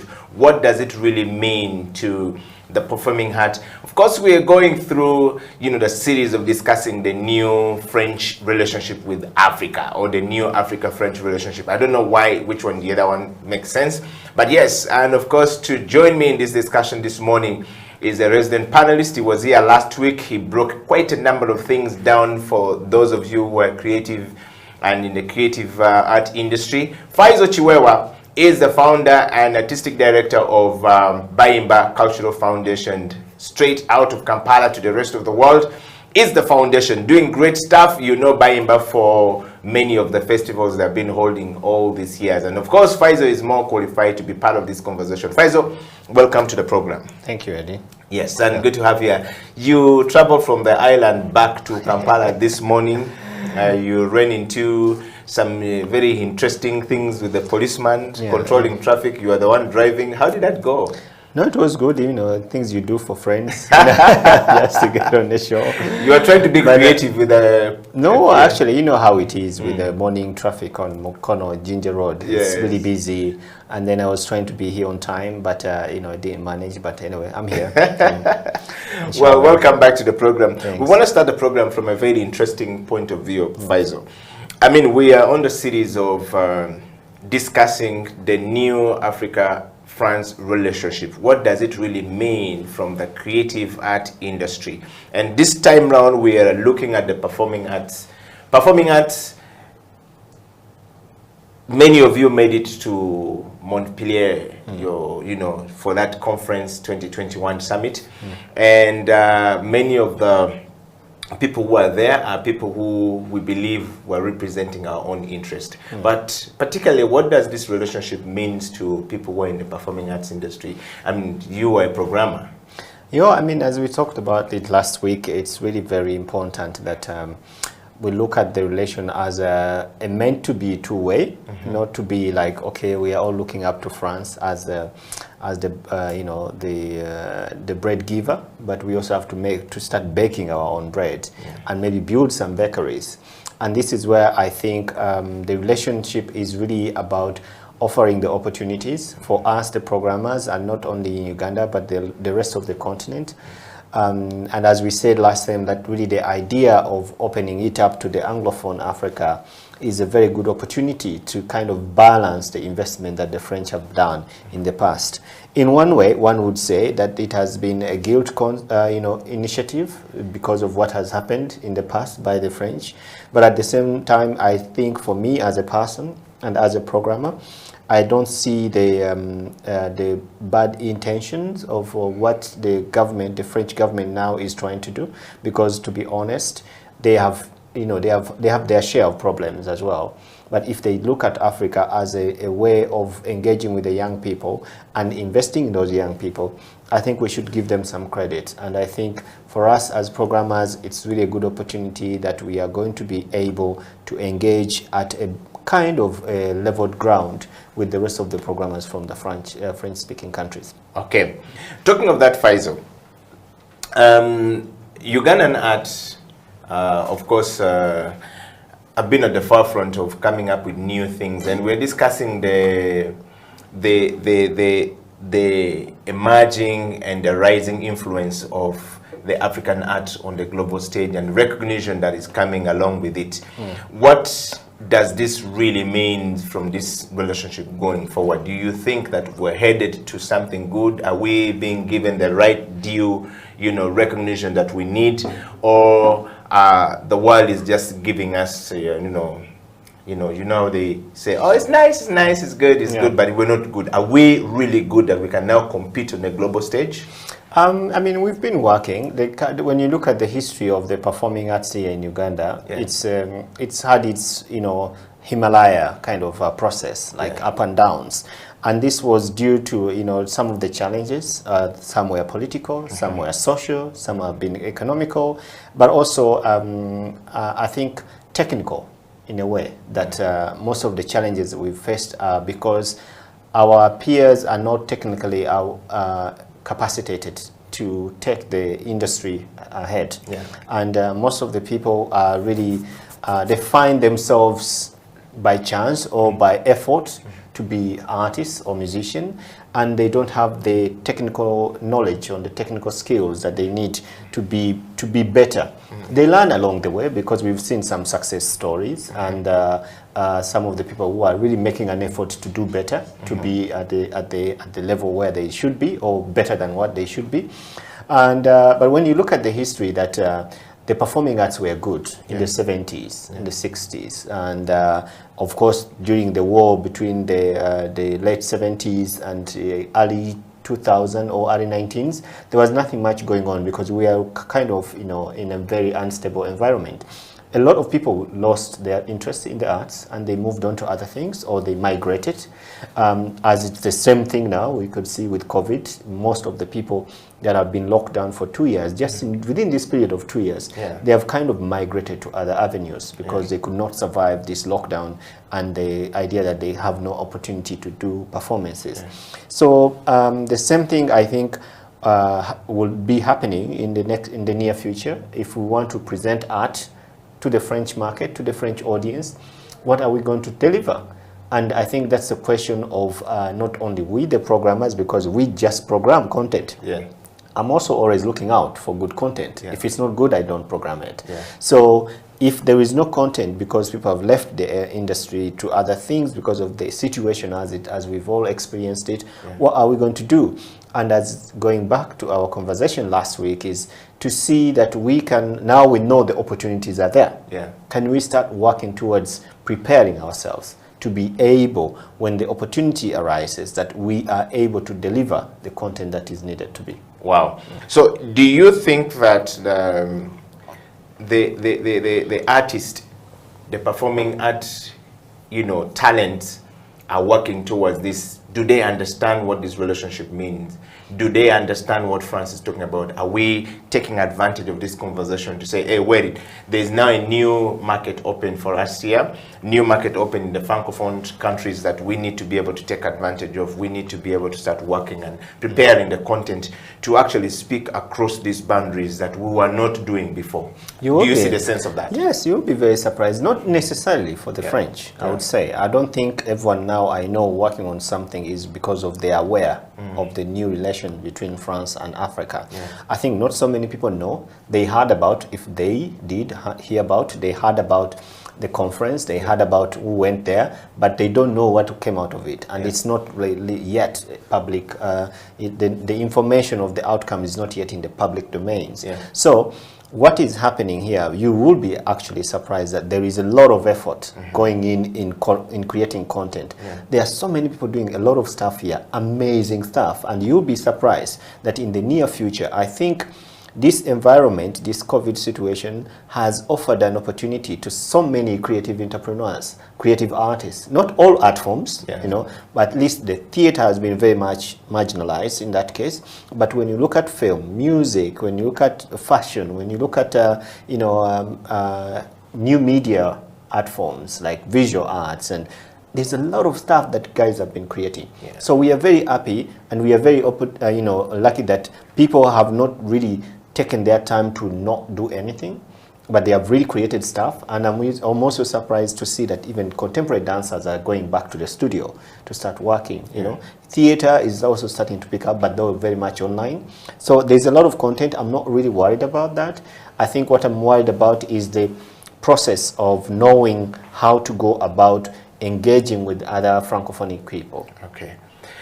Sometimes, Faizo, when we create content like this, the content is created for a very small niche market that doesn't cut across the wider perspective of the market.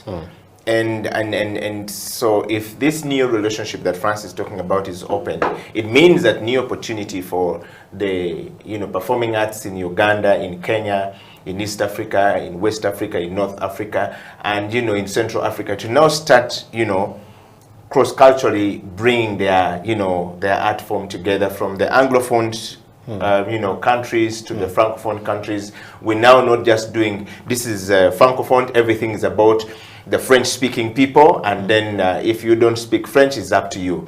And then it's about the English-speaking people, and if you don't speak, English is really up about you. That's how things have been going on. But I think that ice is being broken right now. Yeah. So do you think that we understand the importance of this, and we are beginning to create content in line with this relationship or not? Yeah. And what should be done from the programmer's point of view? But I think if you really look at the trend of content creation here, you realize that there are those that have already transcended this smaller market that we are looking at. Because to be honest, Uganda is not a market for theater. Okay, maybe downtown theater, but when you go to the uptown theater, there's no market for it. So where do entrepreneurs or artists or creators in theater look for? They go to the Sundance. They go to the Sinophonic countries, that is the Chinese, the Asian-speaking countries. They go to the Lusophone, to the Francophone. They look at the Anglo. They don't look at very much, of course, the Anglophone, but they really trying to tap into. When you go to the Sinophonic countries, all the Asian countries, you'll be surprised to see how many Ugandans are there. And one time, I was very surprised to find a group of friends who were doing traditional dance, this Baksimba, touring China for 6 months, non-stop, like 350 shows. I was like, how do you guys, and they are there. So content has been transcending. It's just that sometimes people are in a certain environment and they are not giving others an opportunity or to get to know about it and to tap into it. And that's also, I wouldn't call it an issue for many, but I think it would be a good opportunity. If someone knows that there is a market for content here, you could invite others to tap into it. So that's maybe what is a little bit lacking. But really, there is a very good, interesting, diversification of distribution of content here. And many people really want to sell their content because they know they are not going to sell here. Even if they even the filmmakers, they're making film, they sell them to South Africa. They're writing scripts, they want to go to Sundance because that's where they know that content is understood, content is appreciated, content is from its raw perspective. Sometimes people, when they see a film, they just see a film. They don't look at the process. They don't really imagine the process. So if you are part of this, understanding, trying to figure out how to deliver something to the market, and you don't know who is able, or people are not able to understand the process, then you have to go to those who understand it. And that's why you find most Ugandans are now, and I'll say this again, I always find it very sad to see that so many Ugandans have disappeared to Europe and America. People who would be great artists here, they have disappeared, and they are living there. Of course, some of them are continuing their careers, others are not because of the situation, different environments. But it would be really, really sad to see that many more young people are moving out of the country to go and perform in Europe and America and Asia because there's nothing they can do here. So that content, if it was produced here and developed here and distributed from here, it would give us also a boost in our own content development. Wow. Well, thank you very much, Faisal. We're going to take a break, and when we come back, Faisal and I will return discussing something around about the understanding of the relationship between France and Africa. The new relationship, what does it mean? We're breaking down the performing arts. When we talk about the performing arts, market or industry, what does it really mean? Who fits where? What is it? What does it mean? Because we're talking about this thing as a blanket statement, but you're going to find some people are still lost, don't know what to do. But also, we will talk about this new Africa-France relationship. What does it mean? Is it making sense to most people who are actually in this industry? Do they understand what we're talking about? As the French people also done, the French government done much to actually come out to, further this discussion. How has it been received from the African countries' perspective? Do the African leaders understand this? Are they seeing it as a way of making, creating this industry to collaborate, or they're seeing it as a way of political gains, But also to add on to that, I think also we need to understand that when we talk about France, we're not talking only about France the country. Yes, yes. But France also has its territories. Yes, you know, yes. like Réunion, Dominican, whatever. Yes, yes. All these French-speaking under the, you know, they call them territories. Yes. They're still under France. Yes. And they have like I think early next month, I'll be going to a French territory, yes. which is in the Indian Ocean. Yes. So you find that there are also other opportunities. Let's not only look at Paris. Yes, you know? yes. Because it's open up for everyone. And of course, we want to come back and have the discussion. So you want to, you know, be part of this conversation. Stay right there. We'll be right back after this. This is the Creative Industry Talk. My name is Eddie Okela, Faiza Chiwewa, and we'll be right back after this break.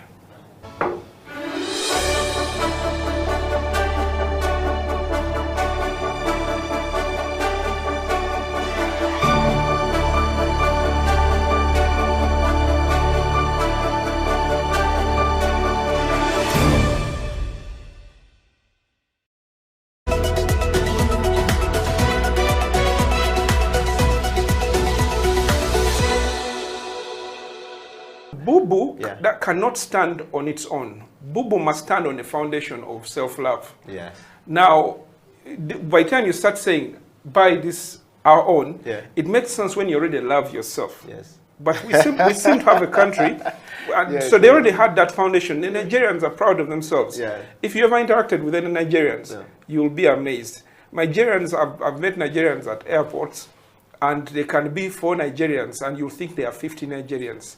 There's this attitude they take that wherever we are, we must own that space. Yes, yes. And we must own that space without apology. Yes. And let the world notice that we are there. We are present. Yes. So and you've seen the same attitude in Americans. Yeah. From their movies projected through so many things, through so much content, from the branding, from clothing to movies to music. So in a way, when you get exposed to that attitude long enough, you start to move your mindset towards them. So unless it's like a magnetic force of sorts. So we don't have our own magnetic force, and we spend too much time on negativity around ourselves. I think before we even preach Bubu, we need to have a campaign around self-love to reduce the negativity. Every time we see each other doing something amazing, Eddie has just done this, but he's not doing this other thing. But this other thing is lacking in his thing. Instead of focusing on the good stuff he has done, that's what those people are doing. Even the bad stuff is there. But how often do you see, for example, there are street people in America. The whole world knows. Right in California, in the biggest economy among the U.S. states, there are street people. There's those areas in Hollywood, I think, called Skid Row, where the street people are not any different from our street. They're even worse than ours. And these hours here are better. We have food. There is very difficult. You go. But they keep away from that. They even try as much as possible to keep cameras away. It's only the internet today because that is enabling us to see those things. But these have been there for so many years. How much attention have we given to Hollywood content? But we've never seen all of that. So I think for Bubu to make sense, and for Bubu, it needs to stand on the foundation of self-love. We need a campaign around loving ourselves and reducing the negativity. And then we can talk Bubu.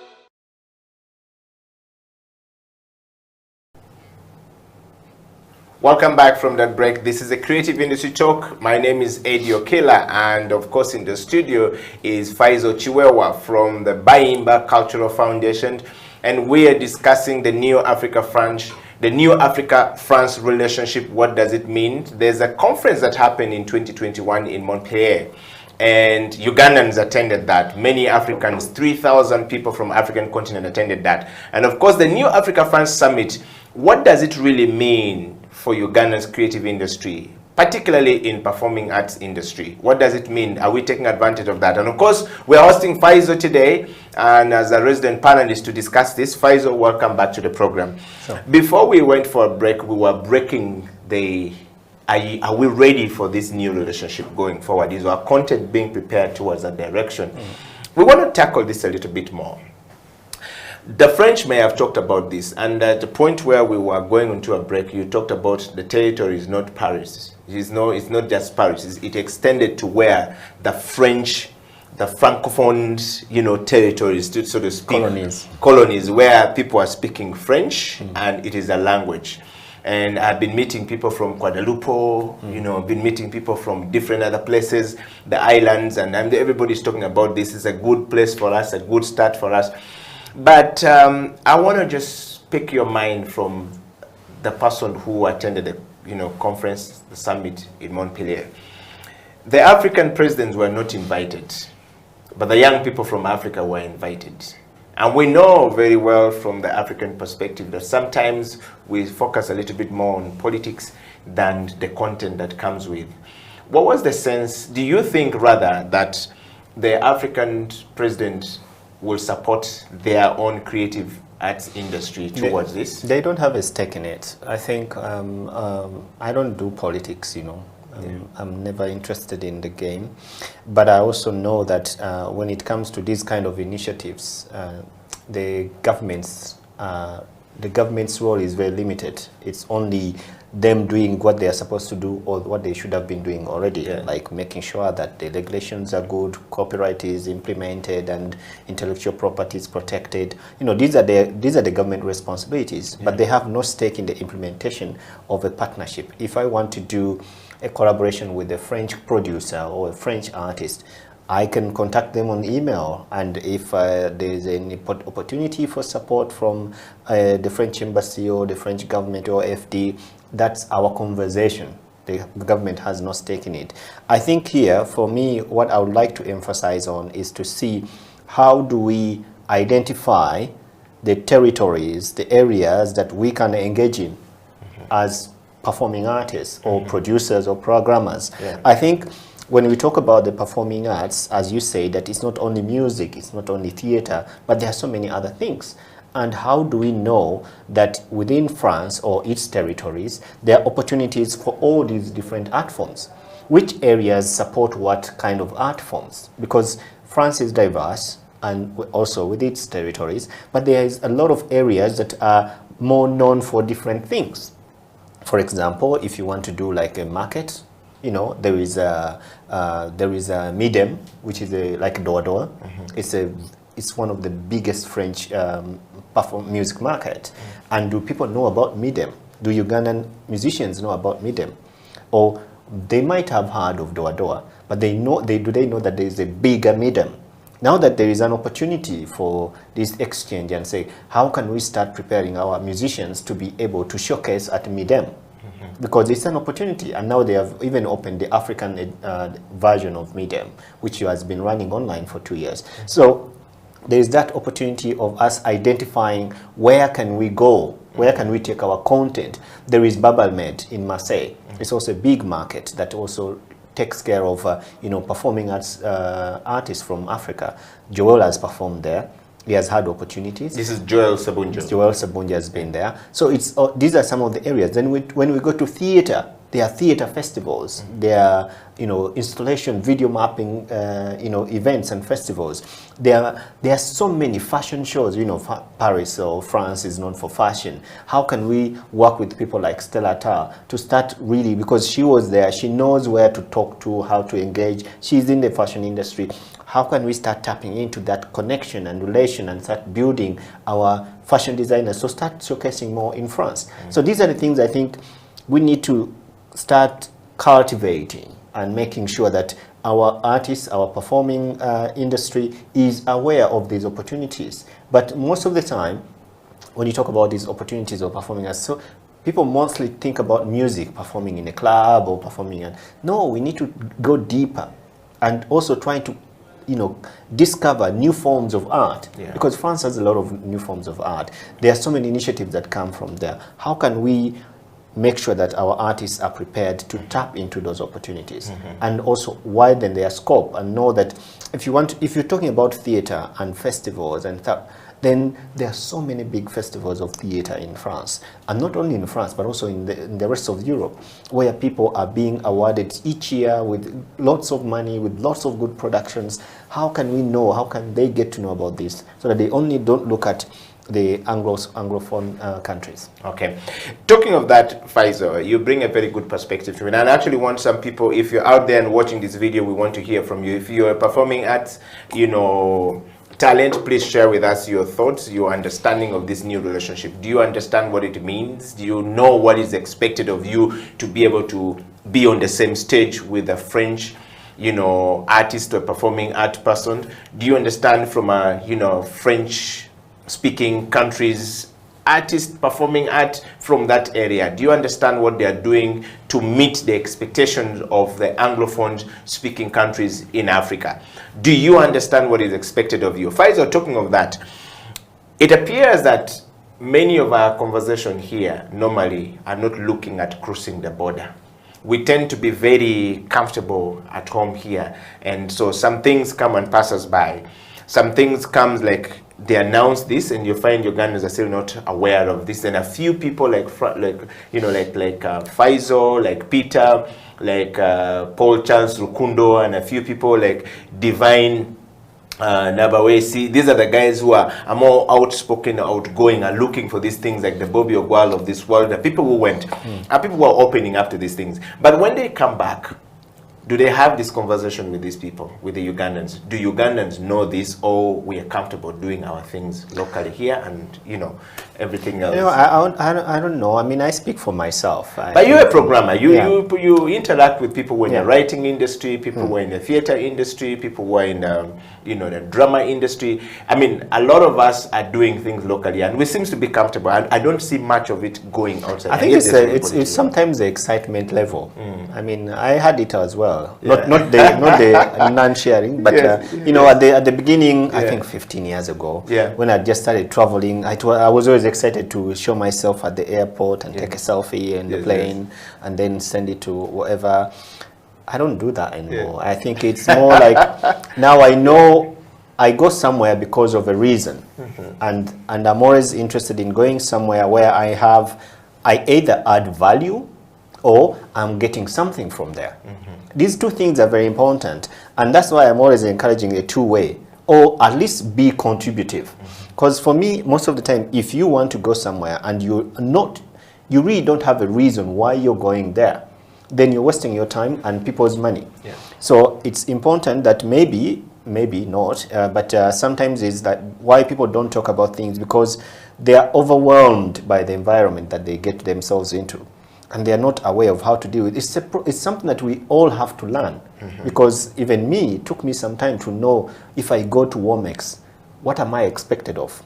Why am I there? You know, and what am I going to get back? And what is worth my investment? And when we talk about investment, we're not talking about only the money we put in the tickets, but we're also talking about the time. You know, it's an investment. That opportunity cost is very important for the work that we are doing. So if people are not yet, they don't get used to this getting on the plane and off, and then once you get used to that, then you can start focusing on what you're meant to do. But if you fly once a year, it's going to be difficult to get over it. But if you're flying every 2 weeks, then you'll be like, come on, why am I coming there? You know, so this is what this is the difference, and it's very honest. You know, it's very honest that if people are not used to this, being with different people, getting to know different spaces and getting exposed to different areas, then it's difficult for them to go somewhere where they have a reason. And I'm lucky, we are lucky these days that COVID has helped us, because so many times people used to travel to go to a workshop. I'm going to blah, blah, blah for a workshop on human rights. I'm going to go to that. And then they reach there, they go shopping, you ask them, what did you learn? Nothing. And it's because now that they realize, okay, we can do so much online, and we are also learning to also program things online. So it's a whole different conversation. Maybe now we can start bringing things back. But I think for me, what is important is that wherever you want to go, wherever you're going, it's important to know what are you going to give. what are you contributing to that place, to that environment, to that space, to that meeting that you're going to, and what are you going to bring back? Yeah. And that will give us some kind of value in terms of making people understand that when you come back home and there's something that you've learned, you can share it with others. Wow. Yeah. Well, I mean, we're talking about the new Africa-France relationship, the summit. I want Tim to just put it up there so that I can take you through this a little bit more. And that's what Faisal is talking about. The new Africa-France relationship 2021 means a lot. What does it necessarily mean to, you know, for Uganda's creative industry in the performing arts, you know? And we're talking to Faisal Chiwewa from the Bayimba Foundations, fresh from that Montpellier, you know, summit in France. And well, a lot of things were discussed on that stage. They're now saying we are open to come, open for you to come and, you know, showcase your art here. We want to do this now on an equal time and equal measures. It means that a Ugandan can go to France and showcase. Africans now, you know, operate with the Francophone countries, you know, or territories at an equal opportunity measure. As to whether it's going to be a reality, it's really time will tell. But are we preparing to go there? And you know, something that Faisal has been talking about here, very important. If you are used to boarding a plane once or twice, you know, your experience is not as good as an artist or a performing artist from the Francophone countries who are always boarding the plane. They don't go to take selfies. They go to do things at a different level. Faisal, that said, I want to come back to you for a moment. How do we get Ugandans, particularly from where we sit, you know, to start looking at this from beyond the selfies, beyond appearing in Paris and running around? I mean, I get the sense that of the 3,000 people who went to France, very few of them actually engaged themselves to discuss serious business. Most of them were running, for the first time, they were stuck and running to enter. Just the trend wowed so many of them and took away the attention from the business and the opportunity that could have presented itself to them. And many of them were spending a lot more time for tourism purposes as opposed to trying to meet the new, you know, minister here or meet the new talent manager there from West Africa to crack the business so that they can board the plane a little bit more, you know, because this was paid for by the French government. It might not come back again for the next time. But how do we help our people here to know that when you get opportunity to go there, don't just go for selfies. No, it's a one chance given to you. Use it. But I think, you know, to be honest, we all they call it amalo. Yes. Even me myself, I mean, I travel a lot, but sometimes if I go to a city like Paris, I'm like, oh, let me go to the Louvre, let me go to see the, you know, the park, or let me go to see the Eiffel Tower. It's something we do, but you do it when you've at least done something that is meaningful, or you're going to do something that is meaningful for the purpose that you're there. You know, you're not invited for tourism. You're invited for a certain reason, and not everyone that is invited is going to make meaning to the contribution or to contribute to the conversation that is going on. Maybe you're invited as a spectator, and that's your role. But how do you know how to navigate that? It's a process, to be honest, and it really needs someone to be aware of how to network, how to speak to people, how to pitch your works, how to engage with, you know, with people, and also how to do your background research. You know, who is there? You know, if you're going in a conference hall where there are 3,000 people, where do you start from if you don't know who is there? You get what I mean? So you have to know, like, okay, if there so and so is there, Faisal is there, Eddie is there, what does Eddie do? Maybe we have some similar interests. I met so many young people from Africa who are doing stuff. There was a guy who was working in Burkina Faso, and he's doing recycling shoes. I'm like, what do you mean you recycle shoes? And like, you know, when your shoe is broken, you give it to me, I repair it, I design it differently, and I sell it back to you. I'm like, that's really cool. You know, and he was getting gigs. He was getting a lot of gigs. And there were like all these young fashion designers, all these young creative, you know, entrepreneurs doing software, you know, games and all that stuff. And I'm like, there is a lot of workforce, there is a lot of human capital that is coming up in this on this continent. But I think for me, what is really important, whenever I travel, and it's not always, but most of the time when I travel, I like to admire. And when I look at something and I like it, I try to imagine it if I can do it in my area of business, not in road construction or architecture, whatever. But when I like, when I see a good performance, when I see a good art form, when I see, I imagine it being here. That's why over the 10 years, we've managed to create new forms of art here that people are thinking like, oh, that's impossible, like video mapping, street theater, you know, like sound art, you know, these kind of things that people have never, you go to a space and you find an artist has, you know, created something that is unimaginable and be like, how do they come up with this? How can I get this guy to teach some of my colleagues in Uganda? And that's why every time we have a new form of art that we are introducing, we invite like 10 to 15 people. But at the back of my mind, I know 1 or 2 will pick it up. Not everyone will like it or understand it. So I think if we I don't know how they call it, like okwegomba. I don't know how it's in English. I like to go out there, look at things, imagine and I admire them, and I'm like, I admire them and like, see if you can come and do them here. Yeah, it's the whole force that keeps me moving, because I know most of the things I like are not possible now. Yes. But I work towards that.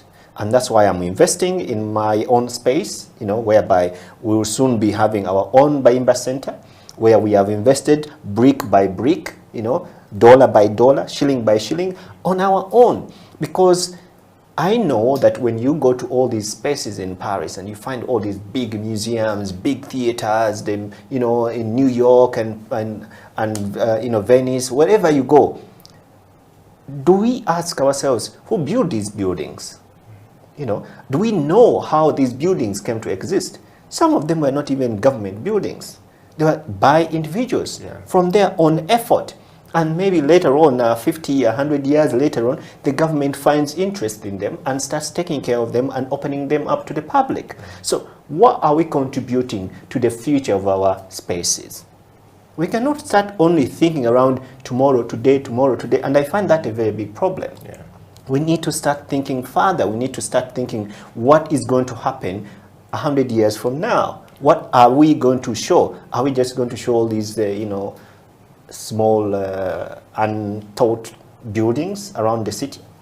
There's nothing creative about it. But if we had the idea of admiring what other people have, and for me, it's very, very important. And I tell my colleagues, even my donors, like, don't tell me about space that we don't need space. We do need space from ground zero, you know, and everywhere. But we, the people in the industry, have to learn to admire those spaces and create our own spaces that will be representing our country, our spaces, our art forms in the future.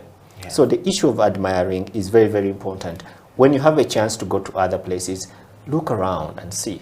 And just imagine yourself being part of this new initiation in your own country. Yeah. How would that be? Well, we're going to take a break. Faisal is spitting fire right now that when you fly out, you must be able to imagine things on a bigger stage and a bigger scale. And of course, we're talking about the new Africa-France relationship, the summit that happened in 2021. What does it really mean to the creative industry in Uganda, particularly this week, today? We're talking about the performing arts industry. Are we taking advantage of it? Do we know much about it? Are we beginning to prepare our work towards that? We're going to take a break, and when we come back, Creative Industry Talk will tackle the final part of the show. We'll be discussing how do we take the advantage of this relationship to showcase our art, and Faisal will be sharing a few more as we close the show. So that I'll be right back after the break.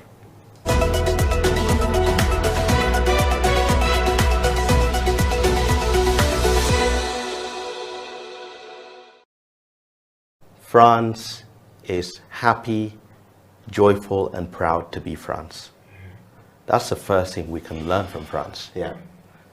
France knows all about France. France celebrates France. France celebrates its history, its cuisine, its language, its music, its culture. So when we want to have a conversation with France, it helps if we also come from a point of celebrating our history, our culture, our heritage, our food, then we can have it. Because the conversation involves exchange. Yes. So we have to have something to bring forward. And if we don't yet understand ourselves fully, if we don't yet celebrate ourselves fully, it's difficult to begin to share what.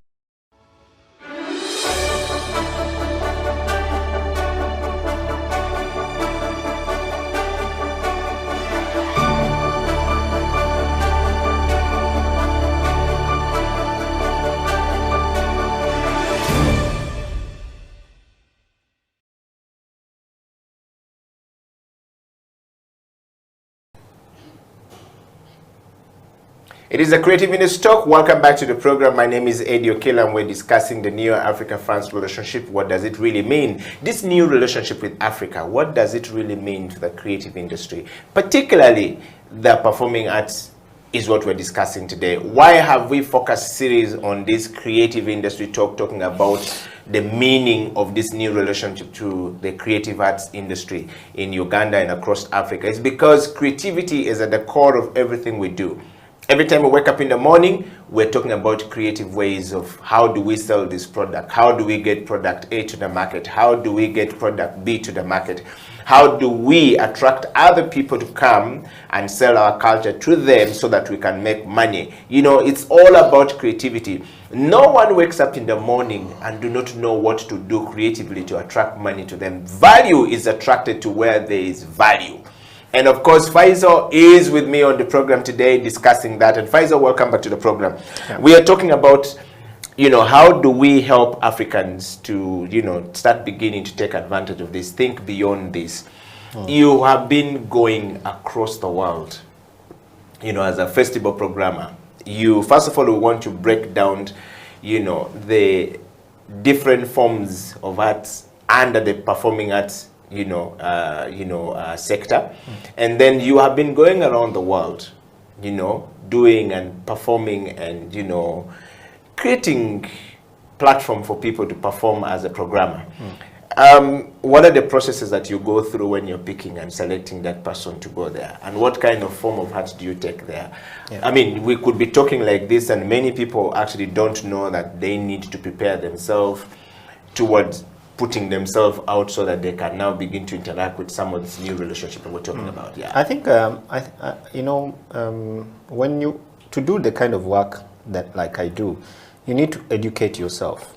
We are unfortunate that we don't have a school of arts management here in this country, and I don't think anywhere in East Africa. Yeah. So it's very difficult for someone to understand the scope of the work that we do. But if you want to learn, if anyone who is a programmer out there and who wants to really engage in these theories of learning to do things differently, you have to study. Like, I think the bottom line, the basis of this business is really to study culture economics. When you study culture economics, you will understand the process of understanding culture. It's a very public, good kind of approach. Yeah. You put yourself there as a sacrifice. The way our president said, sacrificed his hand and kept this to himself. Yes. You know, so you also have, no, it is serious. You have to understand that when you learn culture economics, you understand the basics of arts management, the basics of programming. So when you do that, then you understand that when you put yourself into this job, you are sacrificing yourself for the better good of the rest of the industry. Yeah. And that means that you're going to put your interests aside, and that's what many people don't understand, and put the interests of the industry to be your first priorities. Yeah. When people ask me, why are you always working? Because I decided to make 99% of my time to work. And I decided not to be an artist because I realized that if I am an artist and I want to be an arts manager, I'll not be able to do the same. I put my 99% of the time in my work, and then the rest 1% I share it with the people next to me. So it's a difficult situation, and this is where it starts from. So you understand that the business is a public good. You have to, when you do that, then you can start looking at things. What do you do if you're a public servant? You work for the people. The people are your bosses. And if you are in a position like ours where you're supposed to kind of define the future of your own effort, then you'll start to understand that going out there, if you have the opportunity of going out there to see people and admiring their work and bring it down to your people, to share it with, to collaborate, to network, to to connect with the rest of the world, it becomes a normal thing to do, because you already understand why you are doing it. So for me, I think when it comes to these all relations, when it comes to this understanding of the performing arts, as wide as there are so many, but the thing is that, do we even understand our own subsectors of the performing arts? So if you're doing theater, how best do you understand theater?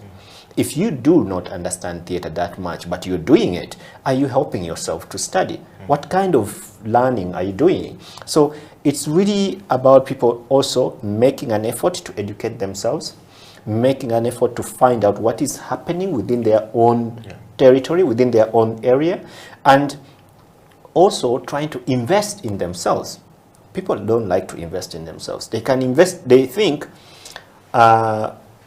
finding transport and lunch to go to a rehearsal is the only way to invest in yourself. But educating yourself and also trying to figure out, finding opportunities, is a very good way of educating yourself. And I always ask people, like, if you spend at least 2 hours on Facebook and Twitter, why don't you invest that time in learning about your industry, about where you are and how you can better yourself? So it's really about learning. The performing arts are wide, there are so many, but people really can only benefit from them if they understand better and they can open their minds to make sure that they're only not looking at what they are, where they are, but they're also checking out to figure out what is happening around the world. And if you understand what is happening around the world, it helps you to kind of speed up your own process of developing yourself and doing better. Okay. Faisal, would you share with us one thing that is very key as we wind up the show? Break down the performing arts. What are the different subsectors under the performing arts that we need to know? Because when you're talking about performing arts, some people may not even know that they're in the performing arts. Maybe they're in the wrong sector of it. Maybe they need to move to the next sector of it. Maybe they don't know. Maybe I'm there attracted because this is what is paying my bill right now. But perhaps my quality, my gifting is really into writing. And if I write, I make other people really look good. Therefore, I need to spend time writing and actually focused on the writing, and then I use this new Africa-French relationship that they're talking about, that Africa now is more open, to begin to seek opportunity to write for other people, cross-border writing, so that my script can go out, then I can begin to travel across the world, as opposed to being a writer and at the same time I want to be a performer, and at the same time so can you break that for us? No, I think, of course, you can be a writer and a performer, but okay, breaking it down, like in performing arts, we have music, we have dance, and dance is also divided. There's urban dance, there's traditional dance, there's folk dance, there is contemporary dance, and then we have theater, which we have traditional theater, like community theater. Then we have the high-end theater, and then also we have like dance theater, which is more like you find the ballet contemporary performances of like the Nutcracker and all these Mary Poppins and stuff like that. Then we have fashion is a performing art. Even though someone thinking I sit down, I'm not performing, but you create a piece and then you put it on stage for people to catwalk on it. That's the performance. Writing, creative writing, because when you're writing, you don't write for yourself only, but you're writing for people to read and to act or to create.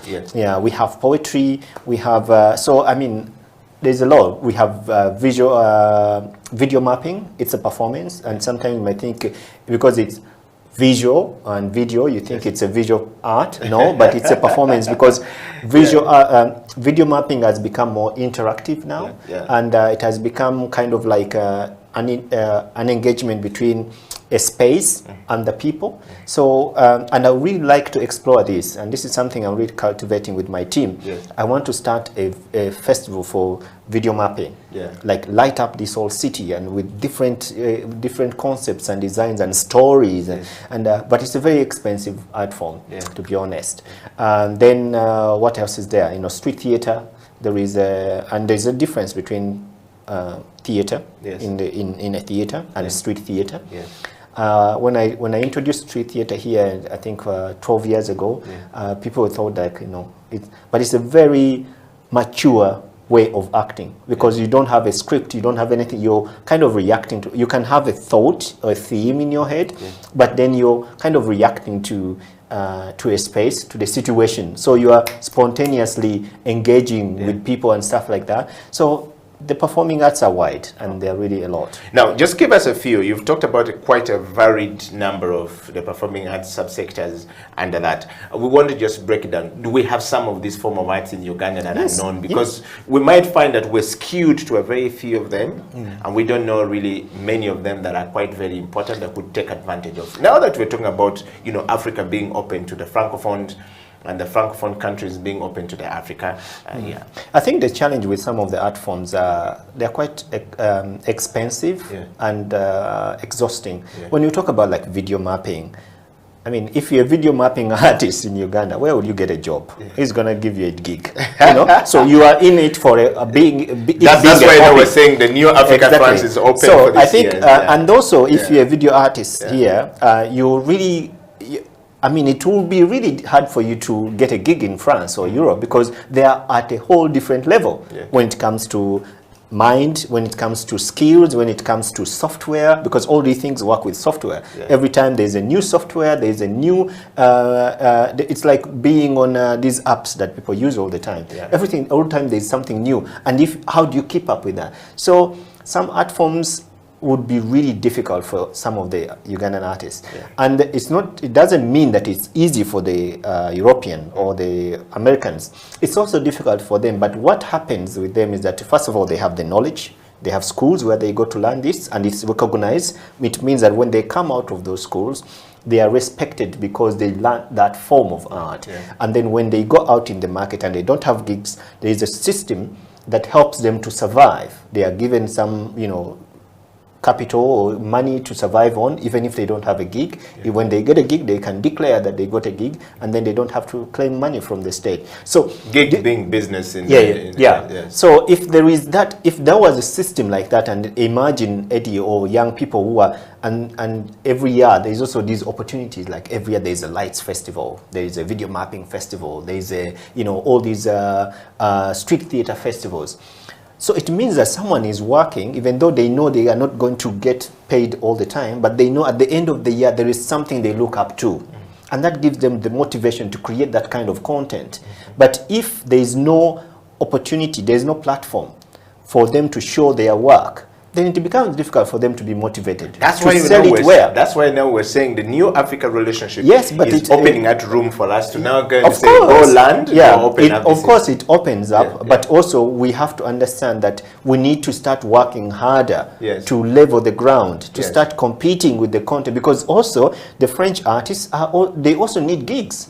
So you're not going to come from here and start stepping on their toes because I'm coming from Uganda and this is where I saw the opportunity. They'll kick you out. So what is important is to work on merit, to work on your betterment or your development of your skill. So how do we develop our skills? How do we also start offering opportunity? We are not only looking at taking our artists to France, but we're also looking at bringing the artists to Uganda, the French artists. So for me, what is actually more useful, and this is what I've been doing over these years, is that when I see an art form or an artist and he's good, I bring them to my festival. For the reason, because I know taking one artist from here to France would cost me much more money, and maybe that person will just go and take selfies. But if I bring the other artists here, no, serious. If I bring the other artists here, then there is an opportunity for that artist to be seen by a wider number of other artists. And maybe from those, they will start looking, how did he do that?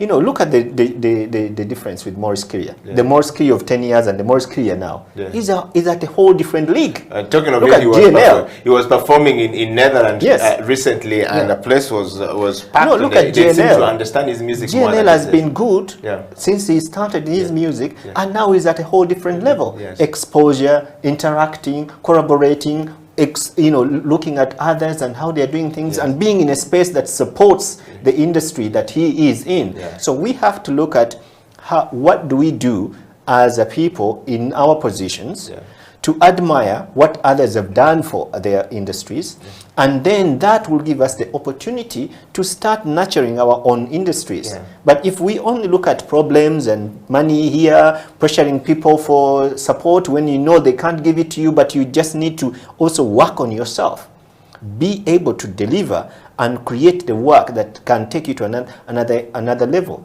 And that comes with admiring others. Okay. So it's basically what you're saying, Faisal, in summary, is that yes, the new Africa-France relationship is there, but it's not going to be a silver plate platter. I mean, it is still possible that people who are coming from France can take advantage of you because you don't know it and still tell your story their way, and there's no problem with it because it's open now for everyone to do. That's what you're saying, right? Yeah. Wow, Faisal, thank you very much for coming to the program today. We really have to bring this to a close, but we want to say thank you, and we want to encourage all those people out there to be part of this conversation going forward, and of course take this advantage of some of the things Faisal is talking about and begin to widen your scope, your horizon, your thinking capacity, your creative capacity.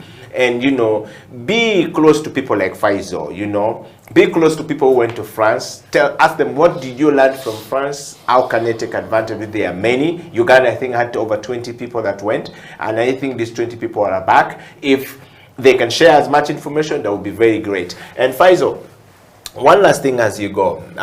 You've talked about GNL, and I think that there is a new Nsimbi band that was created after 5 years of being in America. He's back in East Africa, and I think it launched a new product this year. Are we going to see this new product, you know, make its way programmed on Bahimba? I don't know. I haven't had a chance to have a conversation with GNL. I know he asked me some months ago for a meeting, but I haven't really had. I've been also busy. But I think it's, you know, I admire the work. I admire the level of creativity and the maturity in it, and I think it's one way of returning that kind of talent to our country to inspire other young people. And I think he has a mission to also engage more young artists to learn from him, to be helped by his work that he's doing so that they can also move another step forward. So that's really the spirit of Ubuntu, the spirit of nurturing others, because he's been nurtured. He's gone through a process whereby other people have helped him, and now he's coming back to help others. I think it's a very genuine thing, and I'm looking forward to working with him, inshallah. Wow. And thank you very much. You've had it from there. So I asked that question because if somebody's doing something important, I think that it's important for us to actually be able to support them, to make sure that, you know, we give them opportunity to be part of that. And I think GNL right now has that form of art coming. There's Kinobe who has a new thing and is thinking of coming back home and showcasing it here. Are we going to see some of this new art coming back to it's fascinating. It's fascinating because what has been happening is that most of the people, they had nowhere to go. You know, like Kinobe, you know, if he comes here, where is he going to perform? Except in maybe at Endiro Center, which is, you know, might be not ideal for his sound. The National Theatre is too small for him. So we need to start thinking for our artists and start, and we need to start thinking like, okay, even if JNL wants to put up a concert, where? Serena, that's not a concert place. Okay, we use it because it's what we have. You get what I mean? So we need to start thinking for our artists, like if we have this talent and we need them, we appreciate them, how do we start planning and preparing for them? And that's not a responsibility of only us in the performing arts industry or the programmers, but it's a responsibility of everyone in the planning, the government, in all this stuff. We need to start looking at all these people, even for example, all these young kids they are sending out to work in the Middle East. What do we plan for them? Okay, let's go, they work for 2 years and whatever they collect, when they come back, what do they find? What are we planning for them? I think it's important that we know, okay, when you send someone to acquire a skill, you have to make sure that when they come back with that skill, they find where they can practice that skill. You get what I mean? So if we have all these great musicians, the Kinobes, the Ntale Guma Mwine, we have the, you know, JNL now, we have Oscar, we have so many in contemporary dance, in film, in theater, you know, they are all out there making headlines. The Daniel Kaluyas, they are making headlines. When they come home, what do they find? So it's basically an opportunity for everyone who is investing now to say, let's invest in a bigger platform. I was actually thinking, yes. Recently I was driving around and I saw all these Sudil buildings putting up, and I'm like, because he's an investor and he has an opportunity and he has so many stuff that he's working on in his head. Yes. But does the capital city authority sit with this guy and tell him, like, okay, you're an investor, you're a real estate investor, but this is our plan as a city. As you're thinking of building a hotel here, a mall here, can you also work with us, to create some of the things that we want as a city?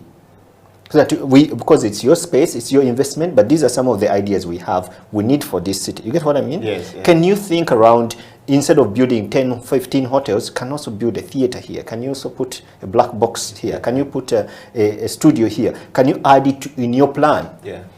That would be really smart, because he's already investing. Yeah. He's putting in, like I see him, he's adding another wing at Kabira's. What if, that space, I would imagine putting a theater there. Instead of those box rooms, putting a theater there.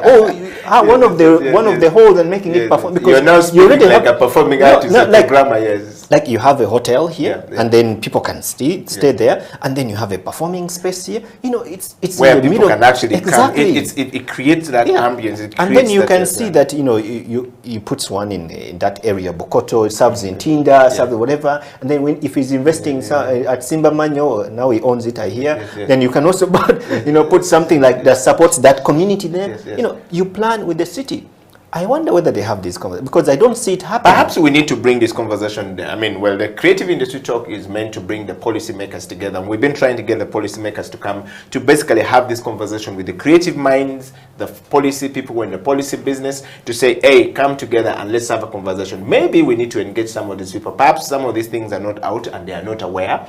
And it's something that we need to think through. But, well, thank you very much, Faisal. Welcome. First of all, for coming to the program today. We've got to spread love. No. The spread love is spread from here, and then you spread the love outside to the rest of the people. And we want to say thank you for coming, and looking forward to having you again back on the show, and of course visiting Lunkulu. If you haven't visited Lunkulu Island, please do. And Faisal has an amazing place there in the island just between Buikwe and Mukono. Please visit Lunkulu Island and see the new theater and some of the fantastic stuff coming into that forest in the island, and of course you will be amazed. That is the moment that brings us to the the close of the Creative Industry Talk today. Until next time, we stay blessed, stay focused, stay creating, stay creative, and take advantage of the opportunities available to you, and of course stay away from the disease that might destroy you before you achieve your dreams. Edio Killer, Faisal Chiwewa, signing out.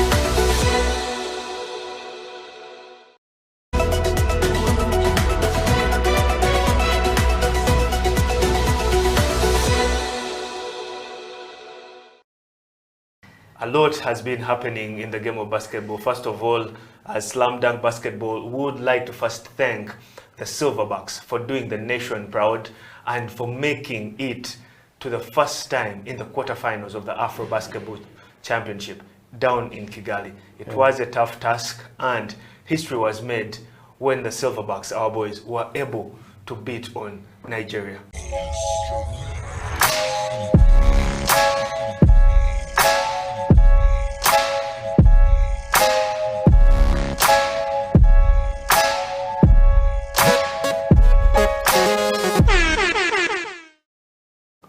You see, I think there's been a lot of growth and transformation.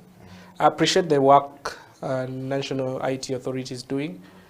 And also, of course, they come up with policies that people are supposed to comply with. You know, when it comes to IT, with cyber security, like I said, we have a layer of compliance and governance, whereby government will come up with policies and say, okay, we need you, each and every person should have at least a basic thing, which is antivirus on their devices.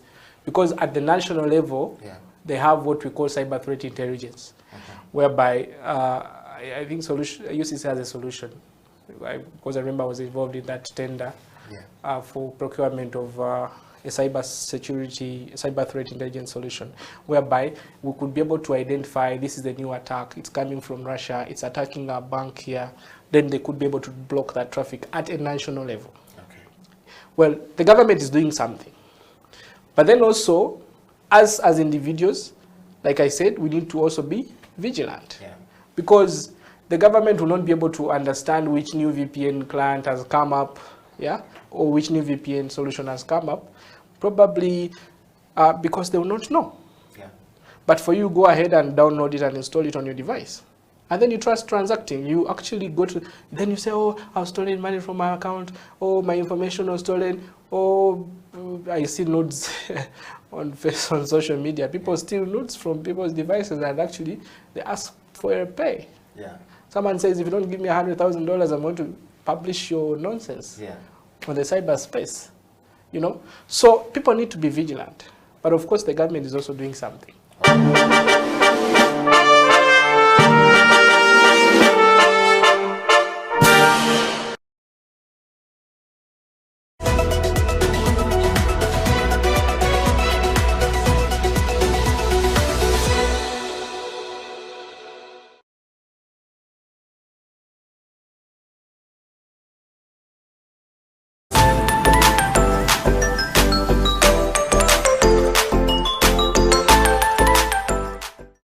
That's when I started learning that, this is how coffee is. But why is it that we produce coffee here and just sell it when we don't take it here, we don't consume it here? So one time when I had just started my training here, I went back to Uganda. And then I went to a hotel, a very established hotel. I will not mention its name. Then I wanted to see if I have people that know about coffee in hotels, because I knew probably big hotels serve coffee. So to my dismay is that I introduced myself as a barista and everybody was like, what's a barista? So I said, a barista is a specialist that makes coffee, a person who makes coffee for people to, coffee like, cappuccino, different kinds of coffees, and people were like very green. I said, this is a big hotel. I expected to find here a coffee machine, and nobody knows about it. So it's, I think, incumbent of us to really transform this entire community, the entire country, to coffee, to learn about coffee, and also to give them the advantages of coffee, teach them about coffee, and then later on they maybe consume it, rather than just selling it.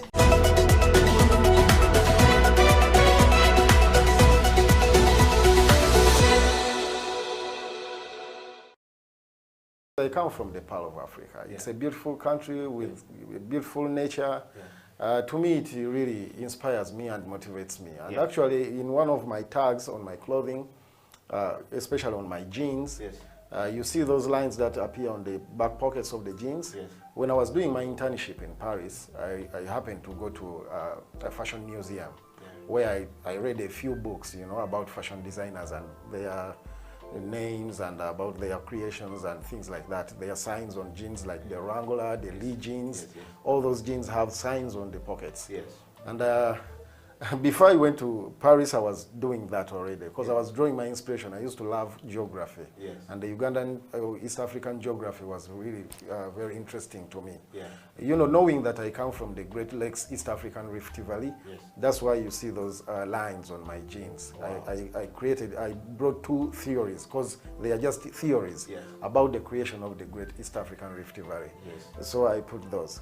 So it's the nature and the music that really inspires me and motivates me. Wow.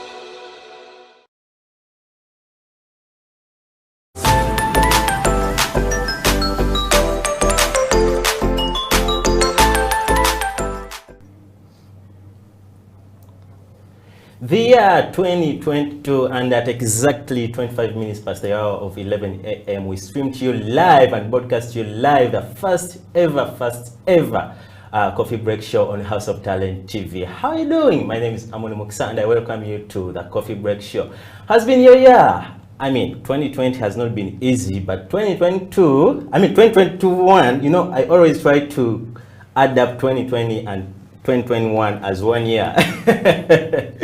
But how is your 2022 starting? My name is Amoni Mukisa once again, and I welcome you to the first ever coffee break show on House of Talent TV. Of course, I'm not riding alone today. I'm with my colleague today, the one and only Emma. How are you, man? I'm okay. How you doing? Do you also try to confuse 2021 and 2020? No, 2020 and 2021 as 1 year? The only problem comes when you're supposed to sign a check and you put 2021. You go to the bank and it bounces. You know, the year 2019, 2020, and 2021. Yeah. They've been like so close like this. Yeah, it just and ran so through. fast. Yeah, they just went really through. But how are you doing? I'm okay. How are you? I'm okay. I see you pulled out the leather jacket today, looking good and everything. African fresh hair, black. Black is everything. Yeah. But how did you start your year, Emma? My year was, it started okay. I was actually working till about 6 a.m. in the morning. Yeah, so I didn't even cross over to the new year properly. I went home at 6 and just slept. Really? Woke up in the afternoon. So if they ask you what happened, like towards the entering of the new year, I have you totally no have no idea. idea. Anyway, today on this show, we're going to be recapping our events of last year. Like, how was the coffee break show last year? What were the best shows of our show on the coffee break? Me with Emma here, we shall be doing that. Emma, what was your best show on the coffee break last year?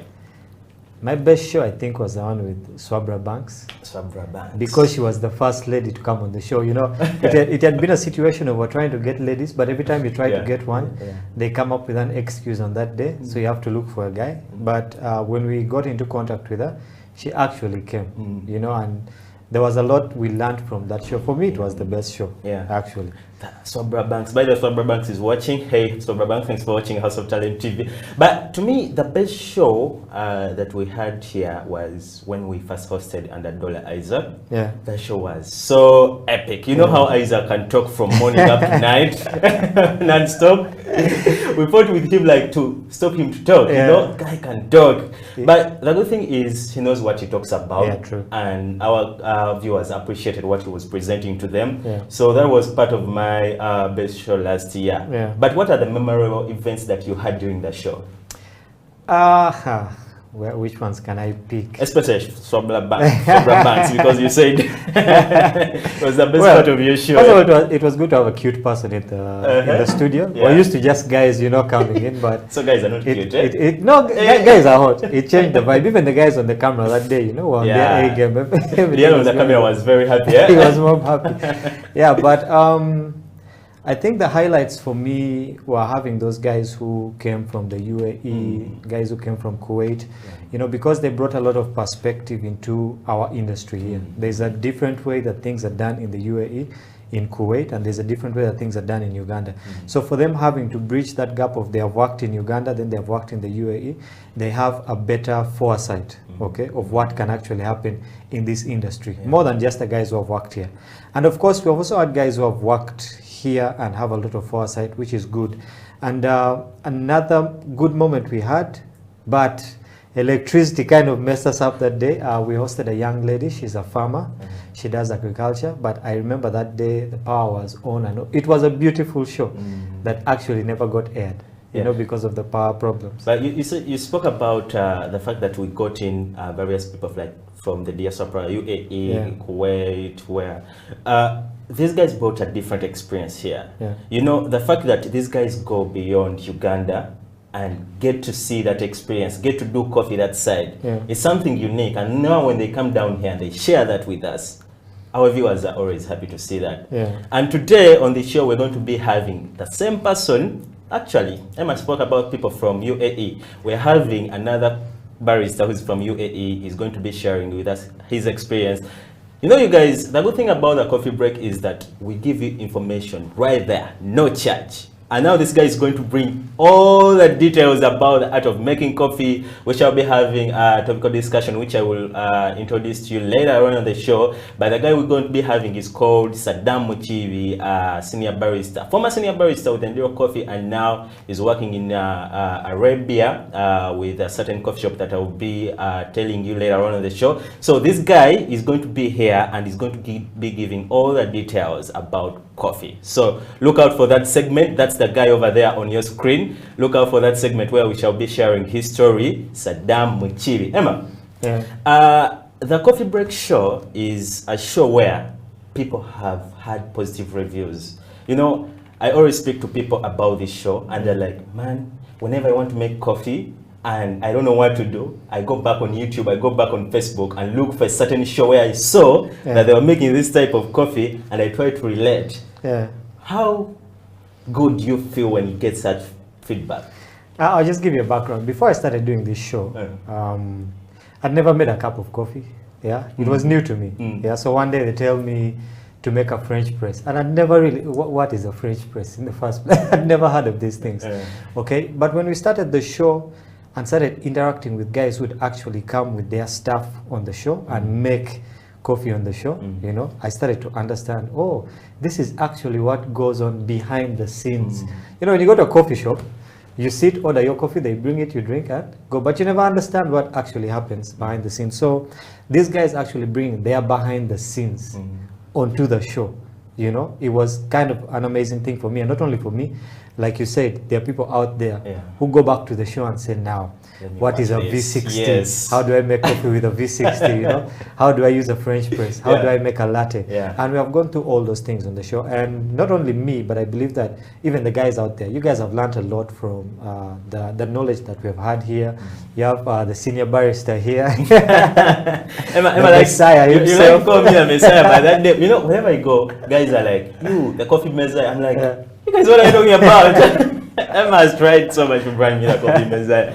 But hey guys, you can let us know what was your best moment on the coffee break show from the last year. But also, given the fact that this is the first coffee break show this year of 2022, let us know what you feel like having the rest of the year, what you need to see on the show, who do you want to see on the show, what do you like about the show, what do you learn about the show. Well, so we are here with Emma and still going through the recap of last year. You see, Emma, the thing about the show that I also loved so much was the fact that it was the first ever, those words I'm repeating them, first ever coffee show in Uganda. True. That's record set. Not blowing our own trumpet, but the fact that House of Talent came up with a show whereby it's thinking about coffee, given the fact that coffee is the backbone of Uganda. For example, I was reading through the UCDA report last year, and these guys were like, you see, last year Uganda exported over 5,240,960 kilo bags of coffee, which are valued at $71.09 million US.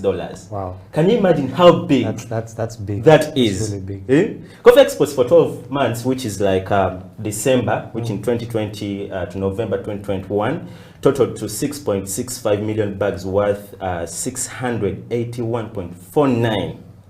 I repeat this, 681.49 US dollars. Guys, this is money. I don't know where we're putting all this money. Compared to 5.40 million bags worth 514.37 US million bags, which we exported the previous year, the other year, 2019. So the previous year of December and November were very, very good. So with this information that we receive, it shows that the coffee break show has had impact, a huge impact on coffee development and also coffee production, coffee awareness in Uganda. And our goal is to see that Africa and worldwide, we are the #1 show of the coffee. We'll get there. We'll get there. We're already there. So Emma, what do you think that these guys are doing with this kind of money? Because $618 million, that's a lot of money. And now when I see, okay, I'm not trying to go political, but when I see Uganda that it's over like in a 61 loss, like, I mean, like the debt, they're being demanded as a country, I wonder why can't